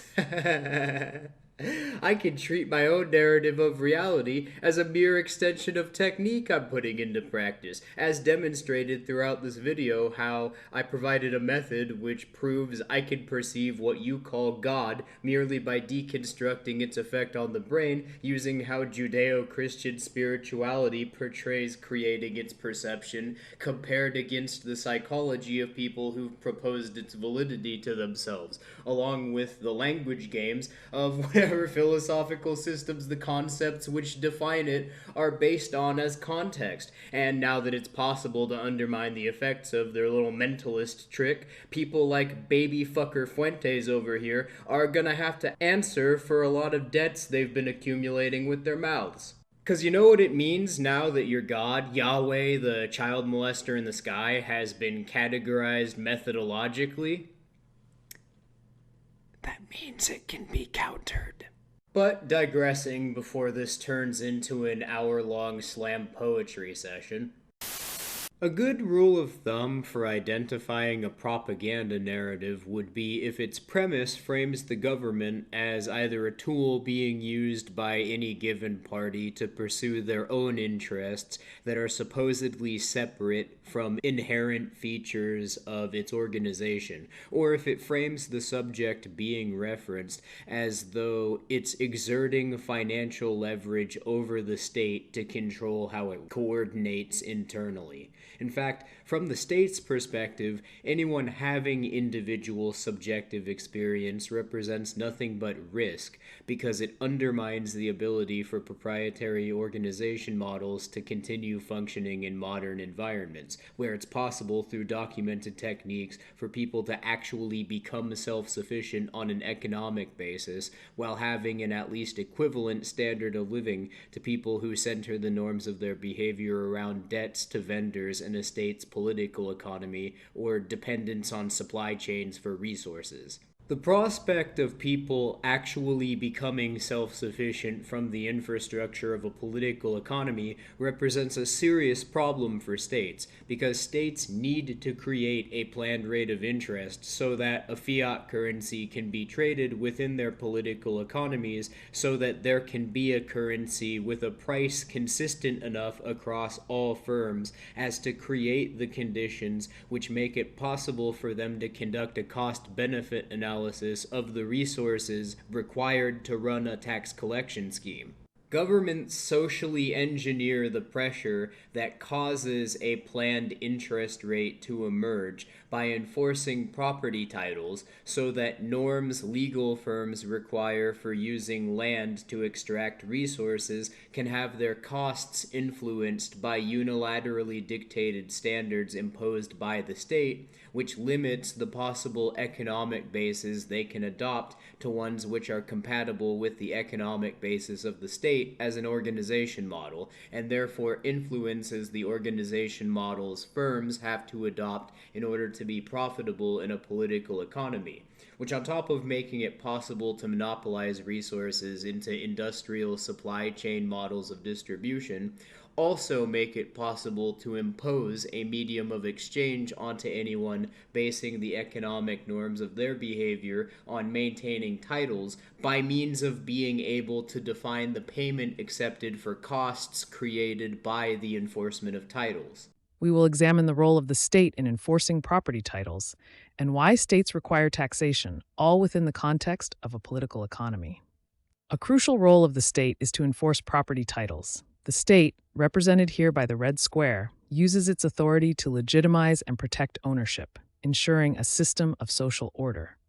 This enforcement is not just about legal documents, but also about maintaining a stable environment for economic activity. Michel Foucault argued that power operates through disciplinary practices.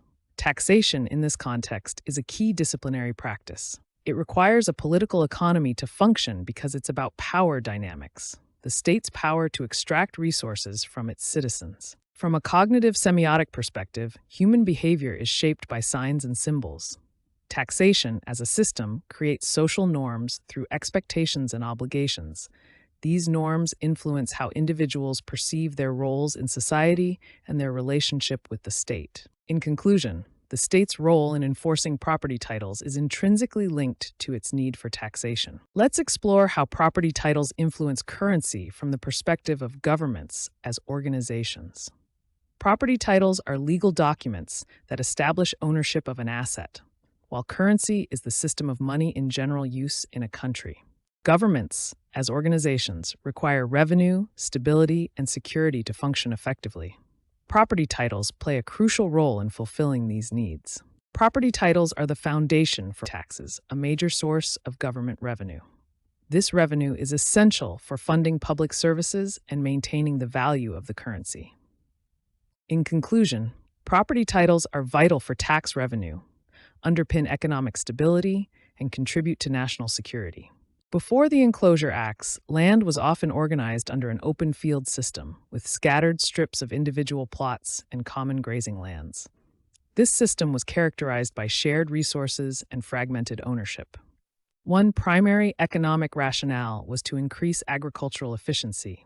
By consolidating land into larger, enclosed fields, farmers could adopt more efficient techniques, such as better crop rotation and selective breeding, resulting in higher yields. The Enclosure Acts also facilitated a shift from subsistence farming to production for profit. With private property rights, farmers were incentivized to produce surplus crops for sale in the market, contributing to the growth of a market economy. From the state's perspective, the Enclosure Acts were beneficial because they led to increased tax revenue. Enhanced economic activity, driven by the shift to a market economy, resulted in more wealth that the state could tax. In conclusion, the Enclosure Acts were driven by the state's organizational interests to promote economic efficiency, facilitate a market economy, and increase tax revenue. These acts shifted land from common use to private property. Let's explore how the state creates industries as an extension of technique. The state employs technique to control both society and industry. Technique is the totality of methods rationally arrived at with the goal of absolute efficiency in every aspect of human activity. One way the state uses technique is through zoning. State zoning creates an artificial scarcity of land by limiting what can be built and where. This planned scarcity has significant consequences. Here is a visual representation of land divided into zones.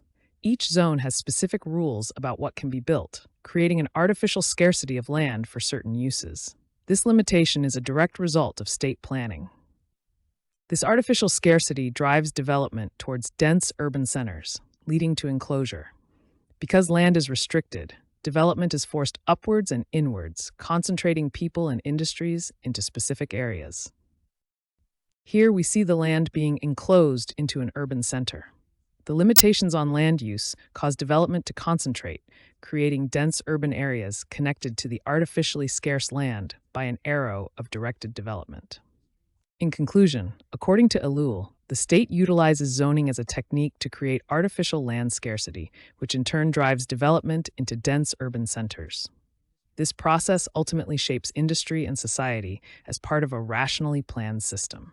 By controlling access to resources through the enforcement of titles, the state is able to unilaterally impose fixed costs on the maintenance of said resources, meaning the state socially engineers an externally imposed fixed cost that people have to coordinate their behaviors around in order to legally access resources. And from the perspective of firms which would act as distributors or sellers of goods, They, in order to even obtain the goods they're attempting to sell or distribute, have to go through costs associated with defending titles on the resources they're trying to obtain or preserve to make their practice possible, effectively making all three of the parties involved in this economic model have to consider the externally imposed costs they have to coordinate around interchangeably in order to plan for future decision making. Distributors, sellers, and consumers. The currency's exchanged price in political economies is based on these externally imposed costs from an economic context, which creates socially engineered norms of behavior. This is why, despite value being a psychological phenomenon, and therefore informed by the perception of each individual person, the same goods are traded at roughly the same prices in every single store, and why when prices do change, it's always because of stock market fluctuations or something happening with supply chains. The reason people value the medium of exchange they're using in this sense isn't based on any characteristics of the object beyond it being simply what's necessary to pay bills, because it's the only medium of exchange firms in a political economy accept. New supply of the currency has to be constantly printed and circulated through banks in a fixed quantity for them to then issue in the form of loans to firms running supply chains and production processes in order for trade in the medium of exchange to remain consistent enough in price for all firms across the political economy to calculate profits and losses based on the state's chosen currency. The suppliers base their techniques and organization models on the costs imposed upon them through this process. Distributors base their techniques and organization models on norms which assume the suppliers are coordinating around the organization models and techniques created by the property titles, on top of having to deal with the artificial costs created by their own titles, which make the firms acting as suppliers then have to consider this in their own models. This is what early anarchist philosophers such as Proudhon were attempting to describe as laborers being alienated from the value of their work. As a result of the fact that every actor in this process is motivated to choose the economic models they act around and techniques they put into practice, ultimately by methods which have to factor in the cost of titles being enforced, no one comes to the conclusions to choose these behaviors based on their own perceived sense of value. Everyone is effectively being placed into a position of duress to perform behavior to maintain economic models sustained by techniques based on force, because of the fact that the costs created by the titles limit their alternative options. No one has a choice whether or not to associate through titles because the state unilaterally imposes them onto everyone. And so behavior people engage in to satisfy these costs is not a reflection of them pursuing their most highly valued preferences.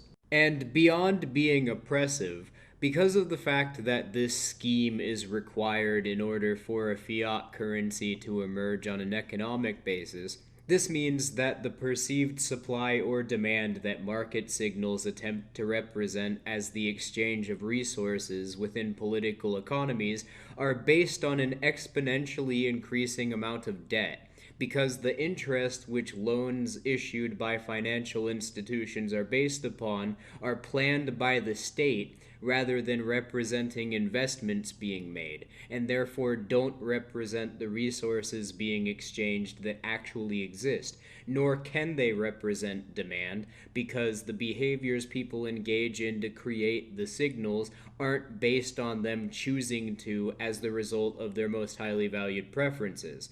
As such, the signals will be created regardless of whether or not the resources actually exist or the trade they supposedly represent is occurring, because there's inevitably a fixed cost that exists independently of market signals, which defines the norms into existence which the market signals are then based upon. Actor network theory, or ANT, is a theoretical framework developed by Bruno Latour, Michel Callan, and John Law for understanding how humans and non-human entities interact within complex systems. Actor network theory revolves around four key concepts: actors, which include both human and non-human entities with agency; networks, the assemblages of interconnected actors; translation, the process of aligning interests; and symmetry, which treats human and non-human actors equally in analysis. In actor network theory, systems are viewed as networks of interconnected actors. Human actors like managers, employees, and customers interact with non-human actors such as technology, policies, and market forces. These connections form complex networks of relationships and influences. Actor network theory differs significantly from traditional sociological approaches. While traditional sociology privileges human agency and social structures, ANT treats humans and non-humans equally, focusing on networks rather than predetermined categories. ANT traces actual connections between actors instead of assuming structural influences. Praxeological analysis is the study of human action and decision-making. Developed by Austrian economist Ludwig von Mises, it's based on the premise that humans engage in purposeful behavior rather than merely reflexive actions. This approach examines the logical structure of human action. When we connect actor network theory with praxeological analysis, we create a powerful framework. ANT contributes the concept of networks of human and non-human actors, while praxeology brings the focus on purposeful human action. Together, they enable us to analyze how actors make decisions within complex networks of relationships and constraints. To deconstruct economic models of organizations using ANT and praxeology, follow these steps. First, identify all relevant actors, both human and non-human. Then map the network of relationships between these actors. Next, analyze the purposeful actions of human actors and examine how non-human actors enable or constrain these actions. Finally, deconstruct the economic assumptions in the network and reconstruct the model based on actual actor relationships. Let's examine a case study of corporate decision-making. The traditional economic model depicts a simple top-down flow from management through incentives to workers. In contrast, the ANT praxeology model reveals a complex network that includes non-human actors like technology, market forces, and policy constraints. This approach accounts for technology's influence, recognizes worker agency, and captures the bidirectional relationships between all actors.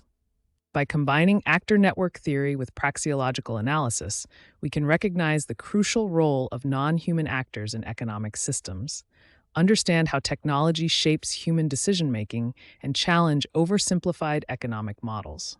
Political economies are the economic equivalent of a hyper-reality.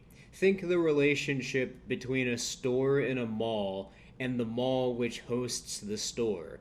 The sense in which the store has to consider the rents being imposed upon them by the owners of the mall is fairly straightforward. But the mall doesn't exist in a vacuum. No model of organization exists in a vacuum. So what defines the basis of the costs the owners of the mall have to consider to maintain their organization's structure while profiting at net gains? What is the basis for determining what even counts as a gain or a loss? Because remember, we're not talking about the perspective of an individual or individuals. We're talking about the technique that informs the structure of the organization model.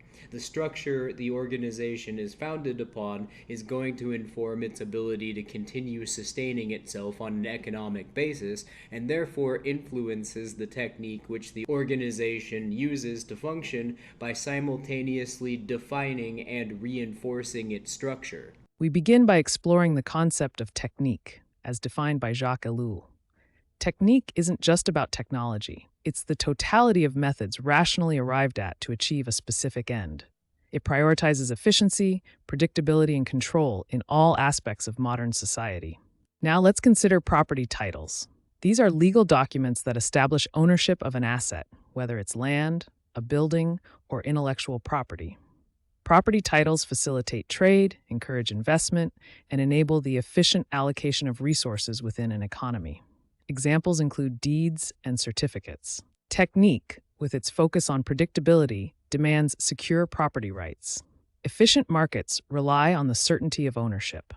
The enforcement of property titles is not just about justice, it's about maintaining control and stability, which are crucial for the smooth functioning of an economic system. Without secure property titles, we see reduced trade and exchange. Investment and development are discouraged. Resources are allocated inefficiently, and ultimately, there is an overall decline in economic activity. Insecure titles create chaos and unpredictability, directly undermining the goals of technique. Governments, as organizations, play a crucial role in establishing legal frameworks for property rights. They create and manage property registration systems. Most importantly, governments enforce these rights through courts and police.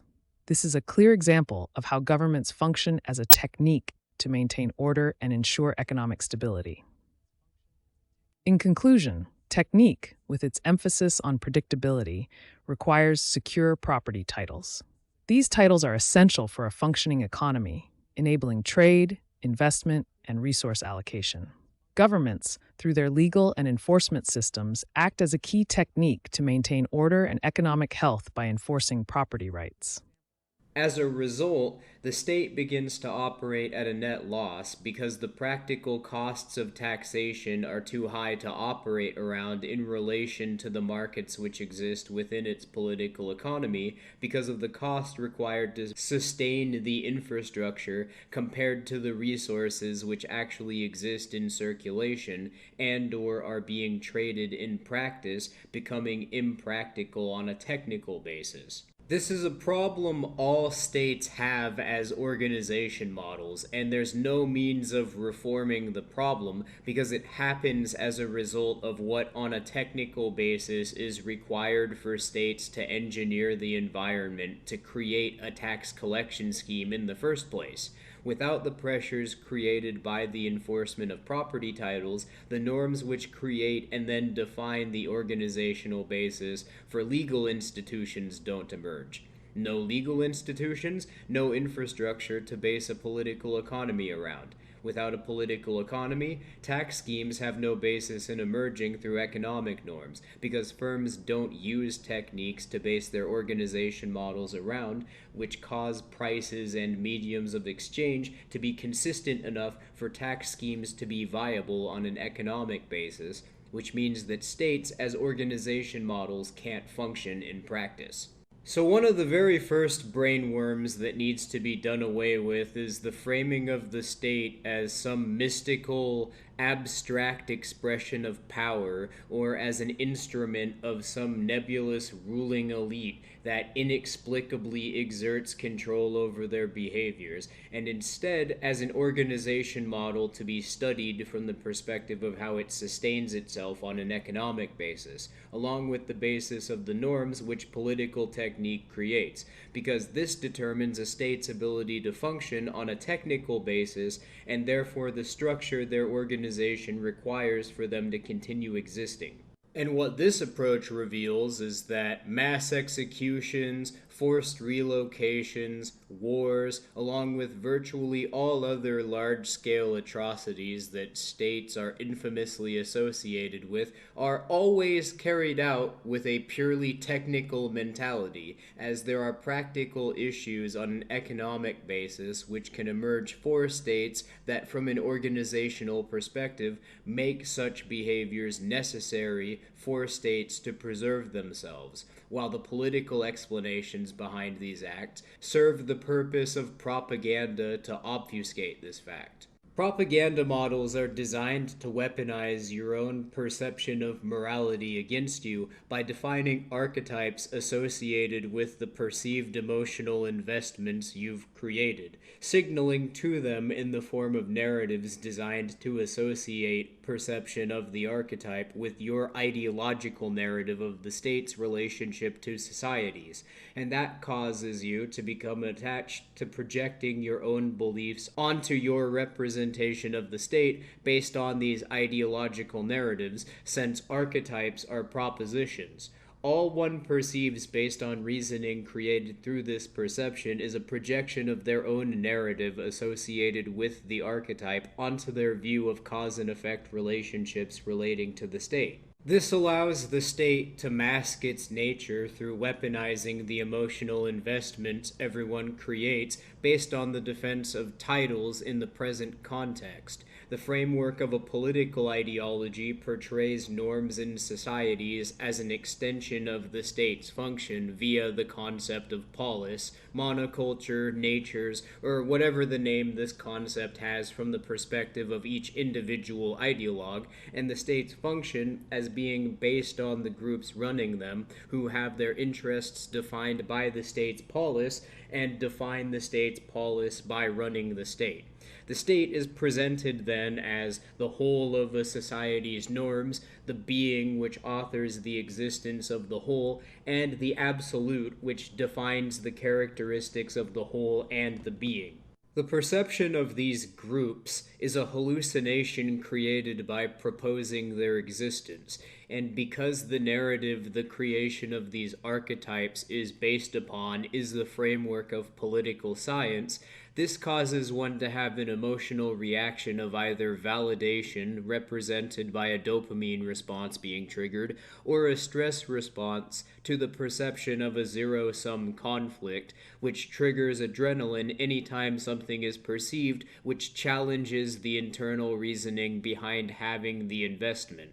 The result in either case is that the brain is physically biased into reinforcing the structure of neurons which created the proposition that caused the perception to emerge, which is creating the reaction, which psychologically translates into cognitive dissonance being used to defend the belief system, because the belief system internally serves the purpose of justifying the emotional investment one has in the political ideology within their own belief system. Every single person who's become invested in an ideological framework at any point has experienced this effect. Hell, even if one hasn't, one can observe this effect in contexts which have nothing to do with ideology or religion.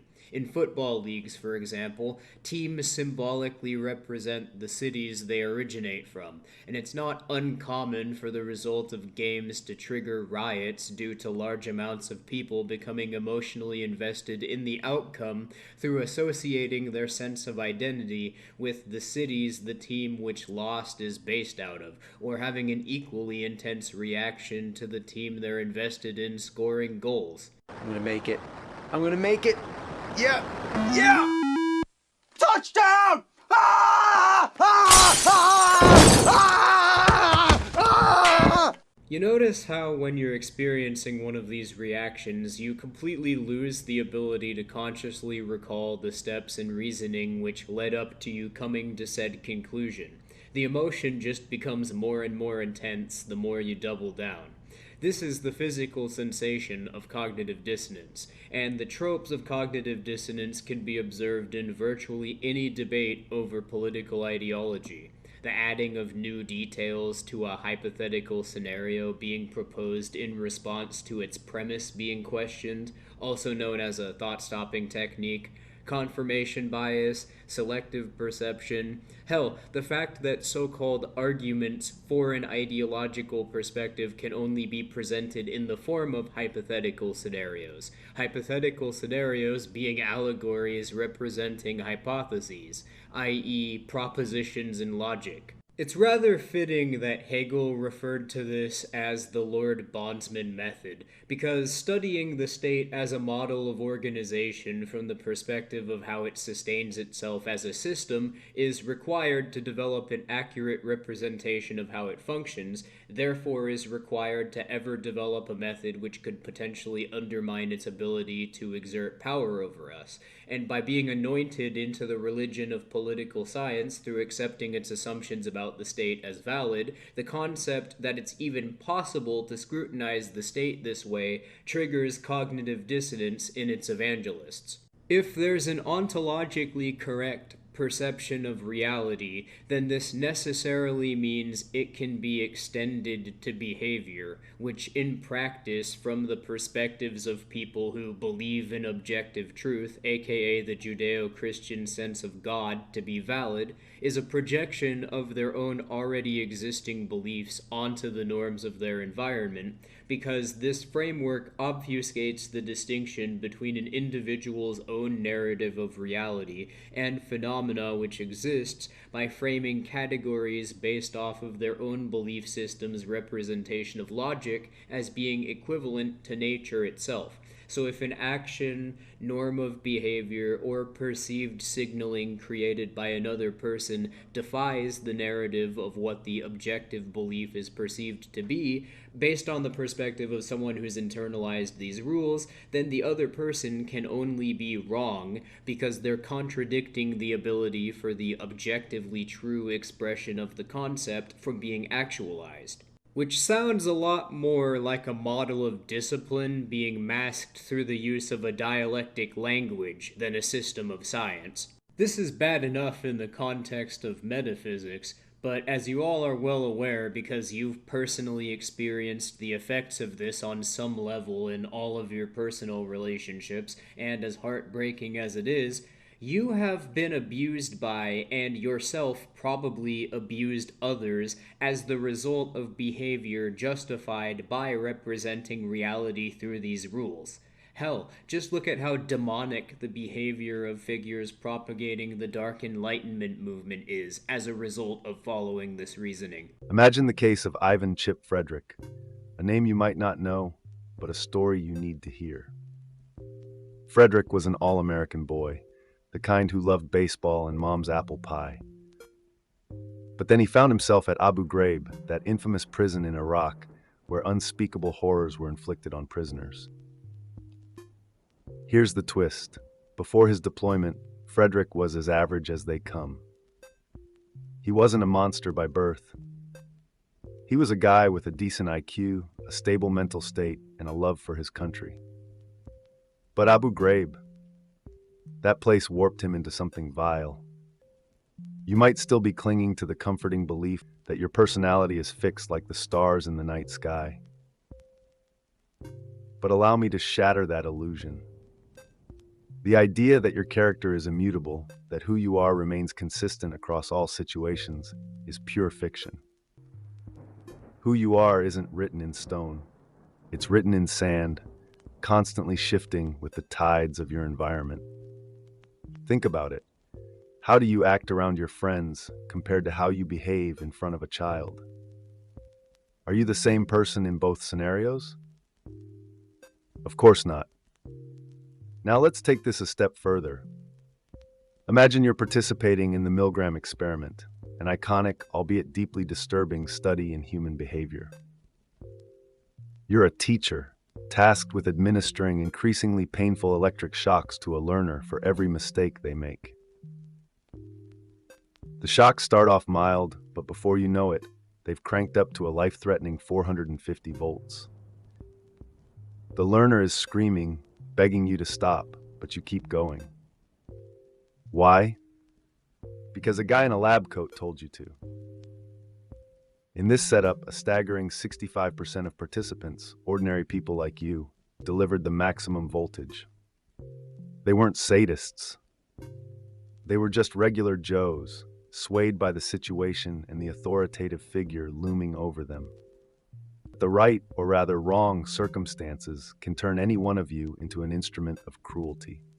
This reasoning applied to behavior, I would go as far as to say, is one of the two defining problems of modern societies, next to the existence of states. In fact, it's largely because of this meme being perpetuated that the state is able to continue functioning, as the creation of an ego is required for signaling created by propaganda to work from a psychological perspective, which is what allows the state to create scapegoat narratives that people become emotionally invested in their own perceptions of.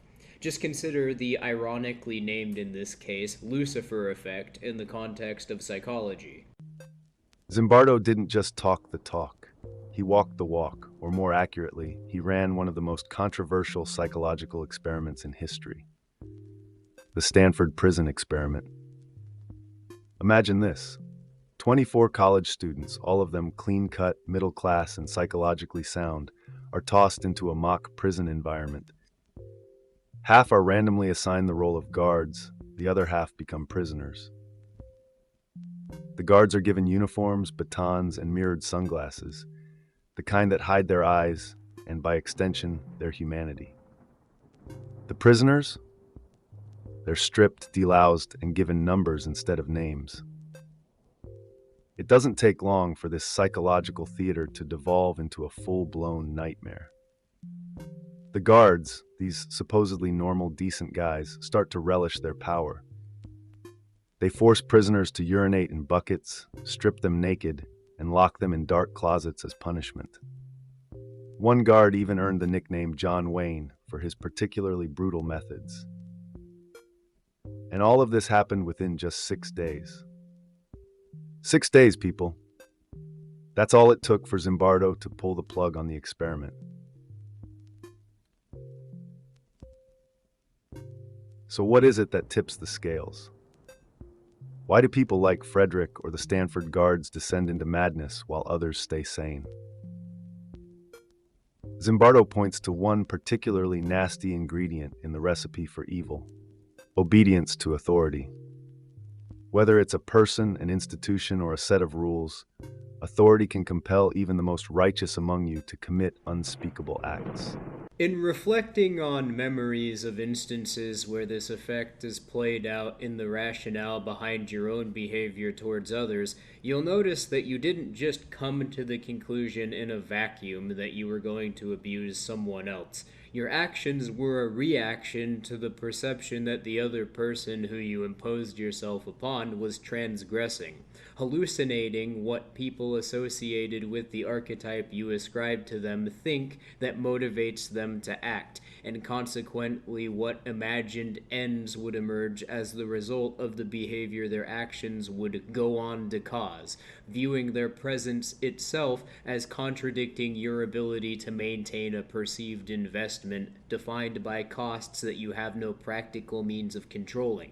And that is how behavior archetypes in propaganda models weaponize the perception of difference and play off of the artificial costs created by enforcing property titles to create scapegoats that then convince people these norms of behavior are the result of some essential part of the other person's identity.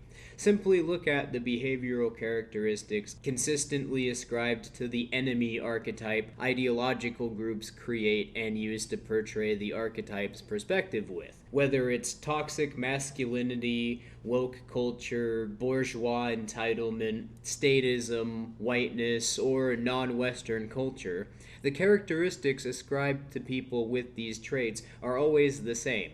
As the result of defining an other, one can't represent perspectives of people who have the perceived traits which define difference, and this can only be the result of the different being incapable of acknowledging or embodying the objective perception that would otherwise allow them to understand and enact the correct morality or principles for directing their behavior. As a result, they consequently can't come to the same conclusions the ideologue does in question, portraying the universal basis for morality and ideals. Scapegoats are created by their egos becoming narcissistic over a prospect introduced by the inevitable realization that other people have their own narratives of reality or are going to engage in behavior that deviates from the so-called objectively true norms, which then introduces the implication into their conscious awareness that there's no reason based on any repeatable method for anything which validates their perception of whatever their proposed principles are to be adopted by others into their views, nor is it even possible for an objective point of view to be anything other than common science conditioned into everyone through trauma bonding. Notice how similar the behavior ascribed to the enemy archetype always is to the symptoms of narcissism? It's projection.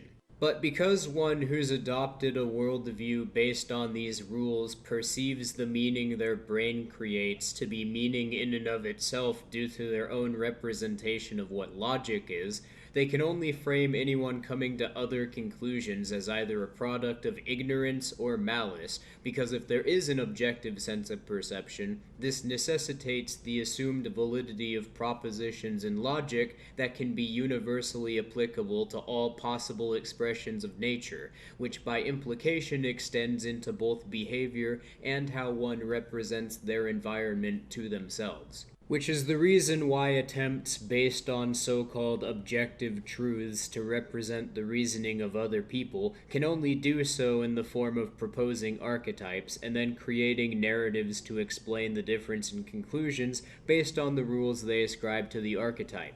Example, person for whatever reason is doing something other than the task which is objectively valuable to the author of this analysis. It's because they're lazy, so they obviously didn't want to because their laziness makes them entitled. And I'm crying in the back room right now, and I almost cried on the floor. It's just, I'm like a full-time student. I get scheduled for 25 hours a week.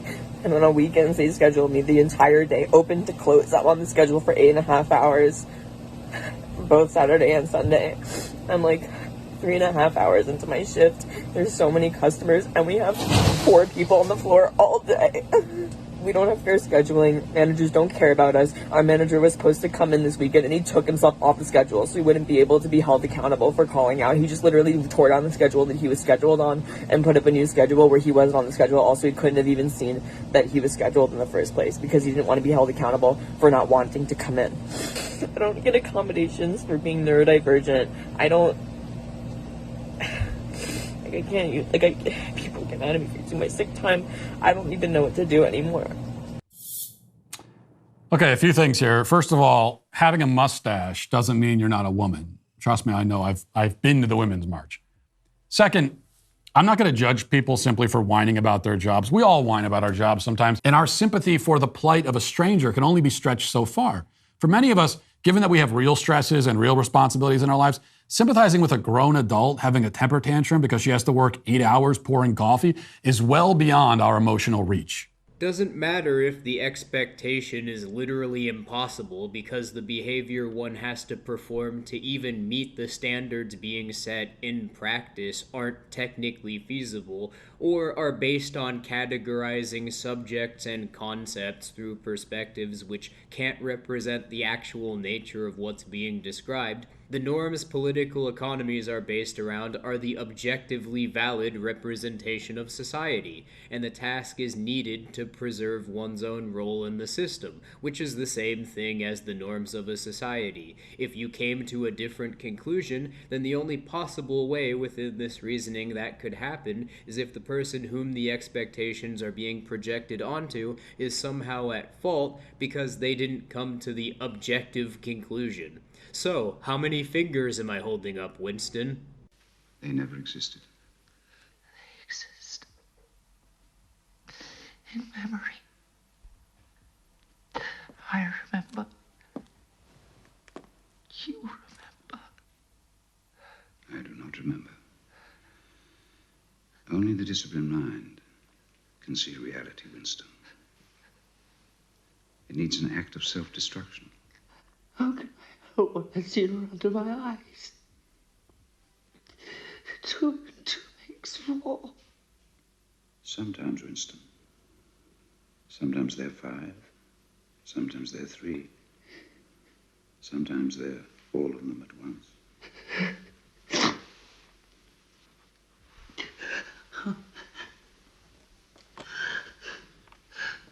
Reality is in the human mind, not in the individual mind, which makes mistakes and soon perishes, but in the mind of the party, which is collective and immortal. How many, Winston? I don't know. I don't know. Better. The tactics all rely internally on projecting intent onto your perspective by creating a proposition to represent it in the form of a narrative, and then pressuring you in order to try to make you doubt yourself, so you begin representing your own perspective through the narrative of your perspective that they've created to change your perception of events, so that either your memory of what happened changes due to how you describe the scenario to yourself changing, or you begin to normalize their expectations as your own. And the effect in practice, which all of these tactics create, is to mask the actions of the abuser in causing the dispute, or their expectations, which motivate their actions, from scrutiny by using strategic rhetorical tactics so that the victim is emotionally manipulated into framing themselves into being at fault. It's Elenchic testing, but applied to your perception specifically of your relationship to the state. And when this tactic is used in the context of interpersonal relationships, its effects on the brain are intensely scrutinized and widely understood to be a form of abuse because of the fact that it literally causes trauma. It's widely known and referred to by the phrase gaslighting, as I've used liberally throughout the video. Propaganda gaslights you over your perception of the state. The Socratic method gaslights you over how you use logic to represent science to yourself. Religion gaslights you over your perception of spiritual systems. And institutionalized methods of practicing psychology gaslight you over how you represent your own sense of self and reality, for the purpose of trying to get you to gaslight anyone you interact with to spread the trauma bond. It's like a psychological zombie virus.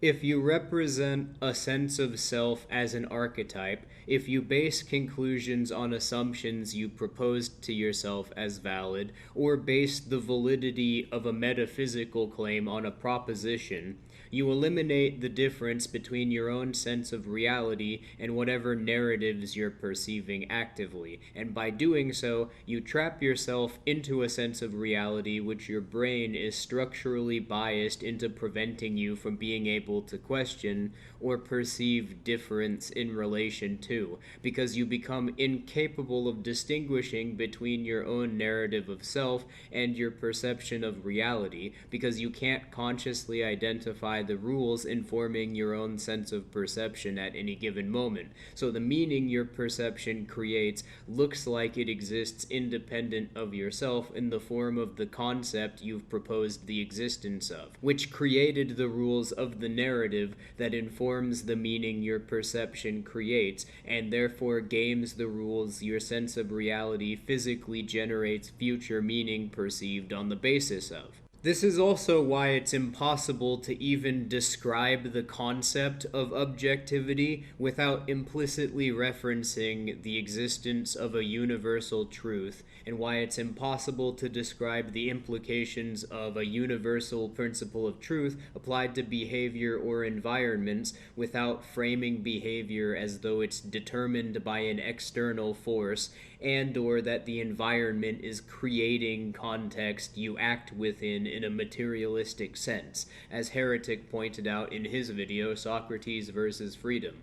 From a physical perspective, the structure of neurons which formed when you proposed the validity of an objective perception to yourself is the phenomenon which caused it to emerge. Your own brain is the so-called prime mover. This exposes the mistake which people who are skeptical of state power have been making in their approach to criticizing the so-called statists, and that skeptics of the supernatural have been making in their approaches to understanding religious belief systems. You assume that this reasoning is the product of a deductive process which the person you're arguing with is rationally aware of, and by referring to them as statists and yourself as anarchists/libertarians or atheists and the religious, you're participating in the exact same mass delusion that they're trapped in without realizing it. Your narrative of reality is based on exactly the same rules as the person you think you're disagreeing with, so you're not actually disputing any of their claims. This is just another iteration of Hegel's victim and hero archetypes acting in a shared hyper-reality that both parties have been unwittingly trauma-bonded into acting through. The state is actively and deliberately perpetuating a mass psychosis and has been for thousands of years. Propaganda masks this by calling it civilization, then frames the reasoning which is created by perceiving it as valid by representing it as logic, while tricking you into becoming emotionally invested in participating by creating artificial scarcity through the enforcement of property titles, which pressures you into basing norms of your behavior on something which implicitly requires the state to continue existing in order for it to continue being possible to preserve, while excluding all other possibilities within the norms of a legal infrastructure because of the costs introduced by this artificial scarcity, along with how said costs influence your incentives to act. Because this is presented to you through propaganda as a conclusion you came to as the product of your own choices, you then reframe the pressures created by the environment to yourself in your own memories as your own reasoning, which people then use these philosophies and memes which are institutionally promoted as propaganda as ways to explain these seemingly otherwise inexplicable experiences. This is a problem which can't be solved through reform because the problem is caused by inherent characteristics of the state functioning as an organization, which are necessary on an economic basis for the state to sustain itself.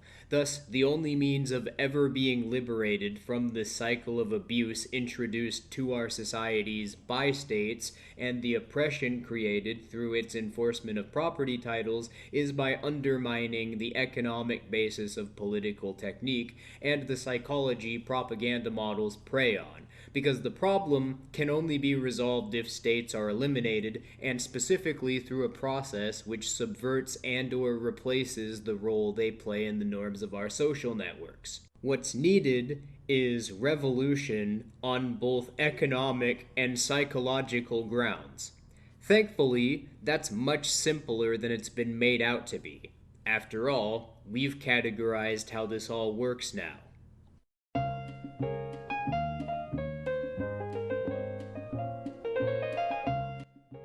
You open your eyes and you don't check the clock. You don't even care what day it is. Time isn't chasing you anymore. You're not late, you're not early, there's no meeting at 2 p.m. Instead, your sense of time is wrapped around events that actually matter. Time is an illusion. That illusion is reinforced by the belief in solid things that are other than we are.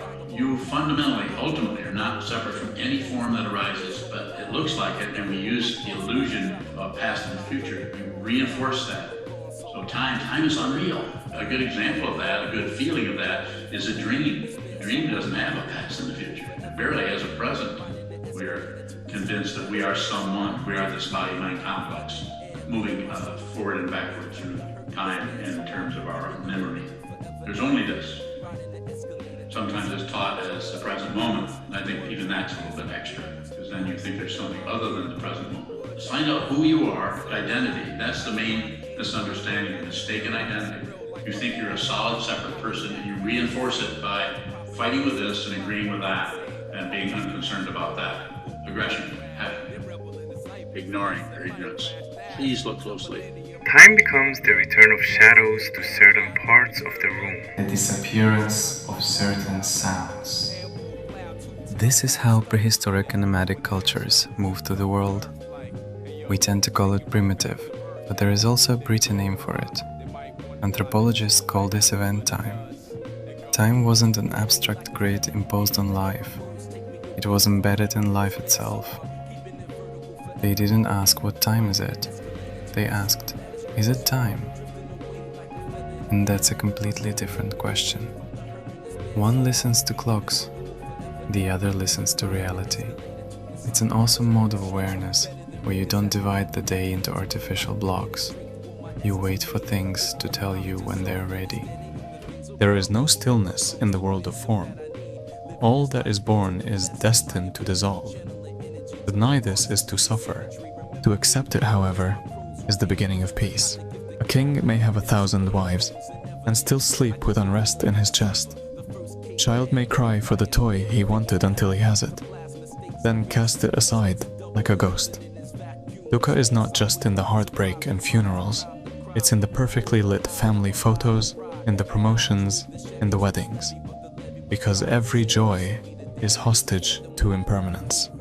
Everything changes, and pretending it won't is what makes it terrible. Dukkha doesn't always look like ruin. Instead, it mostly looks like overabundance, decadence, spiritual vacancy.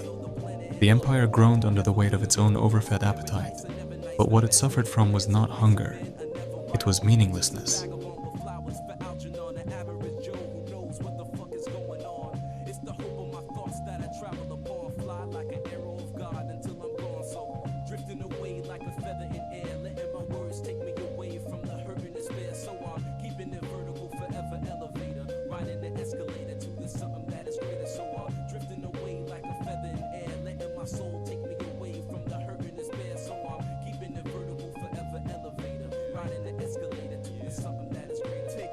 The concept of hedonic adaptation in psychology describes how quickly we return to a baseline of dissatisfaction, no matter what pleasures are introduced.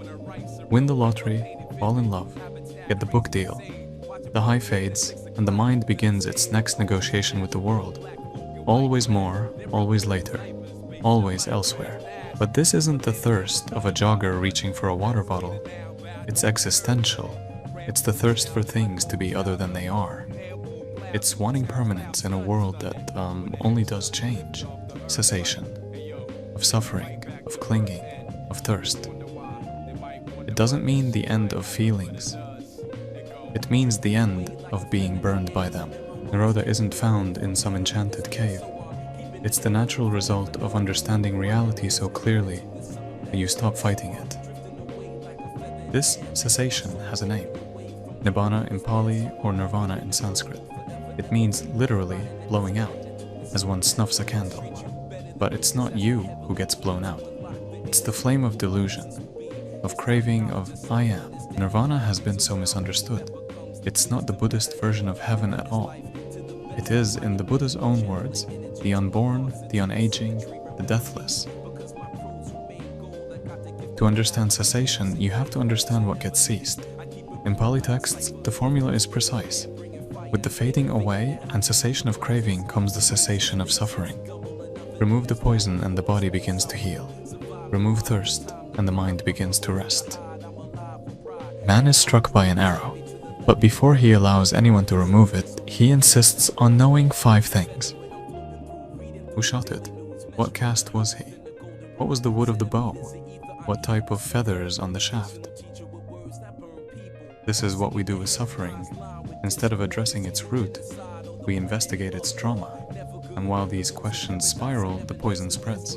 When the fire runs out of fuel, it doesn't need to be extinguished.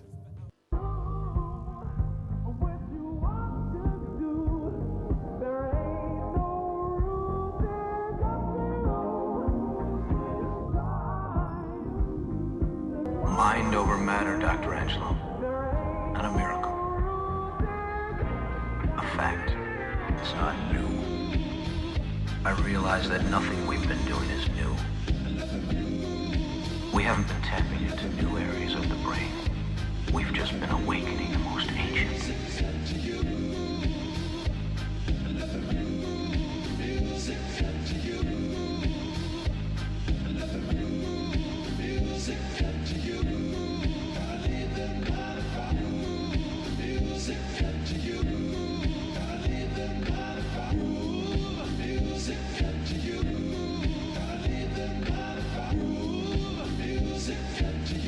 This technology is simply a route to powers that conjurers and alchemists used centuries ago. The human race lost that knowledge, and now I'm reclaiming it through virtual reality.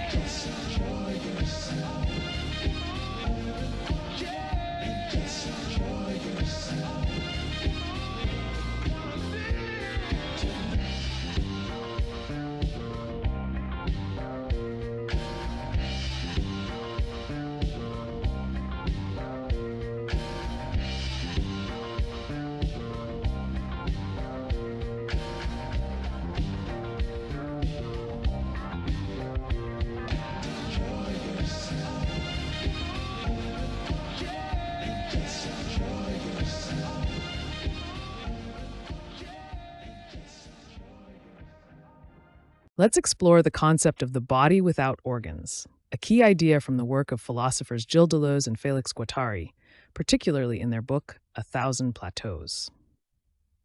The body without organs is not a literal physical body. Instead, it represents a plane of potential, a space where new connections and flows can occur, free from the limitations of fixed identities and structures. Deleuze and Guattari see the world as being organized by stratifications, or layers of fixed identities and structures. These layers can represent social norms, personal habits, or any system that limits the flow of potential. However, deterritorialization is not the end.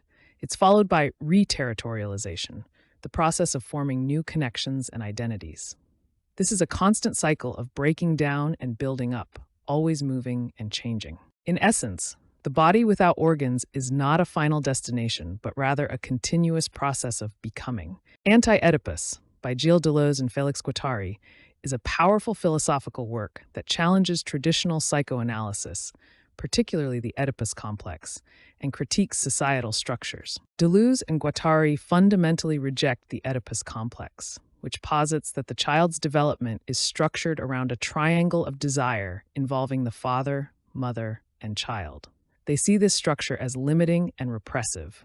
Instead of seeing desire as a lack or something to be fulfilled, Deleuze and Guattari view desire as a productive force. It's a flow that creates connections, experiences, and new possibilities. The concept of the body without organs, BWO, represents a plane of immanence. It's a space where flows of desire and energy circulate freely beyond fixed identities and pre-established structures. In conclusion, Anti-Oedipus calls for deterritorialization, escaping fixed identities and becoming something new through the flows of desire. It's a process of continuous transformation and exploration beyond the constraints of traditional structures. Let's explore a concept from the philosophers Gilles Deleuze and Félix Guattari. We'll be looking at deterritorialization. Before we dive into deterritorialization, let's define a territory. A territory is a space that's organized, marked, and given meaning. Territorialization, then, is the process of creating and maintaining such a territory. Deterritorialization is the opposite of territorialization. It's the process of destabilizing or breaking down established territories and the meanings associated with them. Consider a nomadic tribe. Their movement from one area to another can be seen as deterritorialization, as they break their ties with specific geographic locations and the meanings that are attached to such places. Deterritorialization is often followed by reterritorialization, which is the process of creating new territories or reestablishing old ones. In summary, deterritorialization and reterritorialization are ongoing processes of change and transformation. They are key to understanding how social, cultural, and even personal spaces are constantly being created and reshaped. Let's explore Theravada Buddhist concepts of sati, or mindfulness, and anatta, the idea of no self, through the lens of schizoanalysis. This approach will help us understand these profound ideas in a new and dynamic way. Sati, or mindfulness, is about paying attention to the present moment without judgment. It's a practice of observing sensations, thoughts, and feelings as they arise and pass away. This is a moment-to-moment awareness where the focus is on the now. Anatta, or no self, posits that there's no permanent, unchanging self or soul. What we perceive as self is a collection of constantly changing physical and mental processes. These processes are in constant flux without a fixed core. From a schizoanalytic perspective, sati can be seen as a deterritorialization of fixed identities. It allows the flow of experience to move freely without being trapped by rigid notions of self. Anatta aligns with the schizoanalytic rejection of the unified subject, embracing the idea of multiplicity and constant becoming. Sati and anatta work together. Mindfulness reveals the non-self. By observing our experiences without clinging, we come to understand the impermanent nature of what we call self. Technosemiotics is a deconstructive sociological method that integrates concepts from systems theory, Austrian economics, and post-structuralism. It aims to provide a new way to understand value and action within human societies. The core of technosemiotics is built upon three main components: Austrian economics, post-structuralism, and systems theory. Each of these distinct intellectual frameworks contributes a vital aspect to the method. Austrian economics centers on understanding human action, emphasizing individual choices and the market processes that emerge from these actions. It examines how people make decisions and how these choices shape economic outcomes. Post-structuralism, on the other hand, explores the pre-individual conditions and societal structures that shape human actions. It looks at how power dynamics and cultural norms influence behavior before individual choices are even made. Systems theory is concerned with how processes function, focusing on the elements that enable a system to maintain itself over time. It examines the interactions and feedback loops that keep a process stable and ongoing. Technosemiotics synthesizes these three perspectives, combining the focus on individual action from Austrian economics, the structural analysis of post-structuralism, and the process-oriented view of systems theory into a cohesive methodology. A key feature of technosemiotics is its ability to negate the influence of political ideology on the perception of value. By doing so, it creates a framework where evaluations are not based on pre-existing political biases. By eliminating political biases, technosemiotics also prevents the psyche from developing paranoiac emotional investments in simulacra. This is because the method removes the mechanisms that could lead to such biased attachments. It contextualizes spiritual concepts by examining them through neurology, psychology, and the concept of technique. This approach allows us to understand how these elements interact to influence our actions. Technosemiotics draws heavily from Jacques Ellul's concept of technique. This isn't limited to machines, but includes any method used for efficiency. It applies to perception and cognition, viewing them as technical processes that can be adjusted and altered to achieve specific goals. Technosemiotics integrates spiritual concepts from various traditions. These include Hermeticism, with its emphasis on mentalism and correspondence, Gnosticism's focus on inner knowledge and transformation, Buddhism's practices of mindfulness and awareness, and magical techniques that employ intentionality and symbolic action. In practice, technosemiotics employs mental techniques like meditation for cultivating awareness, visualization for shaping reality, affirmations for programming beliefs, and rituals for symbolically encoding intentions. These techniques are tools to modify our cognition and perception, leading to more effective action. In conclusion, technosemiotics offers a powerful framework for understanding how spiritual concepts and mental techniques can modify our actions. By viewing cognition and perception as technical processes, we can consciously adjust and alter them to achieve our goals, leading to more intentional and effective living. The method that has been produced from the last few years of our work we've been toiling away at is what we've come to refer to as the End of Time campaign. The End of Time campaign is an entirely new form of revolution, because first and foremost, how it's performed requires the context of an entirely new system of science that's been developed, which acts as a rebuttal to the Socratic method, and a new system of spiritual practice, which acts as a counter to propaganda. The state as a model of organization, along with any religious philosophical system's concept of God's effect on the psyche. The reason for its name is in reference to one of the notable effects on everyone's sense of reality that'll be experienced as a result of it being performed to its conclusion, which is that everyone's perception of time will pluralize and be centered around their own narratives of reality, which they'll be conscious of. Also, because its practices undermine the psychology of the Judeo-Christian Trinity, thus take it to its end will result in Judeo-Christianity becoming a dead system. So, the name is also to signal awareness in a double entendre that it acts as direct opposition to the Judeo-Christian God. Not because that explicitly needs to be stated for the point to be established, because I think that the method speaks for itself, but because I wanted to make the Yahweh-worshipping bastards feel called out in the most direct way I possibly could. By giving the revolution a name which has multiple different reasons behind it, and therefore multiple different ways it could be interpreted, but one that a Judeo-Christian can only interpret as being antagonistic to them due to how it signals in relation to their belief system. showing them through practice how their belief system biases their emotions on a cognitive basis, that the people who created this revolutionary method have a technical awareness of how their tricks with language work, so they know their fucking bullshit manipulation tactics aren't gonna fly anymore, and therefore turning their very reaction to it into a demonstration that what's being claimed here about their belief system is correct to everyone. And all I had to do in order to get that reaction was to show people the ingredients of the Kool-Aid you're tricking them into drinking from a perspective that's reproducible through mindfulness and therefore isn't influenced by the demiurge. AKA biased by being unable to perceive how the brain subliminally reinforces your beliefs from the perspective of how your sense of reality physically generates the meaning you perceive if you've proposed to yourself that your perception is a true belief system. Oh, and just so I get a chance to mention it to prevent Judeo-Christian gaslighting over this point, because it's very common for sects which are based off of the proto-Orthodox movement, the Roman narrative of the Bible, in other words, to frame their conception of God as different from those who consider the Hebrew Bible's narrative to be the correct representation. I'm well aware that the stories are different.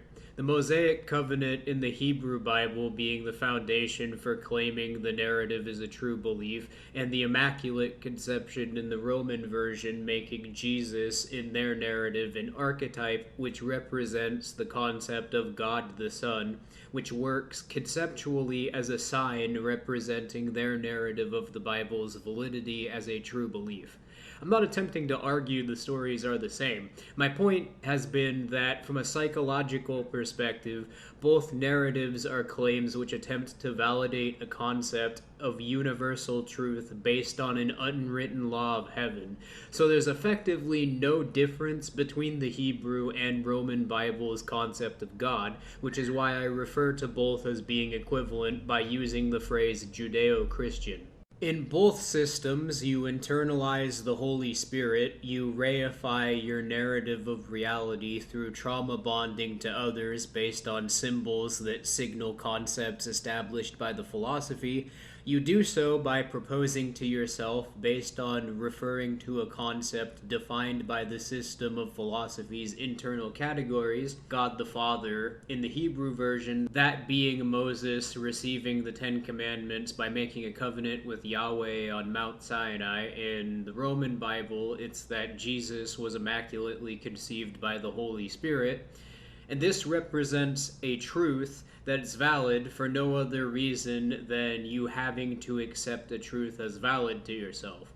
God the Son. In the Hebrew version, this would be how all Israelites are subjects of Yahweh because of the Mosaic Covenant. In the Roman version, it's how literally everyone is subject to this representation of God as a universal truth because of the Christ character's execution.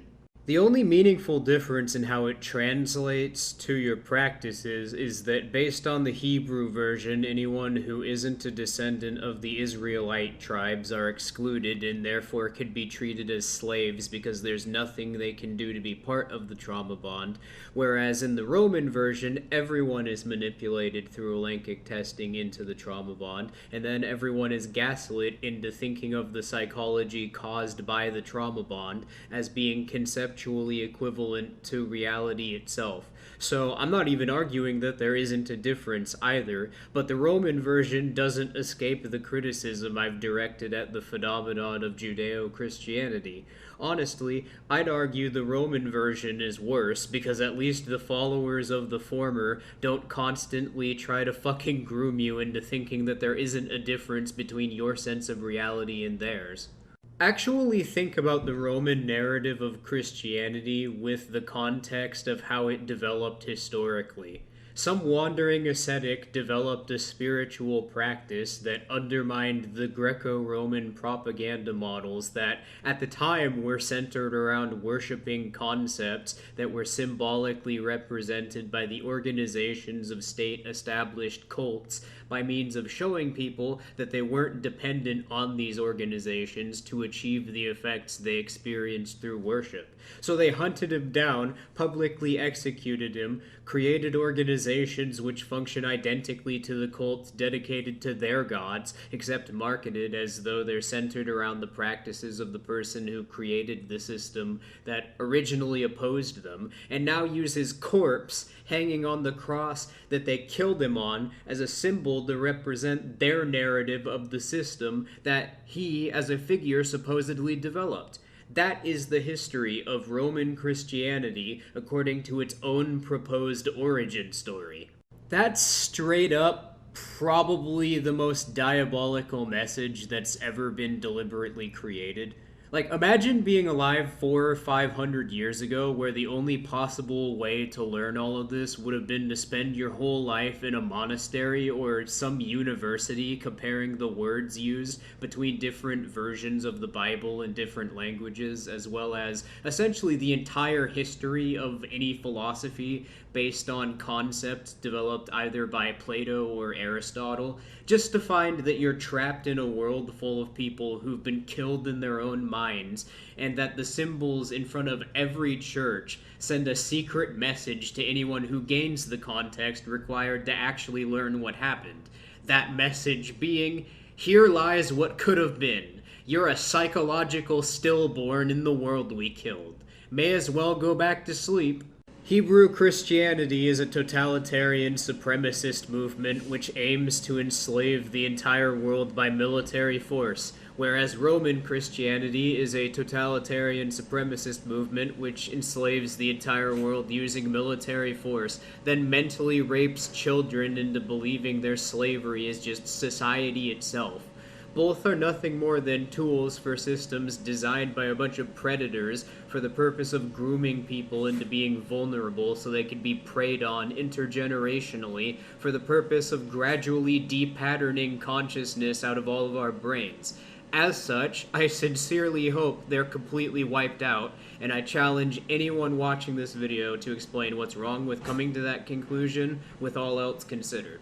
Really, you could substitute the point I'm making directed at Judeo-Christianity here with any philosophy or spiritual system which proposes the validity of their own categories as truths, because using any such system causes the demiurge to control the realities of people who've adopted them. But my ire is directed specifically at Judeo-Christianity, however, on the grounds that as a system, it spreads by veiling its categories using dialectic language to disguise itself through signaling the words used to name the categories of other philosophies to subvert and replace their metaphysics. And it's designed this way intentionally for the purpose of trying to prevent people from being able to represent it from a perspective that isn't reified into its own categories. So unlike other religions or proposition-based philosophies that I'm aware of,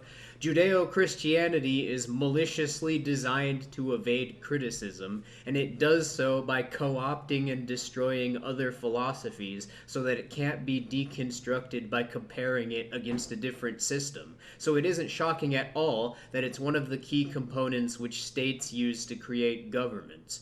But with the fact that it is, as far as I'm concerned, giving a value-neutral description of what's happening to people because it and the state exist is the same as explaining why I'm against it and the state, and what I would cite not only to argue that they're completely devoid of any redeeming qualities, but also that the psychology of people who internalize philosophies based on the Socratic method and/or Judeo-Christianity to represent metaphysics in their narrative of reality to themselves makes them impossible to peacefully coexist with, because as I've shown throughout this video, narcissistic behavior is caused on a cognitive basis by people adopting belief systems that they become invested in through some imagined narrative, when the belief systems that serve this purpose depend on something external to themselves to have features which can't be changed as a practical necessity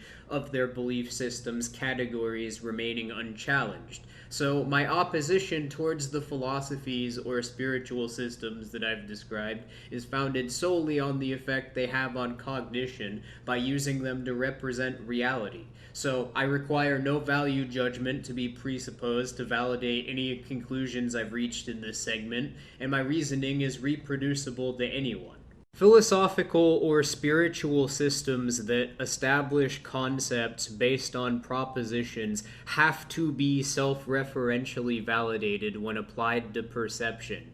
Categories established by philosophies and/or spiritual systems from a cognitive perspective act as framing devices to create deliberate patterns of meaning with. And so based on the fact that these concepts within their own systems of philosophy are validated by logical propositions, using the concepts these philosophies propose as framing devices will cause someone to become dependent on the pattern of neurons they created as a result of creating the proposition they used in their perception to create the concept's perceived validity with, because the philosophy itself is a true belief based on an initial proposition in order for a category it creates to be based on a proposition in logic. It's the tonk problem. This is due to the logician Arthur Pryor. So if we're saying that the meaning of a symbol is given by specifying some proof rules for it, then what is to stop me coming up with a new word or new symbol and trying to give it a meaning with whatever proof rules I like? So here's a new word, tonk. Here are some proof rules for tonk. They look pretty good. Apart from using these rules, I can prove literally any sentence I like, okay? That should make this concept completely meaningless because it will just trivialize any proof system. There is no proper truth function that I can associate with tonk. It's just going to trivialize the system by making everything true kind of straight away. But if you think that proof rules are sufficient for giving meaning, well, I've given some proof rules, so why doesn't this thing have a meaning? That seems to be a fairly good reason for rejecting the law of excluded middle. The idea is the proof rules have to be of the right kind. But as always with these philosophical debates, it's kind of tricky to specify exactly what that requirement should look like. And that acts as a hit of dopamine in anyone's brain that this is happening to the perception of. So, from the perspective of someone who's developed a narrative of reality like this, it would be technically accurate to describe what's happening on a cognitive basis here to be a process through which adopting a belief system causes someone to become narcissistically invested in reinforcing its perceived validity to themselves. Anyone who internalizes these philosophies as valid representations of nature will become emotionally invested in their own narratives of reality and project their reasoning based on the concepts these philosophies establish as framing devices onto anything they perceive, which results in hallucinating that the conclusions reached following concepts established by said philosophies are based on referring to a sense of meaning that exists independently of their own perception. The philosophical systems establish the categories by the individual proposing their validity. The categories the philosophy establishes eliminate the perception of uncertainty by lowering the potential range of information the brain can reference to create future perceptions upon, and so are therefore subconsciously appealing because using them reduces the input of resources the brain as an organ uses to create the physical perception of meaning. This results, in practice, in an irrational preference to validate one's existing belief system, because the existing belief system, in this case, was created by using the philosophy's categories to establish its own validity, so the internal consistency in the conclusions reached is determined entirely by the brain's hedonic tone forcing connections, by using dopamine hits derived from reasoning created by the categories of the philosophy appearing to be validated. Philosophies which are created through initial propositions have nothing internally to base their claims of validity on to people who believe in them other than the proposition which they establish themselves with.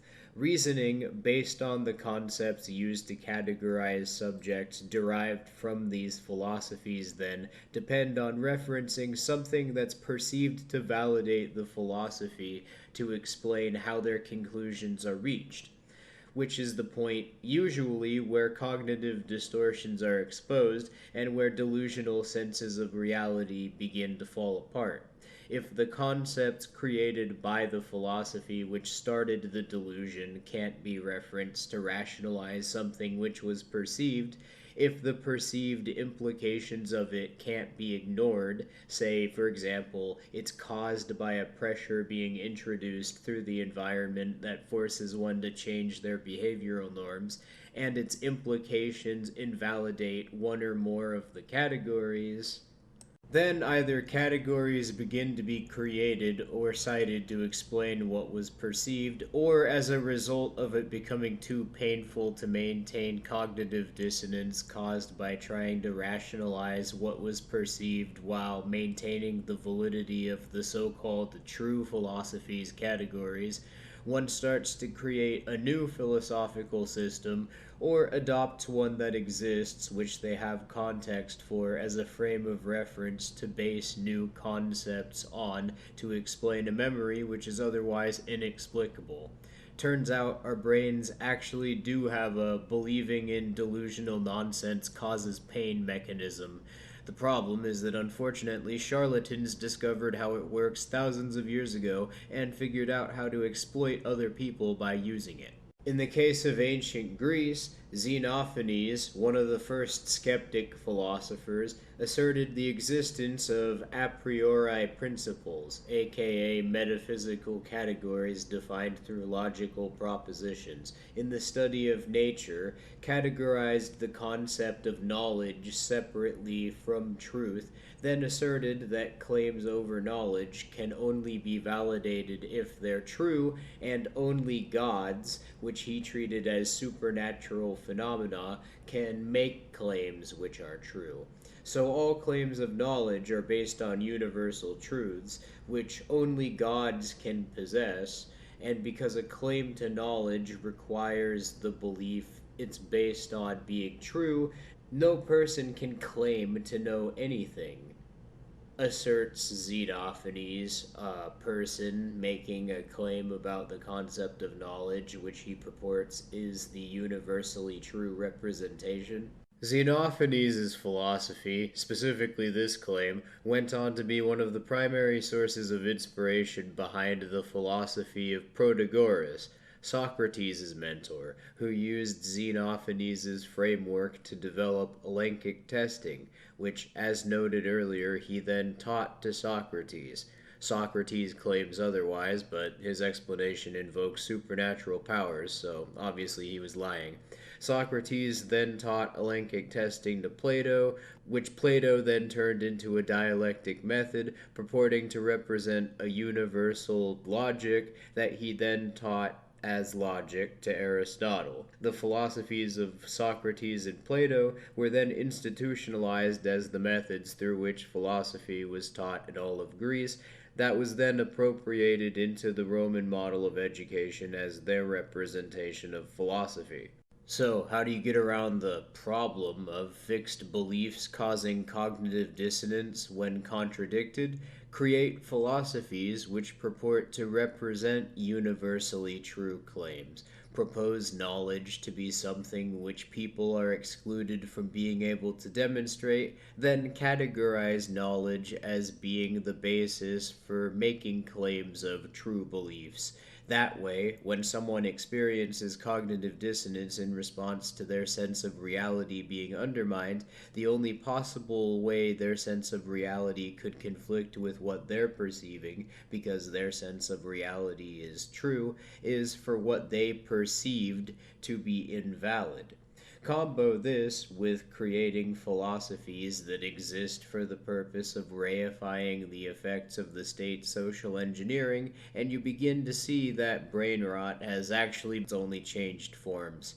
Well, anyway, because of how deeply almost everyone has been brainwashed as a result of believing in the existence of universal truths and consequently that an objective sense of reality exists, due to how long the systems which perpetuate them have been institutionalized by the state, not to mention merely explaining what that even means along with its practical implications, setting up the context required to understand how it works and how this became normalized in our social environments was by far the most difficult part of getting to this point.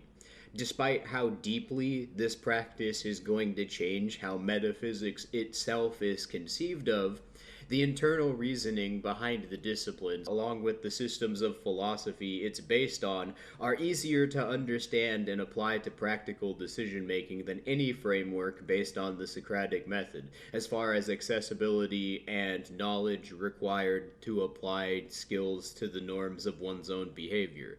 But deconstructing all of this was necessary, so it could be perceived in the first place from a narrative that wasn't contained by any of the assumptions that reinforce the Socratic method on a metaphysical basis because of the effect one's own belief system itself has on the effect of any person's cognition, and consequently how that would translate to the meaning any person perceives due to the structure of how the brain itself is ultimately causing your narrative of reality to exist at any given moment. Now, one of the few tropes in apologist rhetoric that actually raises a valid point about belief systems is that a competing representation of the concepts and subjects as described by any philosophical system are necessary in order to create a narrative that allows for a sense of cohesion within any sort of opposition movement.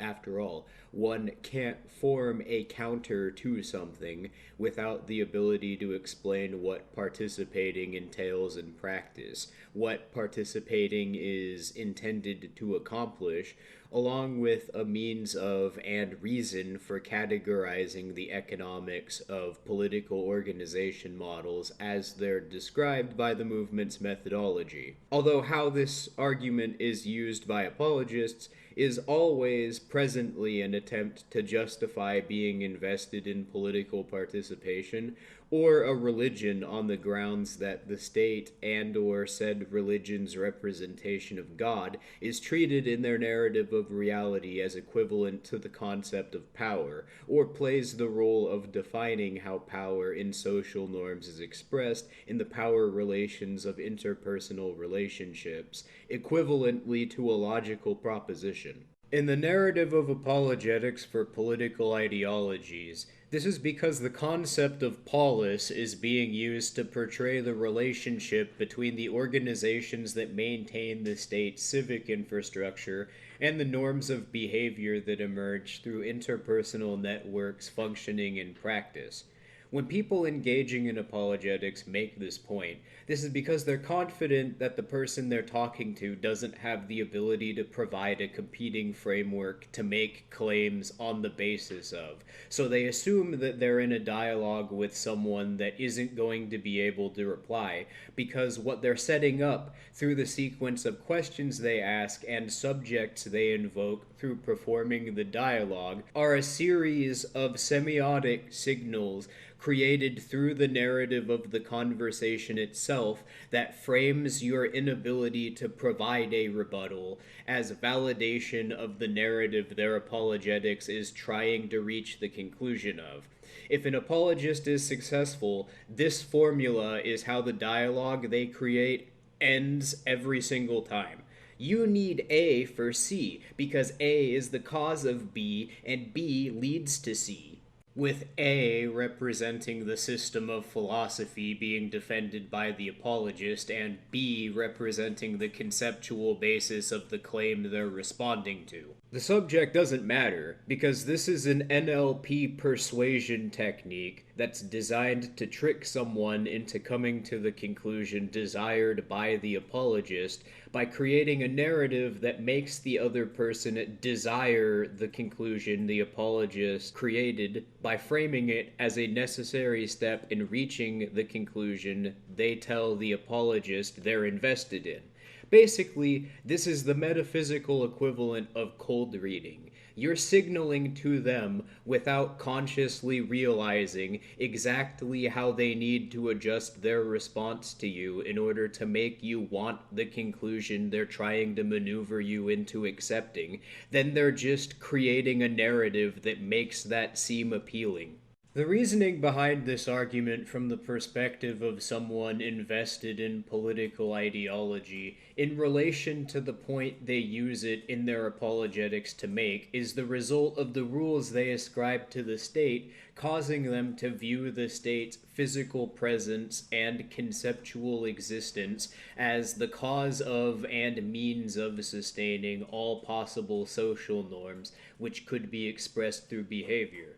Action as a concept in the context of a narrative inherently makes reference to a description of performed behavior, and the implications of performing a behavior emerges as the perceived consequence of specific actions performed in individual instances.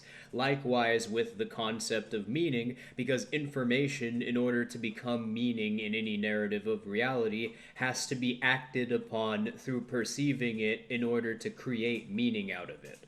Because a behavior has to be performed in order for an action to have features which could be defined categorically, and because meaning in anyone's given narrative of reality has to be created through the act of perceiving information, someone with a narrative of reality that's metaphysics are derived from logical propositions can't make scientific claims about action, because there's no way for someone who constructs their reality around these rules to distinguish between the narrative they create and project onto a perceived behavior based off of their own ideals with what about it, along with the people performing the behavior, leads metaphysically to the end they're claiming it causes.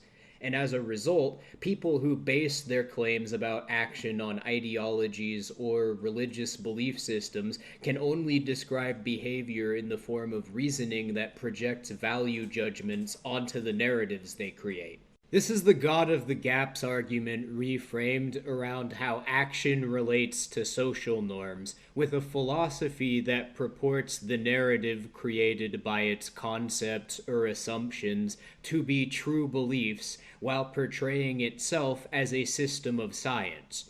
This is the result of the fact that the only way anyone could categorize any subject in their own perception is based on proposing the philosophy's concepts as valid to themselves. So any subject which would be categorized by being based on the concept of action can only be portrayed in their own perception of cause and effect relationships in the form of propositions, because the concept of action can only be based on a proposition, because all concepts can only be based on propositions, including the concepts which define the rules in one's perception of logic itself, which within the internal reasoning of any philosophy that tries to validate itself on a logical proposition is going to be because every claim has to be based on propositions, which is exactly the role ideological motivation as an explanation for the origin of behavioral norms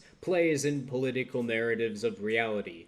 As a result of the fact that behavior in the context of politics can only be described in the form of logical propositions, this leads to the reification of how someone following this reasoning perceives social norms, where they unconsciously portray norms of societies as being rationally constructed. The concept of it being possible for one's behavior to somehow be motivated by their ideals is used as the basis for rationalizing polis, and therefore to scapegoat individuals by responsibilizing them into the role of being the cause for whatever issues people perceive with the state's actions. In a social context, what it comes down to is that ideological motivation doesn't actually exist. Think about it. What's the structure of an ideal? What gives an ideal its characteristics that define it outside of the categories perceived based on initially creating it? Well, that would be the structure of neurons that were caused when it was proposed as valid to the individual themselves.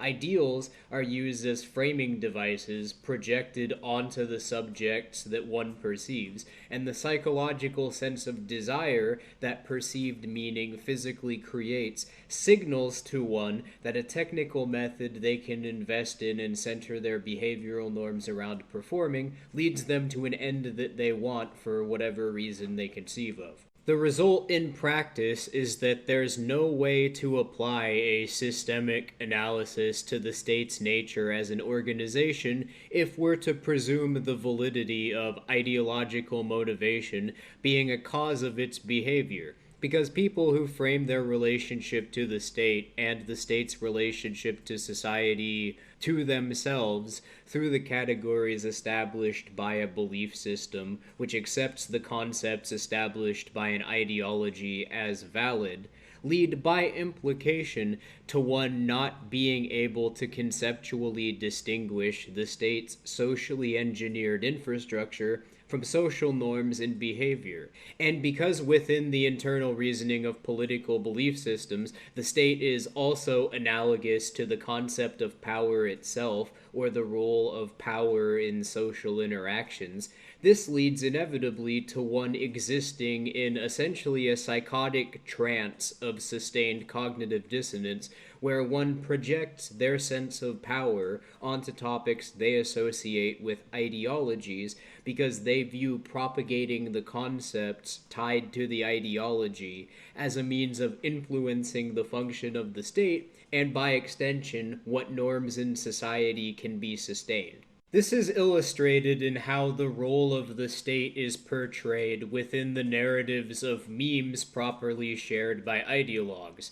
That meme I've been showing throughout the video, commonly used as propaganda by people that are invested in the culture war narrative, is a great example and one that I've been sent personally at least 100 times. Comparing not being invested in political participation to being in a fight to the death you can't run away from with a baseball bat between you and someone who is your ontological enemy while refusing to take the bat.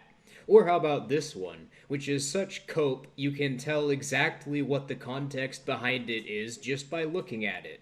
Someone running a reactionary Twitter account made a claim about something they thought the state was going to do after the inauguration based on cognitive biases created by their beliefs that were proven laughably wrong within a few days. Someone sent them the "Fell For It Again" award badge meme, and they crashed the fuck out. Analogizing not being invested to political participation to, quote, doing nothing or being indifferent to perceived problems. Hell, one of the common expressions that the state has astroturfed for generations long before the internet is, if you don't vote, then you can't complain. The way that the state or participation in politics is being framed in both of these instances is uncontroversial among narratives of the state created by rhetoric of ideologues. Feel free to compare how I've described the psychology of political belief systems to the way any commentator describes the state's role in relation to social norms to their own rhetoric in any instance where they defend the state's role in a society. Left or right wing, Marxist or liberal, conservative or Nazi, doesn't matter, you'll find that their description of the role the state plays in a society is identical regardless of the ideals they associate themselves conceptually with. It's common sense that people form groups to pursue their interests. Not voting is against your interests because other people will have the state pursue their interests against yours. It's human nature that some groups will just prefer centralized organization. They just will. Trust us. Freedom is slavery. Ignorance is strength. The only thing I know is that I don't know nothing. I'm showing you love through the will of God. Same energy. Well, anyway, the very first feature that distinguishes the End of Time campaign from any other form of revolution which has yet been developed in a novel way is that its method doesn't require anyone to adopt a religious or ideological belief system because it doesn't require referring to the presupposed validity of any sort of transcendent concepts or ideals to explain why one uses any of the concepts it establishes in their metaphysics to represent subjects being described. If it did, then it couldn't be successful because it could be co-opted into reinforcing the institutionalized system of philosophy through using propaganda to condition people based on their own ideals into being emotionally dependent on maintaining norms of behavior that emerge because of the enforcement of legal titles. It's instead a mindfulness discipline tied to a practice that creates a new mental state that is caused and pluralized through the process of performing it, being based on gathering all of the components required for a method of organization to emerge that we've come to refer to as a post-political economic network, or PEN for short. Modern society's dependence on state systems creates a reliance that can be problematic. The state plays a crucial role by creating and defining property titles. This leads to economic models that are enforced by the state. Consequently, this creates a dependence on state-controlled systems, which can limit individual autonomy and self-sufficiency. Self-sufficiency, in this context, is the ability to meet one's own needs without external assistance. This requires independence in key areas such as power production, hardware engineering, medicine production, and food production. By producing our own power, engineering our own hardware, making our own medicine, and growing our own food, we undermine the state's control. This self-production in key areas allows us to break free from the reliance that is enforced through their economic systems. In their influential work, 1,000 Plateaus, philosophers Gilles Deleuze and Félix Guattari introduced the concept of the war machine, a complex idea that extends far beyond literal warfare. Contrary to its name, the war machine is not primarily about warfare. Instead, it represents a nomadic force of creative disruption that exists outside of state control, creating a fundamental tension between these two forces. The war machine and state apparatus represent opposing concepts. The war machine is nomadic, operates in smooth space, exists in a state of becoming, follows rhizomatic structures, and deterritorializes. In contrast, the state is sedentary, creates striated space, maintains being, follows tree-like hierarchies, and constantly territorializes. The war machine concept manifests in various forms: nomadic tribes resisting state incorporation, scientific revolutions, avant-garde art movements, grassroots social movements, and guerrilla warfare tactics. Nomadic peoples of the steppes exemplify this concept as they historically existed outside the control of agricultural states. A crucial part of Deleuze and Guattari's theory is that the state often tries to appropriate the war machine, transforming its creative, disruptive force into a military institution under state control. This changes the war machine from an external nomadic force into a tool of state power.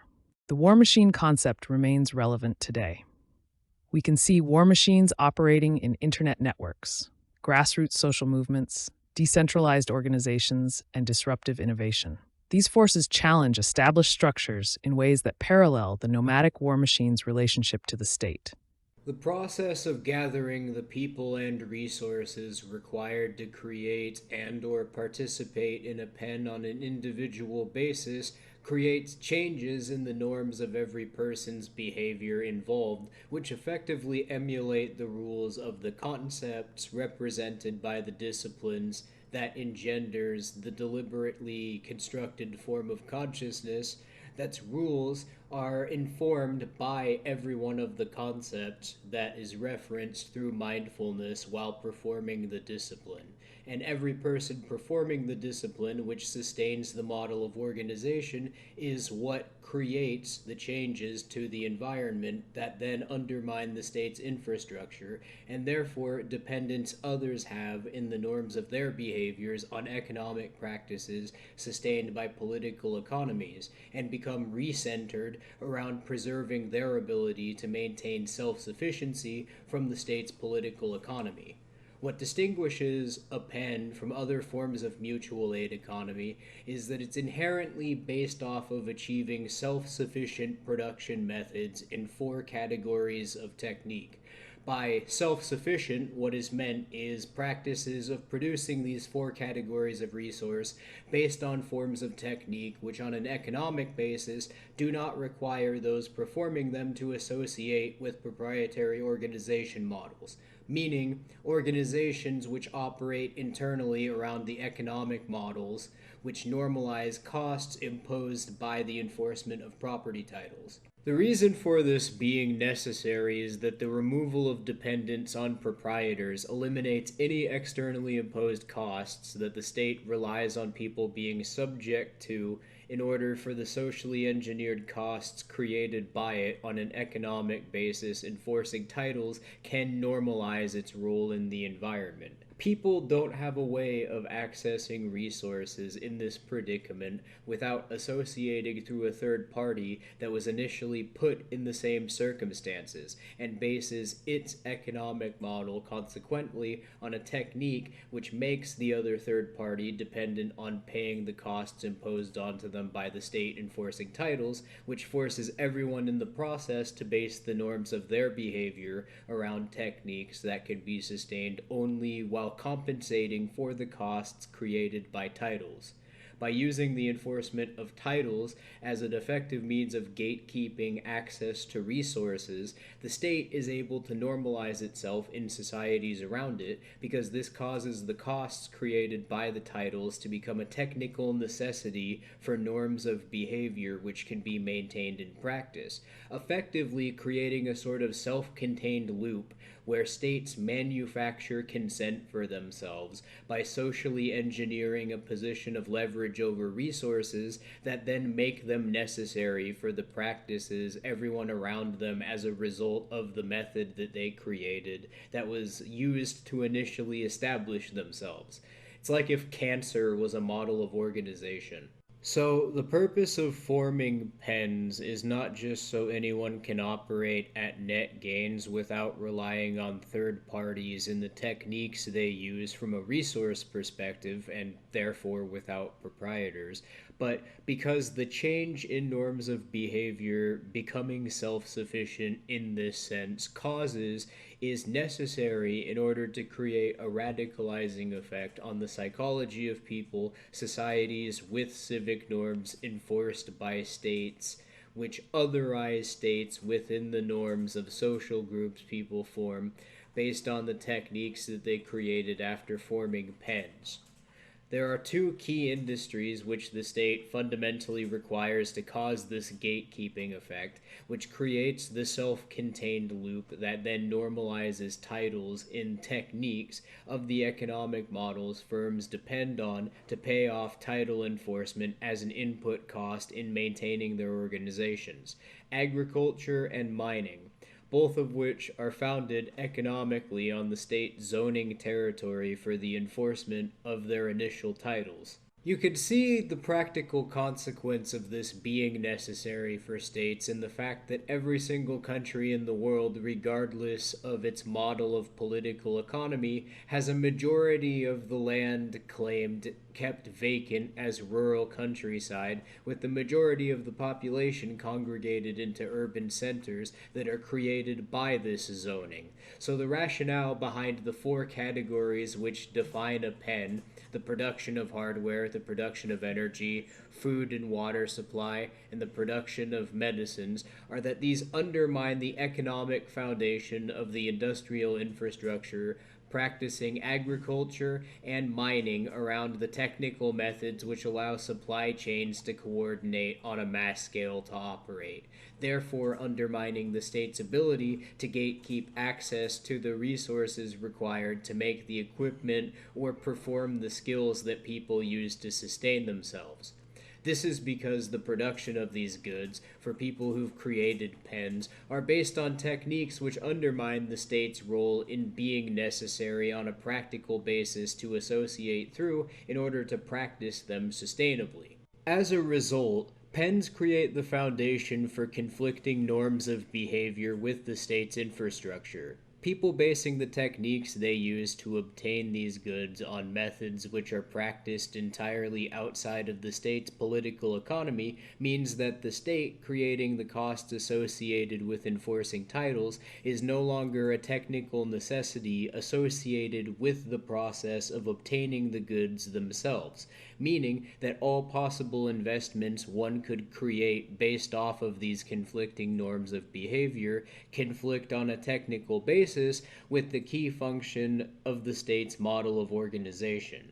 The other main reason for these four categories of technique is that if a group has a self-sufficient means of producing all four, then it's possible for said group to then make copies of all the equipment which was required for them to establish the four techniques which started their pen. It creates a self-contained loop similar to how states initially create political economies. The norms of behavior that they then develop can pluralize the method to other people through performing the behavior, on the basis that they can then use their pens to eliminate everyone else's dependence on political economies by supplying them with the equipment required to set up their own pens. Basically, at that point, it's as easy for someone who's deliberately practicing the end of time campaign to approach anyone else and say, "Sup, y'all, wanna not have bills anymore?" That, in a nutshell, is the end of time campaign on an economic basis, from the perspective of anyone who's deliberately propagating it. Create a pen with a group of friends and then do as much as you possibly can to ensure the resources are available for anyone else to do so. This will cause a self-perpetuating chain reaction in the norms of societies around the state, where people, without subscribing to any doctrines or belief system, begin to change the norms of their behavior in such a way as to necessarily subvert the state's role in their environment, and consequently the state's ability to sustain itself on an economic basis.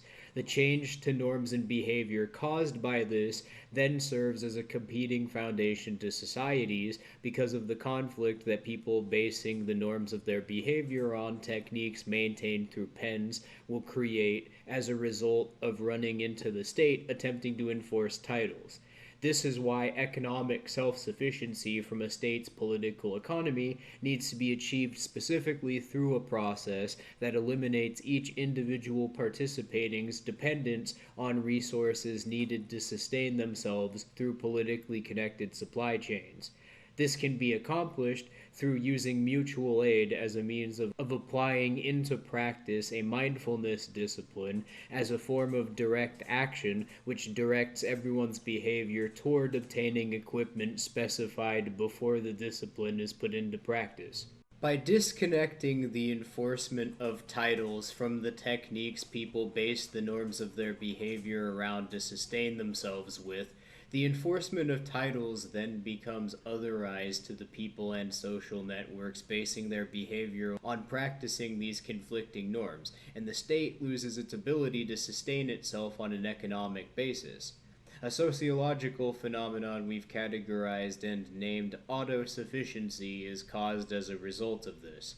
But this doesn't at all explain how the End of Time campaign is aimed at cultivating a revolutionary mental state, or why a specific set of conditions are required to be performed through mindfulness in establishing a pen, or if one has seen that poster that we've made and has been circling around, why stages 3 and 4 of the End of Time campaign involve arming people and or demolishing certain structures in the environment. The triggering of this effect in the norms of societies around the state is necessary because what this is ultimately going to accomplish is the creation of a change in the possible norms of behavior which could exist, so that it then becomes possible through the use of mindfulness in language and in the methods of performing your behavior to begin radicalizing people out of a fixed sense of identity through how you use your language to describe concepts, if repeated frequently enough,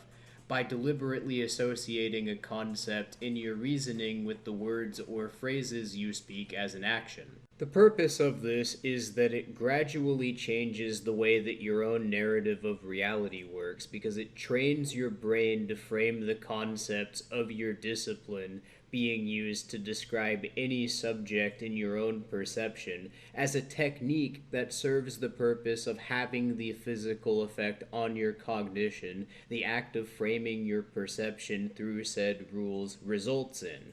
And this is for the purpose of performing a technical method that achieves this end. The rules of the end of time campaign and the concepts required as context to understand it in this case, which serves as the purpose of performing the act of associating the word with the concept that then signals a narrative. This will cause you to start perceiving your own narrative of reality as a concept, a subject, and a function interchangeably rather than just an extension of your own belief system as you employ the revolutionary dialect through your language to frame concepts to yourself following the metaphysics of technosemiotics, because this normalizes the framing of your own perception itself to be perceived as an extension of a technical method that's rules are gamed by the physical structure of the brain itself rather than a logical axiom. One can know this is accurate because perception has to be physically created in order for meaning to exist. Otherwise, there's no difference between information and meaning categorically, which can't be the case because there would be no difference between proposing the narrative of a concept to yourself and referring to it as the end result of a reproducible method otherwise. So categorically, any possible meaning one perceives can only exist as a function of the brain, as the physical process of the brain creating perception is the cause of its existence, and therefore the existence of all possible meaning. The process through which the brain physically generates perception can and has been fully deconstructed through methods of cognitive science that are publicly available to anyone based on research published by universities over the last 50 years. Therefore, one can learn how to represent this process to themselves as a function represented by a concept informed by the methods created with this context. The first step of these three is they need to get you to do something that deviates from your norm. Part of the way that they will do that is that every human being runs off what I like to call applications. Some other psychologists will call them scripts.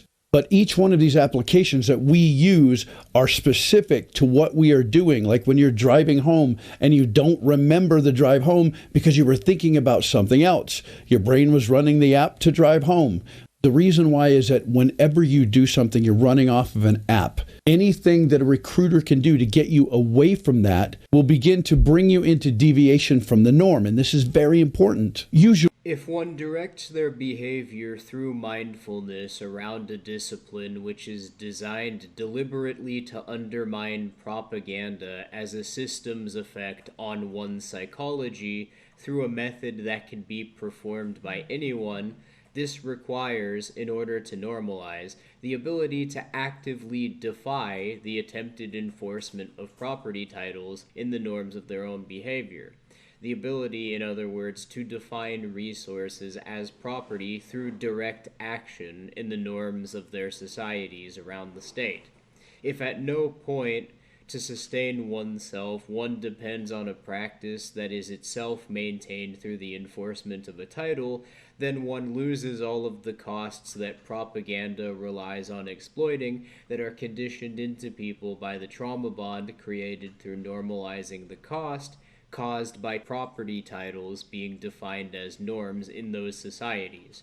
if those changes in the norms of behavior, which are caused by the enforcement of titles, don't emerge, then the concepts and philosophies which are spread through propaganda models don't emotionally manipulate people because they don't have the investments which force them to have to adjust the norms of their behaviors around external costs, because the ability on a technical basis to perform this behavior as a norm means, as pointed out earlier in the video, that people can begin using mindfulness itself to create a public sense of trust between the pens, with nothing external to performing the method of sustaining one itself being required to create a new public sense of dispute resolution, based on comparing the rules of disciplines which each pen's participants use to categorize their systems of consciousness respective to their own interpersonal relationships.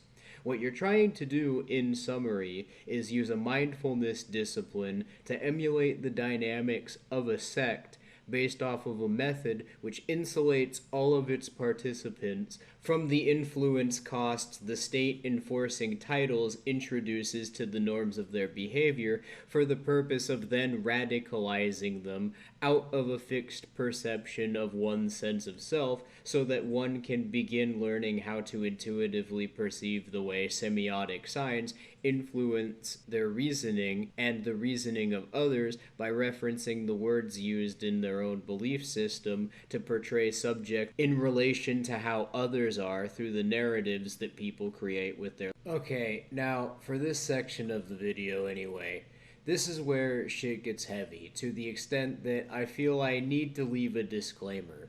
Based on the role that enforcing property titles plays to the state's functional ability to keep working as an organization, there's a giant elephant in the room which I need to address before I move on to explaining the other concepts, mainly, that the discipline is centered around.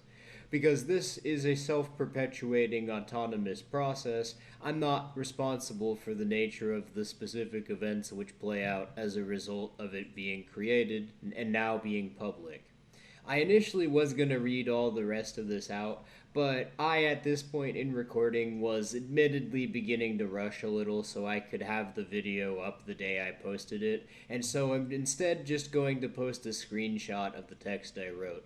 TLDR, why this isn't a cult doctrine, that nothing in this video violates TOS, that I am not promoting violence, and that I am not a licensed psychologist or psychiatrist, and therefore do not claim to practice therapy following the methods of, or purport this to be the advice of, a licensed psychologist or psychiatrist. Let's explore the karmic cycle, not as a mystical concept, but as a psychological phenomenon. Traditionally, karma suggests that our actions determine future consequences. We'll reframe this through a psychological lens, understanding it as patterns of thought and behavior, creating recurring experiences. We'll use schizoanalysis and cognitive semiotics to understand this. Schizoanalysis helps us deconstruct fixed meanings and understand flows of desire. Cognitive semiotics examines how we interpret the world through signs and symbols. Our perception isn't passive. How we interpret things actively shapes our reality. Michel Foucault's concept of power relations is key here.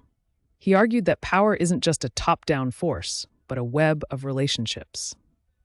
Our actions within these power structures can lead to repeated experiences of dominance or submission. These repeated negative experiences shape our perception, creating what we might call trauma loops. Jacques Ellul's understanding of technique is also important. He described it as the application of rational method to all areas of human activity. Technique reinforces efficiency and predictability, potentially leading to dehumanizing experiences. This creates a loop where our actions, guided by technique, lead to predictable, often negative outcomes. In summary, our interpretations through cognitive semiotics, our actions within Foucault's power relations, and our technical approach to life all contribute to creating recurring experiences, much like the karmic cycle. Breaking this cycle requires conscious deconstruction of these patterns and a shift in perception. So, two of the inevitable questions that are aroused from even suggesting that existing norms of behavior that one's acting around or philosophical systems one is using to represent reality to themselves could be subject to change from the perspective of someone who bases the justification for their belief system on the perceived validity of an objective truth. What justification do you have for these changes? And what reason do I have to follow your beliefs? These two questions, far from being gotchas, unwittingly epitomize the main problem with how proposing to yourself that your belief system is true messes with your perception of reality and consequently your psychology. Both are examples of Elenkic testing being used to subtly reinforce the notion that one has to propose the validity of a doctrine to justify any course of action based on an unspecified standard external to their own sense of reality implies firstly that there is one to begin with, which in this case is exactly what's being contested. They're examples of Elenkic testing because they reframe whatever perspective you would be defending in the narrative of the conversation if you accept their premise into ideals or references to some moral principle that you would be basing your claims upon, that you're proposing other people have to base the norms of their behavior upon in some prescriptive sense. This more than likely isn't conscious on the part of one who would be asking these questions, because if someone has proposed to themselves that everyone bases their own sense of reality on proposing to themselves that a philosophy is truth, which is a requirement for creating a narrative of reality that accepts the premise of universal truth being a valid concept in logic, then it becomes impossible for someone else to have a narrative of reality which isn't based off of an initial proposition of a philosophy they perceive to be a truth. What this translates to on a psychological basis is an emotional reaction to this premise being challenged, because proposing one's beliefs to be based on a philosophy that portrays itself as a universal truth makes one emotionally dependent on their own belief system as a source for perceived certainty, since all possible alternatives for representing anything outside of propositions, because all metaphysical categories within their belief system are themselves based on an initial proposition, then creates the perception of a universal truth, consciously or not, in the form of believing that everyone constructs their narratives of reality based on initial propositions. The reason why this is a problem is because people who are trapped in this hyper-reality as a result of all concepts being defined to themselves through propositions are only capable of representing behavioral norms and actions to themselves in the form of logical propositions, which means that there's no difference to them in perceived cause and effect relationships between an act being performed compared to an axiom symbolically representing the concept of action, and therefore it isn't possible within belief systems based off logical propositions to operationalize the cause of individual instances of behavior being performed, because the characteristics of a specific action performed which cause it to emerge aren't logically necessary to describe it in relation to other subjects of the narrative. One could describe the same concept with a proposition, so nothing about the concept's role in describing a sequence of events depends on features from the subject being described to represent the same narrative using the category rules the concept represents.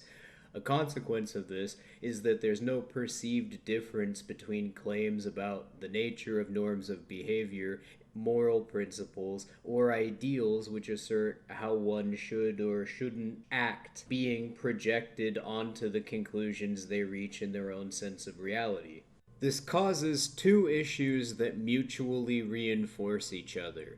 People can only refer to perceived external sources as the foundation for describing behavior to themselves, which makes people perceive themselves to be dependent on something other than their own reasoning to define their own frame of reference for validating how they perceive behavior, and consequently makes one logically incapable of describing their own actions in relation to others based on standards which aren't perceived to be based off of referencing something external to themselves. This conditions people into being unable to regulate their own behavior, because they have no means of understanding how to even describe their own behavior to themselves with concepts that aren't legitimized from a perceived external source of validation, and thus manufactures a subliminal psychological desire for something other than oneself to be referenced as an external source, which then plays the role of judging how behavior is categorized, so that what can effectively be cultivated is a mass delusion which reifies socially engineered costs created by the state through creating narratives that describe subjects with concepts through the use of language that subtly presuppose the Socratic method's metaphysics as evidence in narratives spread by propaganda models, and by philosophies used to validate methodologies cited as the basis for categories used in scientific research to supposedly validate proposition-based concepts through university-published research, which translates in practice to people using the conceptual appeal to a supposed objective truth to base their sense of morality on as a rationalization to justify to themselves attempting to inflict trauma bonds onto other people as necessary for them to have a stable sense of identity. It's pretty ironic because one of the more popular tropes in apologetics, especially from the Judeo-Christian variety, for there being an objective truth in claims about how people should act, is that this is required conceptually to create common norms around behavior, when actually it's specifically because everyone in modernity attempts to propose that their claims about behavior are derived from true beliefs that it's impossible to have common views about norms of behavior and therefore impossible to have a common perception of morality. And this is exactly why it's impossible to coexist with people who have a sense of ego unless you're sharing in the trauma bond that allows them to sustain theirs. The meaning created by any signaling that someone who has a sense of ego perceives in your behavior, the signaling in your body language, or rules of your emotional reasoning is going to be a projection of the reasoning that informs their own, because of the fact that it's internally validated based off of proposing to themselves that it is the true representation of reality. So any attempt you make at expression, or any behavior you attempt to normalize, can only be interpreted within rules that follow from their internal narrative of reality, which they won't be consciously aware of. So if anyone who's narcissistically invested in a system of philosophy perceives any concept or behavior being expressed that is inconsistent with the system of philosophy's valid representation of logic, or behavioral norms that they've proposed to themselves as being objectively correct, they can only react to the difference by referring to their own belief system's rules to contextualize the meaning they perceive, signaled by its presence in their perception, which in practice translates to them projecting narratives they've invented onto what they're perceiving in order to rationalize its existence to themselves. In effect, meaning that concepts which validate the narratives used to reinforce the trauma bond has to be correct over all other potential expressions of reality in any society where the psychology which cultivates it has been normalized, because the rules of the belief system that reinforces the egos is the default standard through which any possible concept or subject can be interpreted. So nothing which is perceived to deviate can ever become normalized, because the egos people develop based on the belief systems which they created as a result of propaganda determine the rules of their behavior. They inform the relationships they perceive between subjects and themselves following narratives which validate their fixed sense of identity over ones which attempt to represent the nature of the subject they're projecting these narratives onto. As a result, trust can never be anything other than the reinforcement of a trauma bond if ego is normalized in any given relationship. Ego can only be normalized if belief in objectivity is normalized, and thus the two concepts mutually reinforce each other. Egos act as an almost sensor programmed directly into our brains that serve the purpose of reinforcing structures in the environment that create the external pressures which cause people to believe in objective truths, which turns this process into a self-reinforcing cycle. The process of assimilating to a civilization's culture, as it's referred to in political science. This is revealing, however, of an actual issue which does need to be addressed by the method of any practice that's going to be able to effectively counter the state's role in societies, and that is how religions, along with ideologies as a result of propaganda, reify one's perception of reality on a cognitive basis, because understanding this is key to understanding how signaling affects people psychologically in such a way as to cause them to become brainwashed. It would be more accurate to describe the role of belief systems in one's perception of reality as tools that serve the purpose of rationalizing method that one creates to drive their behaviors towards the pursuit of satisfying perceived psychological desire. By creating a frame of reference to rationalize the internal logic to themselves of the methods they create for achieving perceived goals through their performed behaviors. Ideologies, then, are framing devices which serve as tools to rationalize the internal reasoning created by developing a narrative of reality based off of a belief system created through an initial proposition. Think of the role which political participation and the worship of a supernatural element plays in the religious or ideological narratives of reality. They're influencing machines that serve the purpose of creating a sense of certainty in the investments one develops based off of factors they perceive themselves to have no direct means of exerting control over in their environment, yet tangibly influences the norms of their behavior on a practical basis, which makes these pressures impossible to ignore the existence of. Then refer to how religious systems of spirituality and political science portrays the state and or God as the basis for validating the concept which serves as the explanation for what justifies any proposition they've created to themselves. People who are invested in these systems of belief come to the conclusion that they are valid, not because they're persuaded on an intellectual basis that they're establishing categories which represent natural phenomena accurately, but because they allow them to pathologize justifications to themselves for continuing to assert the validity of the belief systems they've proposed to themselves, to normalize the abuse that's required to preserve the cycle of trauma that sustains them.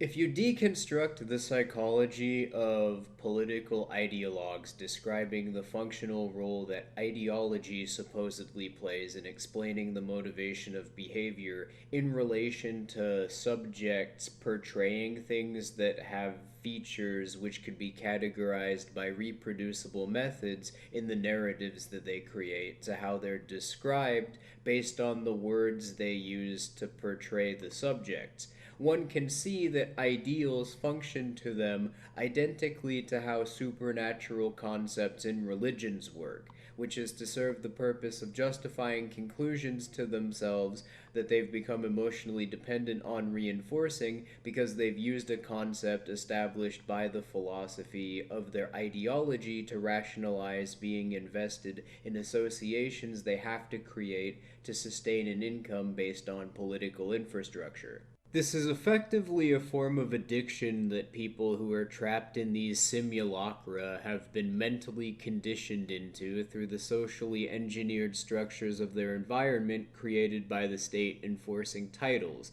which propaganda then serves the purpose of ensuring the repetition of strategically designed memes that are always the dominant information that people have access to in order to construct their beliefs based on organically.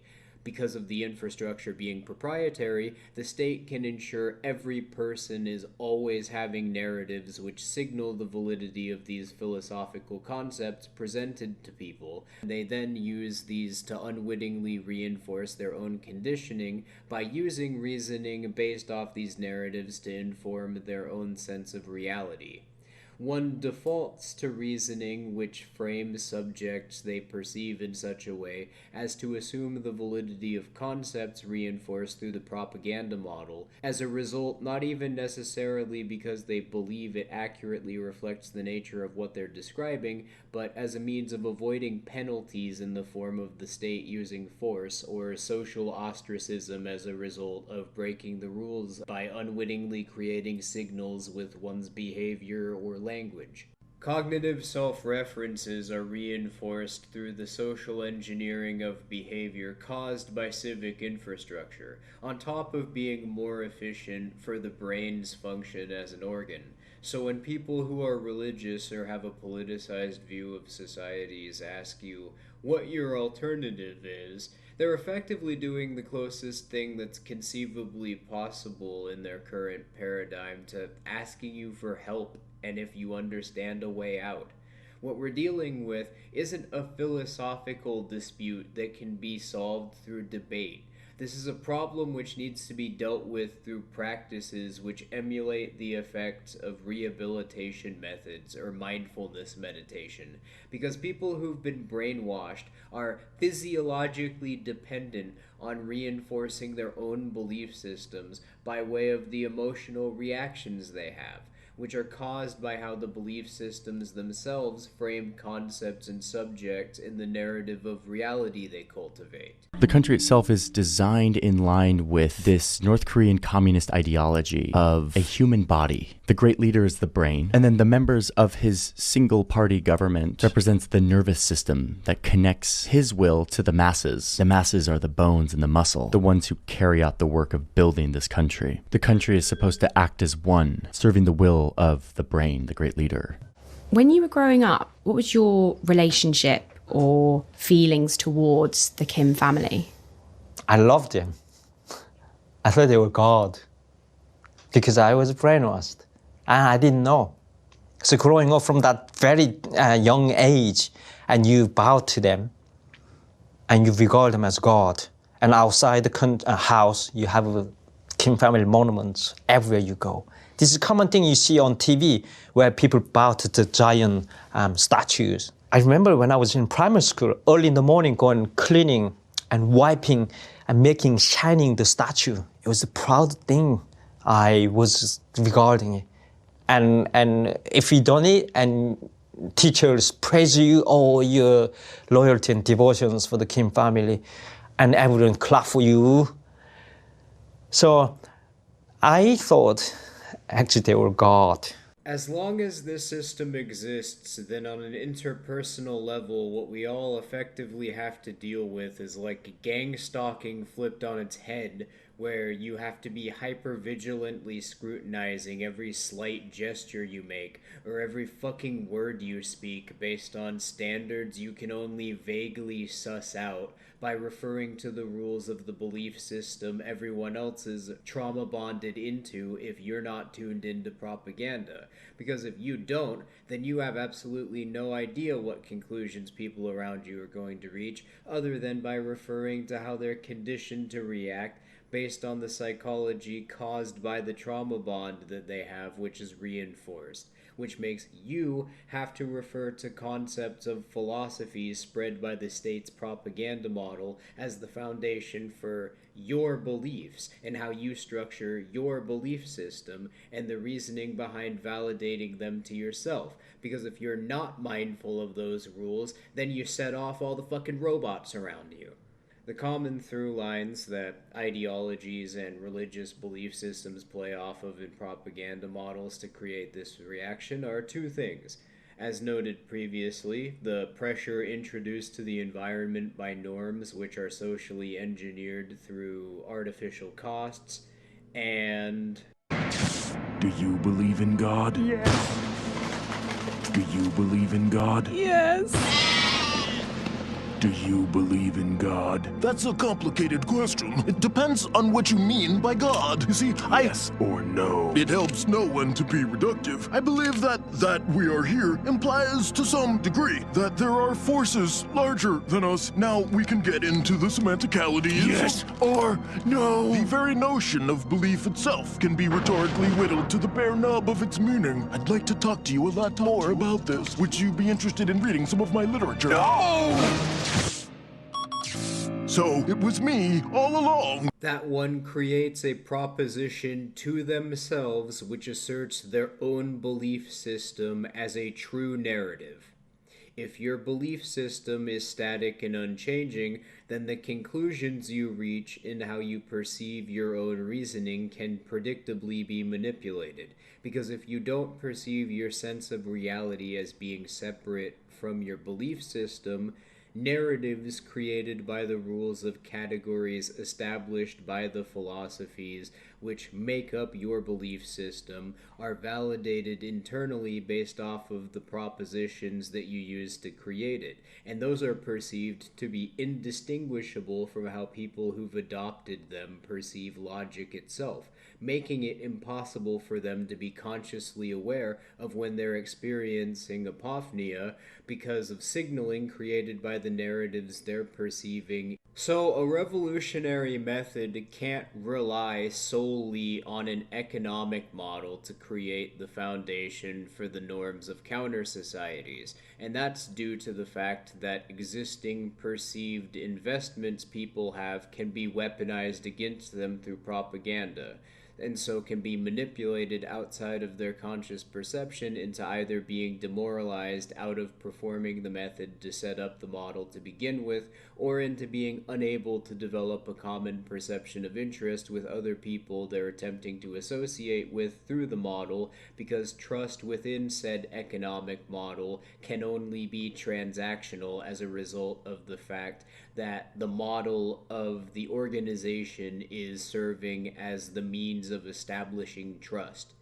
Any common perception of interest has to be based on a desire to enact exchanges that follow from performing steps required to cause the social exchange that's taking place in the first place for the fundamental purpose of it being independent from the state's political economy, as opposed to people being drawn to adopting the practice which sets up the model out of it being perceived more profitable within the context of existing economic norms, because those are the product of social engineering. And all organization methods that are based on this foundation are going to be structurally dependent on the viability of the economic practices that sustain them. Okay, so now I want to talk about 9/11 and the war on terror. This is Donald Rumsfeld, and after 9/11, America decided that they need to take offensive. They need to hunt down the terrorists and control their behavior. Then bad things start to happen, okay? So this is a prison in Iraq, Abu Ghraib, where they arrested terrorists, and they were doing strange things to these terrorists, as you can see. Okay, so this was leaked to CBS News, and CBS News showed all this. All right, so it's pretty disgusting. So now the question then is, why is this happening? And there have different explanations. The military says these are soldiers who went crazy and they went rogue. So we've arrested them and we've punished them. But then they discovered that they're actually psychologists who were responsible for this program. So these are two psychologists, and they were sued by the victims. And during the court testimony, we discovered that they were paid $80 million by the CIA to develop this program. So what is going on here? This is not something that happened randomly. It was designed by the government, by the CIA. It's an experiment to change the mentality of these terrorists. And the theory is called learned helplessness. You can basically take someone like Ra, okay, the virtuous hero, and turn him to Osiris through certain techniques. Okay? Remember, Ra, the identity, is the virtuous hero who fights Apophis every day. Osiris is a person who gets tortured by Set every day, okay? So the goal of this experiment is to turn Ra into Osiris. And the person who learned helplessness is also the person who developed a new theory called positive psychology. His name is Martin Seligman. Okay, so positive psychology that you're learning in school is brainwashing. After the CIA started to torture all these prisoners, they became ISIS, Islamic State. So ISIS is this fanatical death cult that are terrorists who go around the Middle East and kill a lot of people. Okay, you might have seen their videos where they do a lot of nasty stuff, like beheading people. What a lot of people discovered is that there's actually a direct connection between ISIS and this torture. In fact, in many academics, so for example, Jeremy Suri and Andrew Thompson, they discovered that many of the ISIS fighters the US is currently combating in the Middle East deepened extremism during the time in prisons, controlled by the United States. So it's really strange. The United States thought that they were going to use the psychology to turn Ra, the terrorist, into Osiris, the citizen. But they ended up doing the reverse. Osiris became Ra. Okay? So this is Human Rights First, an organization that started to interview these prisoners. Prisoners told them, okay? Their testimony shows that ISIS recruitment is still ongoing, unchecked by Egyptian authorities, and fueled an substantial part by the torture and other abuse that pervade Egyptian prisons. So it's really strange how these prisons are almost training ISIS terrorists. Let's go back to Guantanamo Bay, okay? The answer lies in these prisons and what they're doing there. So most of these prisoners were so traumatized, they forgot what happened. But we have one man, Abu Zubanai, who remembered what happened. He's a Saudi citizen who was captured. And he told us what they were doing to him, okay? So we're going to go through his story. And you tell me what the story reminds you of. So they basically were force-feeding him, torturing him, strangling him. And they put him in a coffin and they drowned him. And they used a power drill to do this to him, okay? They basically cut him up. Oh, and also sexual humiliation, right? Where they had a woman who tried to seduce him. Also, guys, right? Do you guys see this? This is what they did to Pharaoh 5,000 years ago. It's the same story. It's the same script. In other words, what they're really doing is they're trying to turn these people who are mostly innocent into terrorists. They're trying to turn these people into drones that they can program and unleash in the Middle East. That's the real goal. 5,000 years ago, they were doing this to Pharaoh. And now they figure out how to do this to anyone using drugs, using torture, using ritual abuse. Okay? So all these ISIS fighters, they're robots controlled by the American military. They're drones, they're human drones. And the results of MKUltra have spread throughout society. Guys, good news. You're now the Pharaoh. Okay? Each and every one of you are now the Pharaoh. The Pharaoh. They're turning you all into objectivists! Run for your lives! Think of brains as being like organic computers and psyches as their operating systems. Think of spiritual systems then as programming languages for the software being emulated within the operating system. Psychology as a deconstruction of the internal rules of the operating system by using the structure of software being emulated, and spiritual disciplines as a means of deliberately programming the psyche by using mental constructs which create reproducible effects based on referencing the function of the brain as an organ.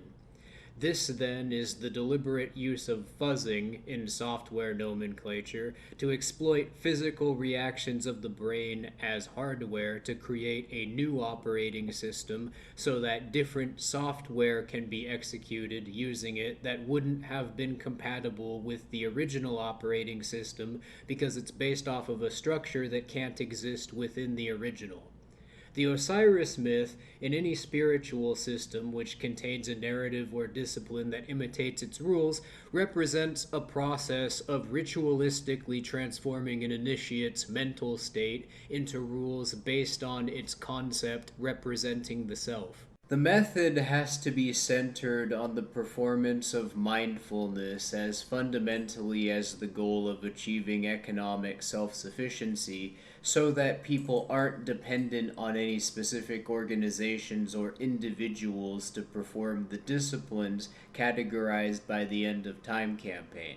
Thus, it can pluralize organically without any common structure that can be countered by the state gatekeeping resources through the enforcement of titles which could be identified in the environment. And so people don't have to rationally perceive themselves on an individual basis to be acting in conscious opposition to the state. People develop investments based only on the norms which emerge by performing techniques that emerge through their pens functioning in their environments, and thus prevent people from being manipulated by having their belief systems weaponized. The common structure which is being played off of in order to create a coherent method is the physical structure of the brain itself, because this is an immutable characteristic of all people and therefore works based on common rules in all possible relationships or environmental conditions.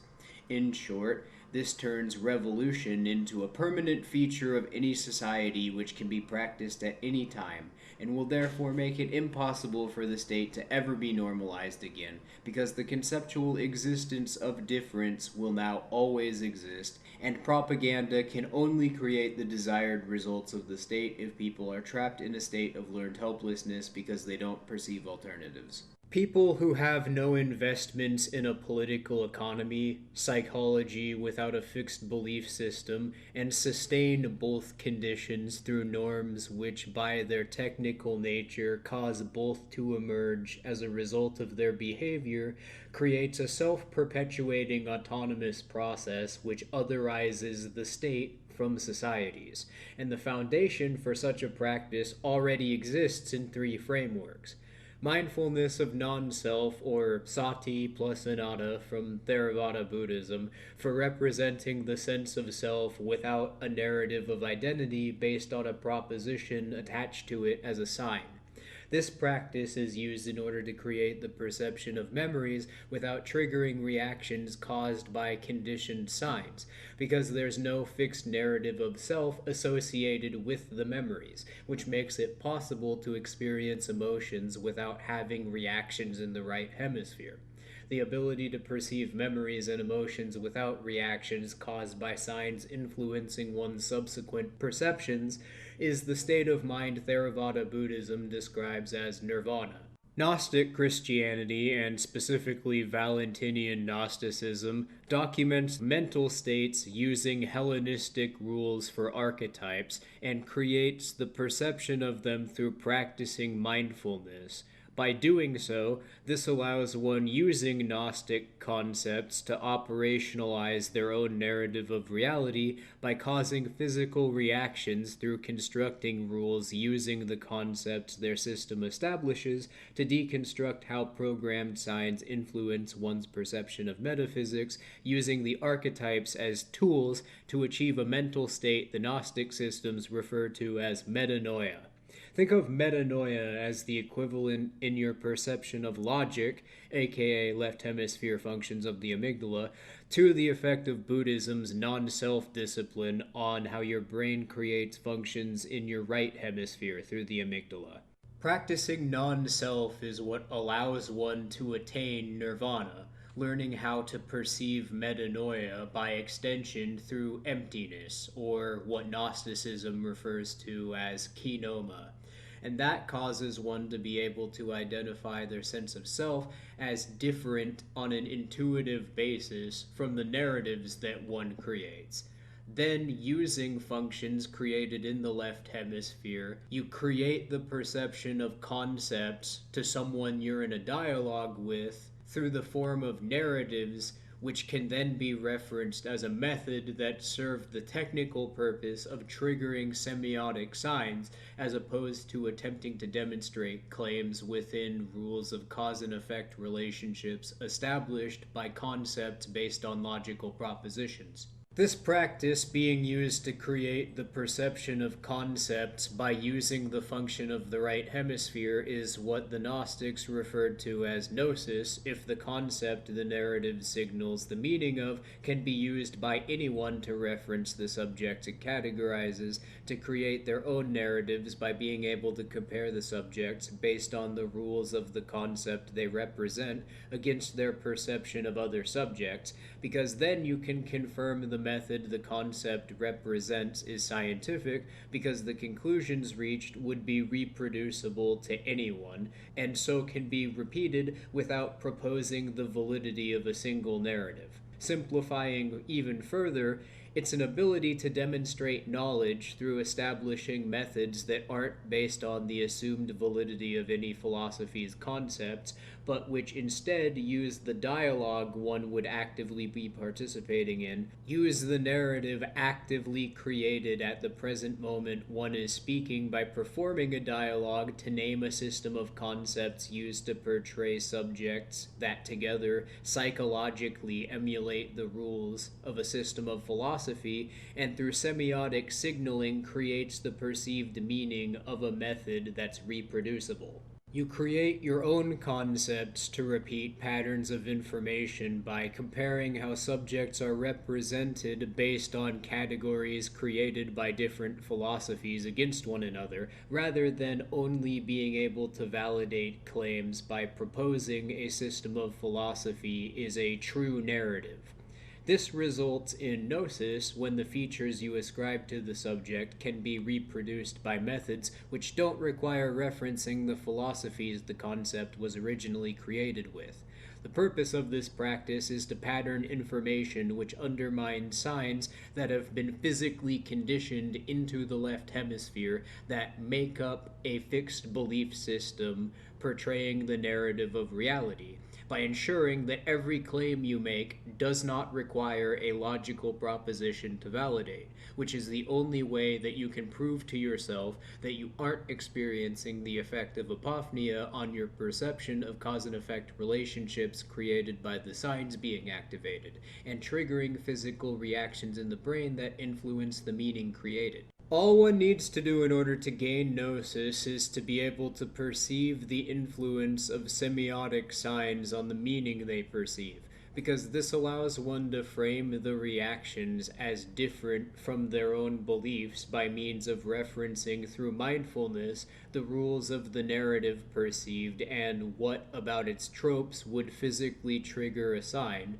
and thus how the sign is manipulating the meaning created by comparing it against traumas, which leads nicely into what Gilles Deleuze and Felix Guattari refer to as rhizomatic philosophy, where a very similar form of mindfulness is practiced to Gnostic Christianity, except where through an effect known as therapeutic reframing, you perceive narratives which create reasoning that baits your brain into reacting based on an emotional response, and the reaction is subtly and deliberately changed by stimulating the function of the libido through signaling created by the media or the concept you create to yourself through mindfulness, that causes you to perceive the rules of the narrative which causes the reaction, so that more than one narrative is associated with the sign which caused the initial reaction.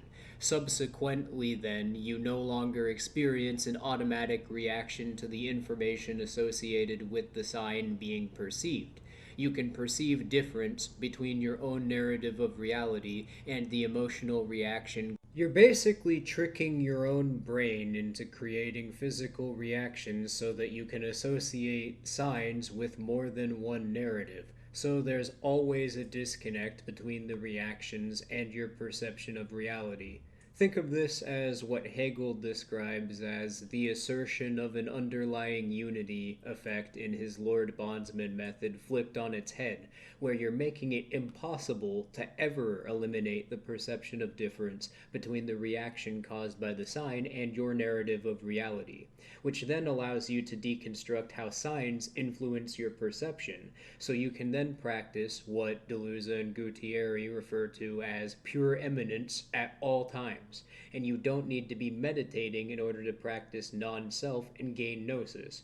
In other words, you represent your own narrative of reality based not on the internal rules of categories established by any system of philosophy attempting to portray themselves as a true narrative, but instead based off of context gained through mindfulness of how your own brain physically generates perception, and then referring to this through your memories to compare against whatever meaning is perceived at any given moment to both identify cognitive biases in real time caused by conditioned signs and to deliberately structure your own perception in such a way as to undermine any potential conditioning. Using mindfulness based on these frameworks to achieve the effect of eliminating conditioned signs in your left and right hemispheres is a process that we refer to as self-radicalization, which is the other most important condition in the norms of one's behavior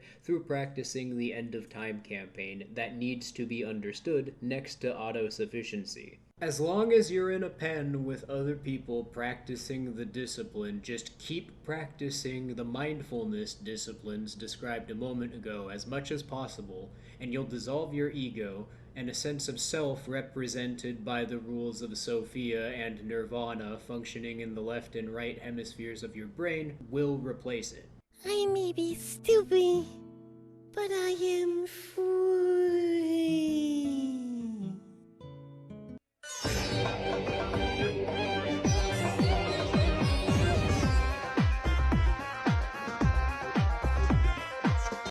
The concept of people's war originally comes from Maoist philosophy, a protracted revolutionary strategy based on mass mobilization. However, we're reframing it here to focus on undermining state control over property. Instead of traditional warfare, our reframed approach targets state control over property titles. This is done through direct action and the creation of parallel economies. State control primarily relies on the legitimacy of property titles. Agorist counter-economics offers a framework for undermining state power. It proposes creating a black market and a parallel society that operate outside of state control. Direct action could include the occupation of land and the creation of alternative systems, thus circumventing existing property titles. Jacques Ellul's concept of technique explains how the state uses systems and processes to maintain control over society. These techniques include property registration, legal systems, and other bureaucratic processes. These are the mechanisms by which the state enforces its property claims. Michel Foucault's framework of power relations shows that power is decentralized and operates through social relations, including property. The state reinforces its power through property laws and their enforcement, which are not just legal, but also social constructs. By establishing alternative property claims through direct action and building parallel economies, the state's ability to enforce its property system is undermined.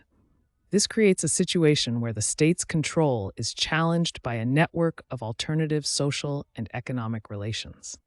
What you're essentially accomplishing by forming a pen with people you have an interpersonal, non-transactional sense of trust with through mutual aid and by practicing the aforementioned techniques through mindfulness is the changing of the relationship people have with the state and the norms of their behavior, so that the state is forced into a state of conflict with them, because the state loses the means that it otherwise had to control the norms of their behavior. In counterterrorism research, using the enforcement of property titles in order to try to demoralize radicals is referred to as defection constraint. So if people who live in rural areas were to begin sustaining themselves with techniques that conflict with the infrastructure of the state's political economy, then the people living in rural areas aren't dependent on the state through any technical basis, and so aren't dependent on the industries which the state defends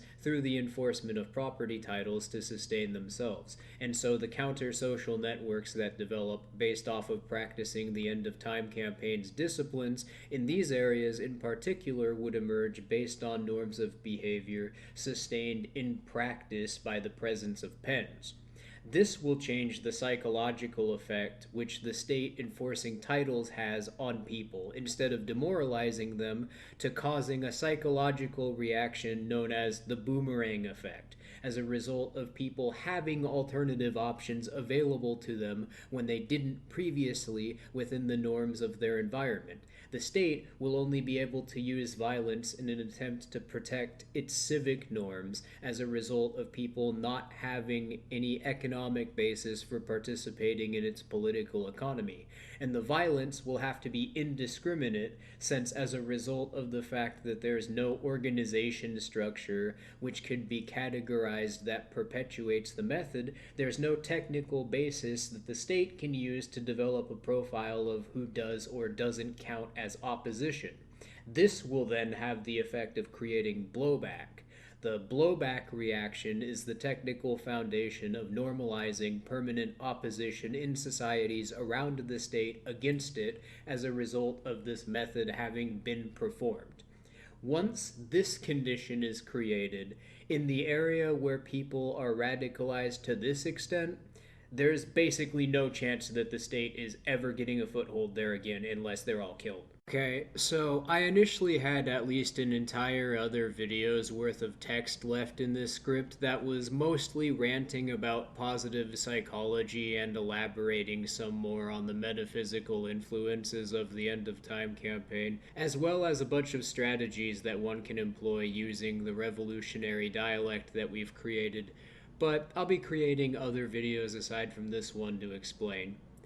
I can't understate how the process of doing the research for and putting this video together has fucking destroyed me psychologically because of shit that was going on in my personal life throughout 2025 while not still really being over what I went through before. But I want to wrap the rest of this up as quickly as possible so I can feel inner peace with knowing that I'm done and that a wider audience now has access to the End of Time campaign.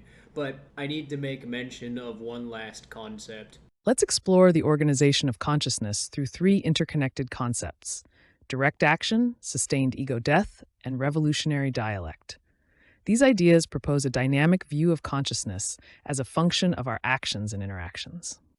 Direct action means that when you engage in organization, you become the organization itself. Your actions and performance directly define the organization. Here, the blue circle represents a person, and the green square represents the organization. Sustained ego death, or derealization, is the detachment from a fixed sense of self. It's about breaking down rigid identities to allow for fluidity and change in one's cognition. Here, the circle fades out and a copy appears, representing the fluidity of identity. Revolutionary dialect sees consciousness as cognition that arises from interaction. Our thinking is not isolated, but a function of our engagement with the world and others. In summary, direct action means that your actions are your organization. Sustained ego death allows for flexibility and change in your identity. Revolutionary dialect explains that our consciousness is a function of our interactions. Together, these ideas suggest a dynamic view of consciousness, emphasizing its ever-changing nature. With all that out of the way, for everyone who's been a long-time viewer of the channel, thank you for sticking around. Heretic and I will be more consistently uploading in the near future. I actually have quite a few projects I conceived of I'm pretty excited about that I came up with in the process of making this.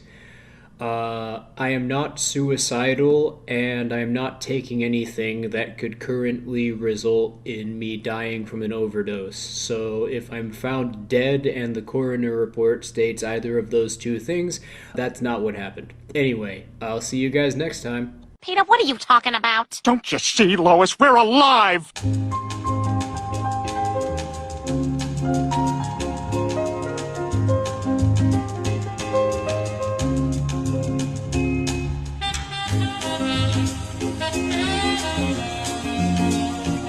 Dance with me, Lois. Dance the dance of life.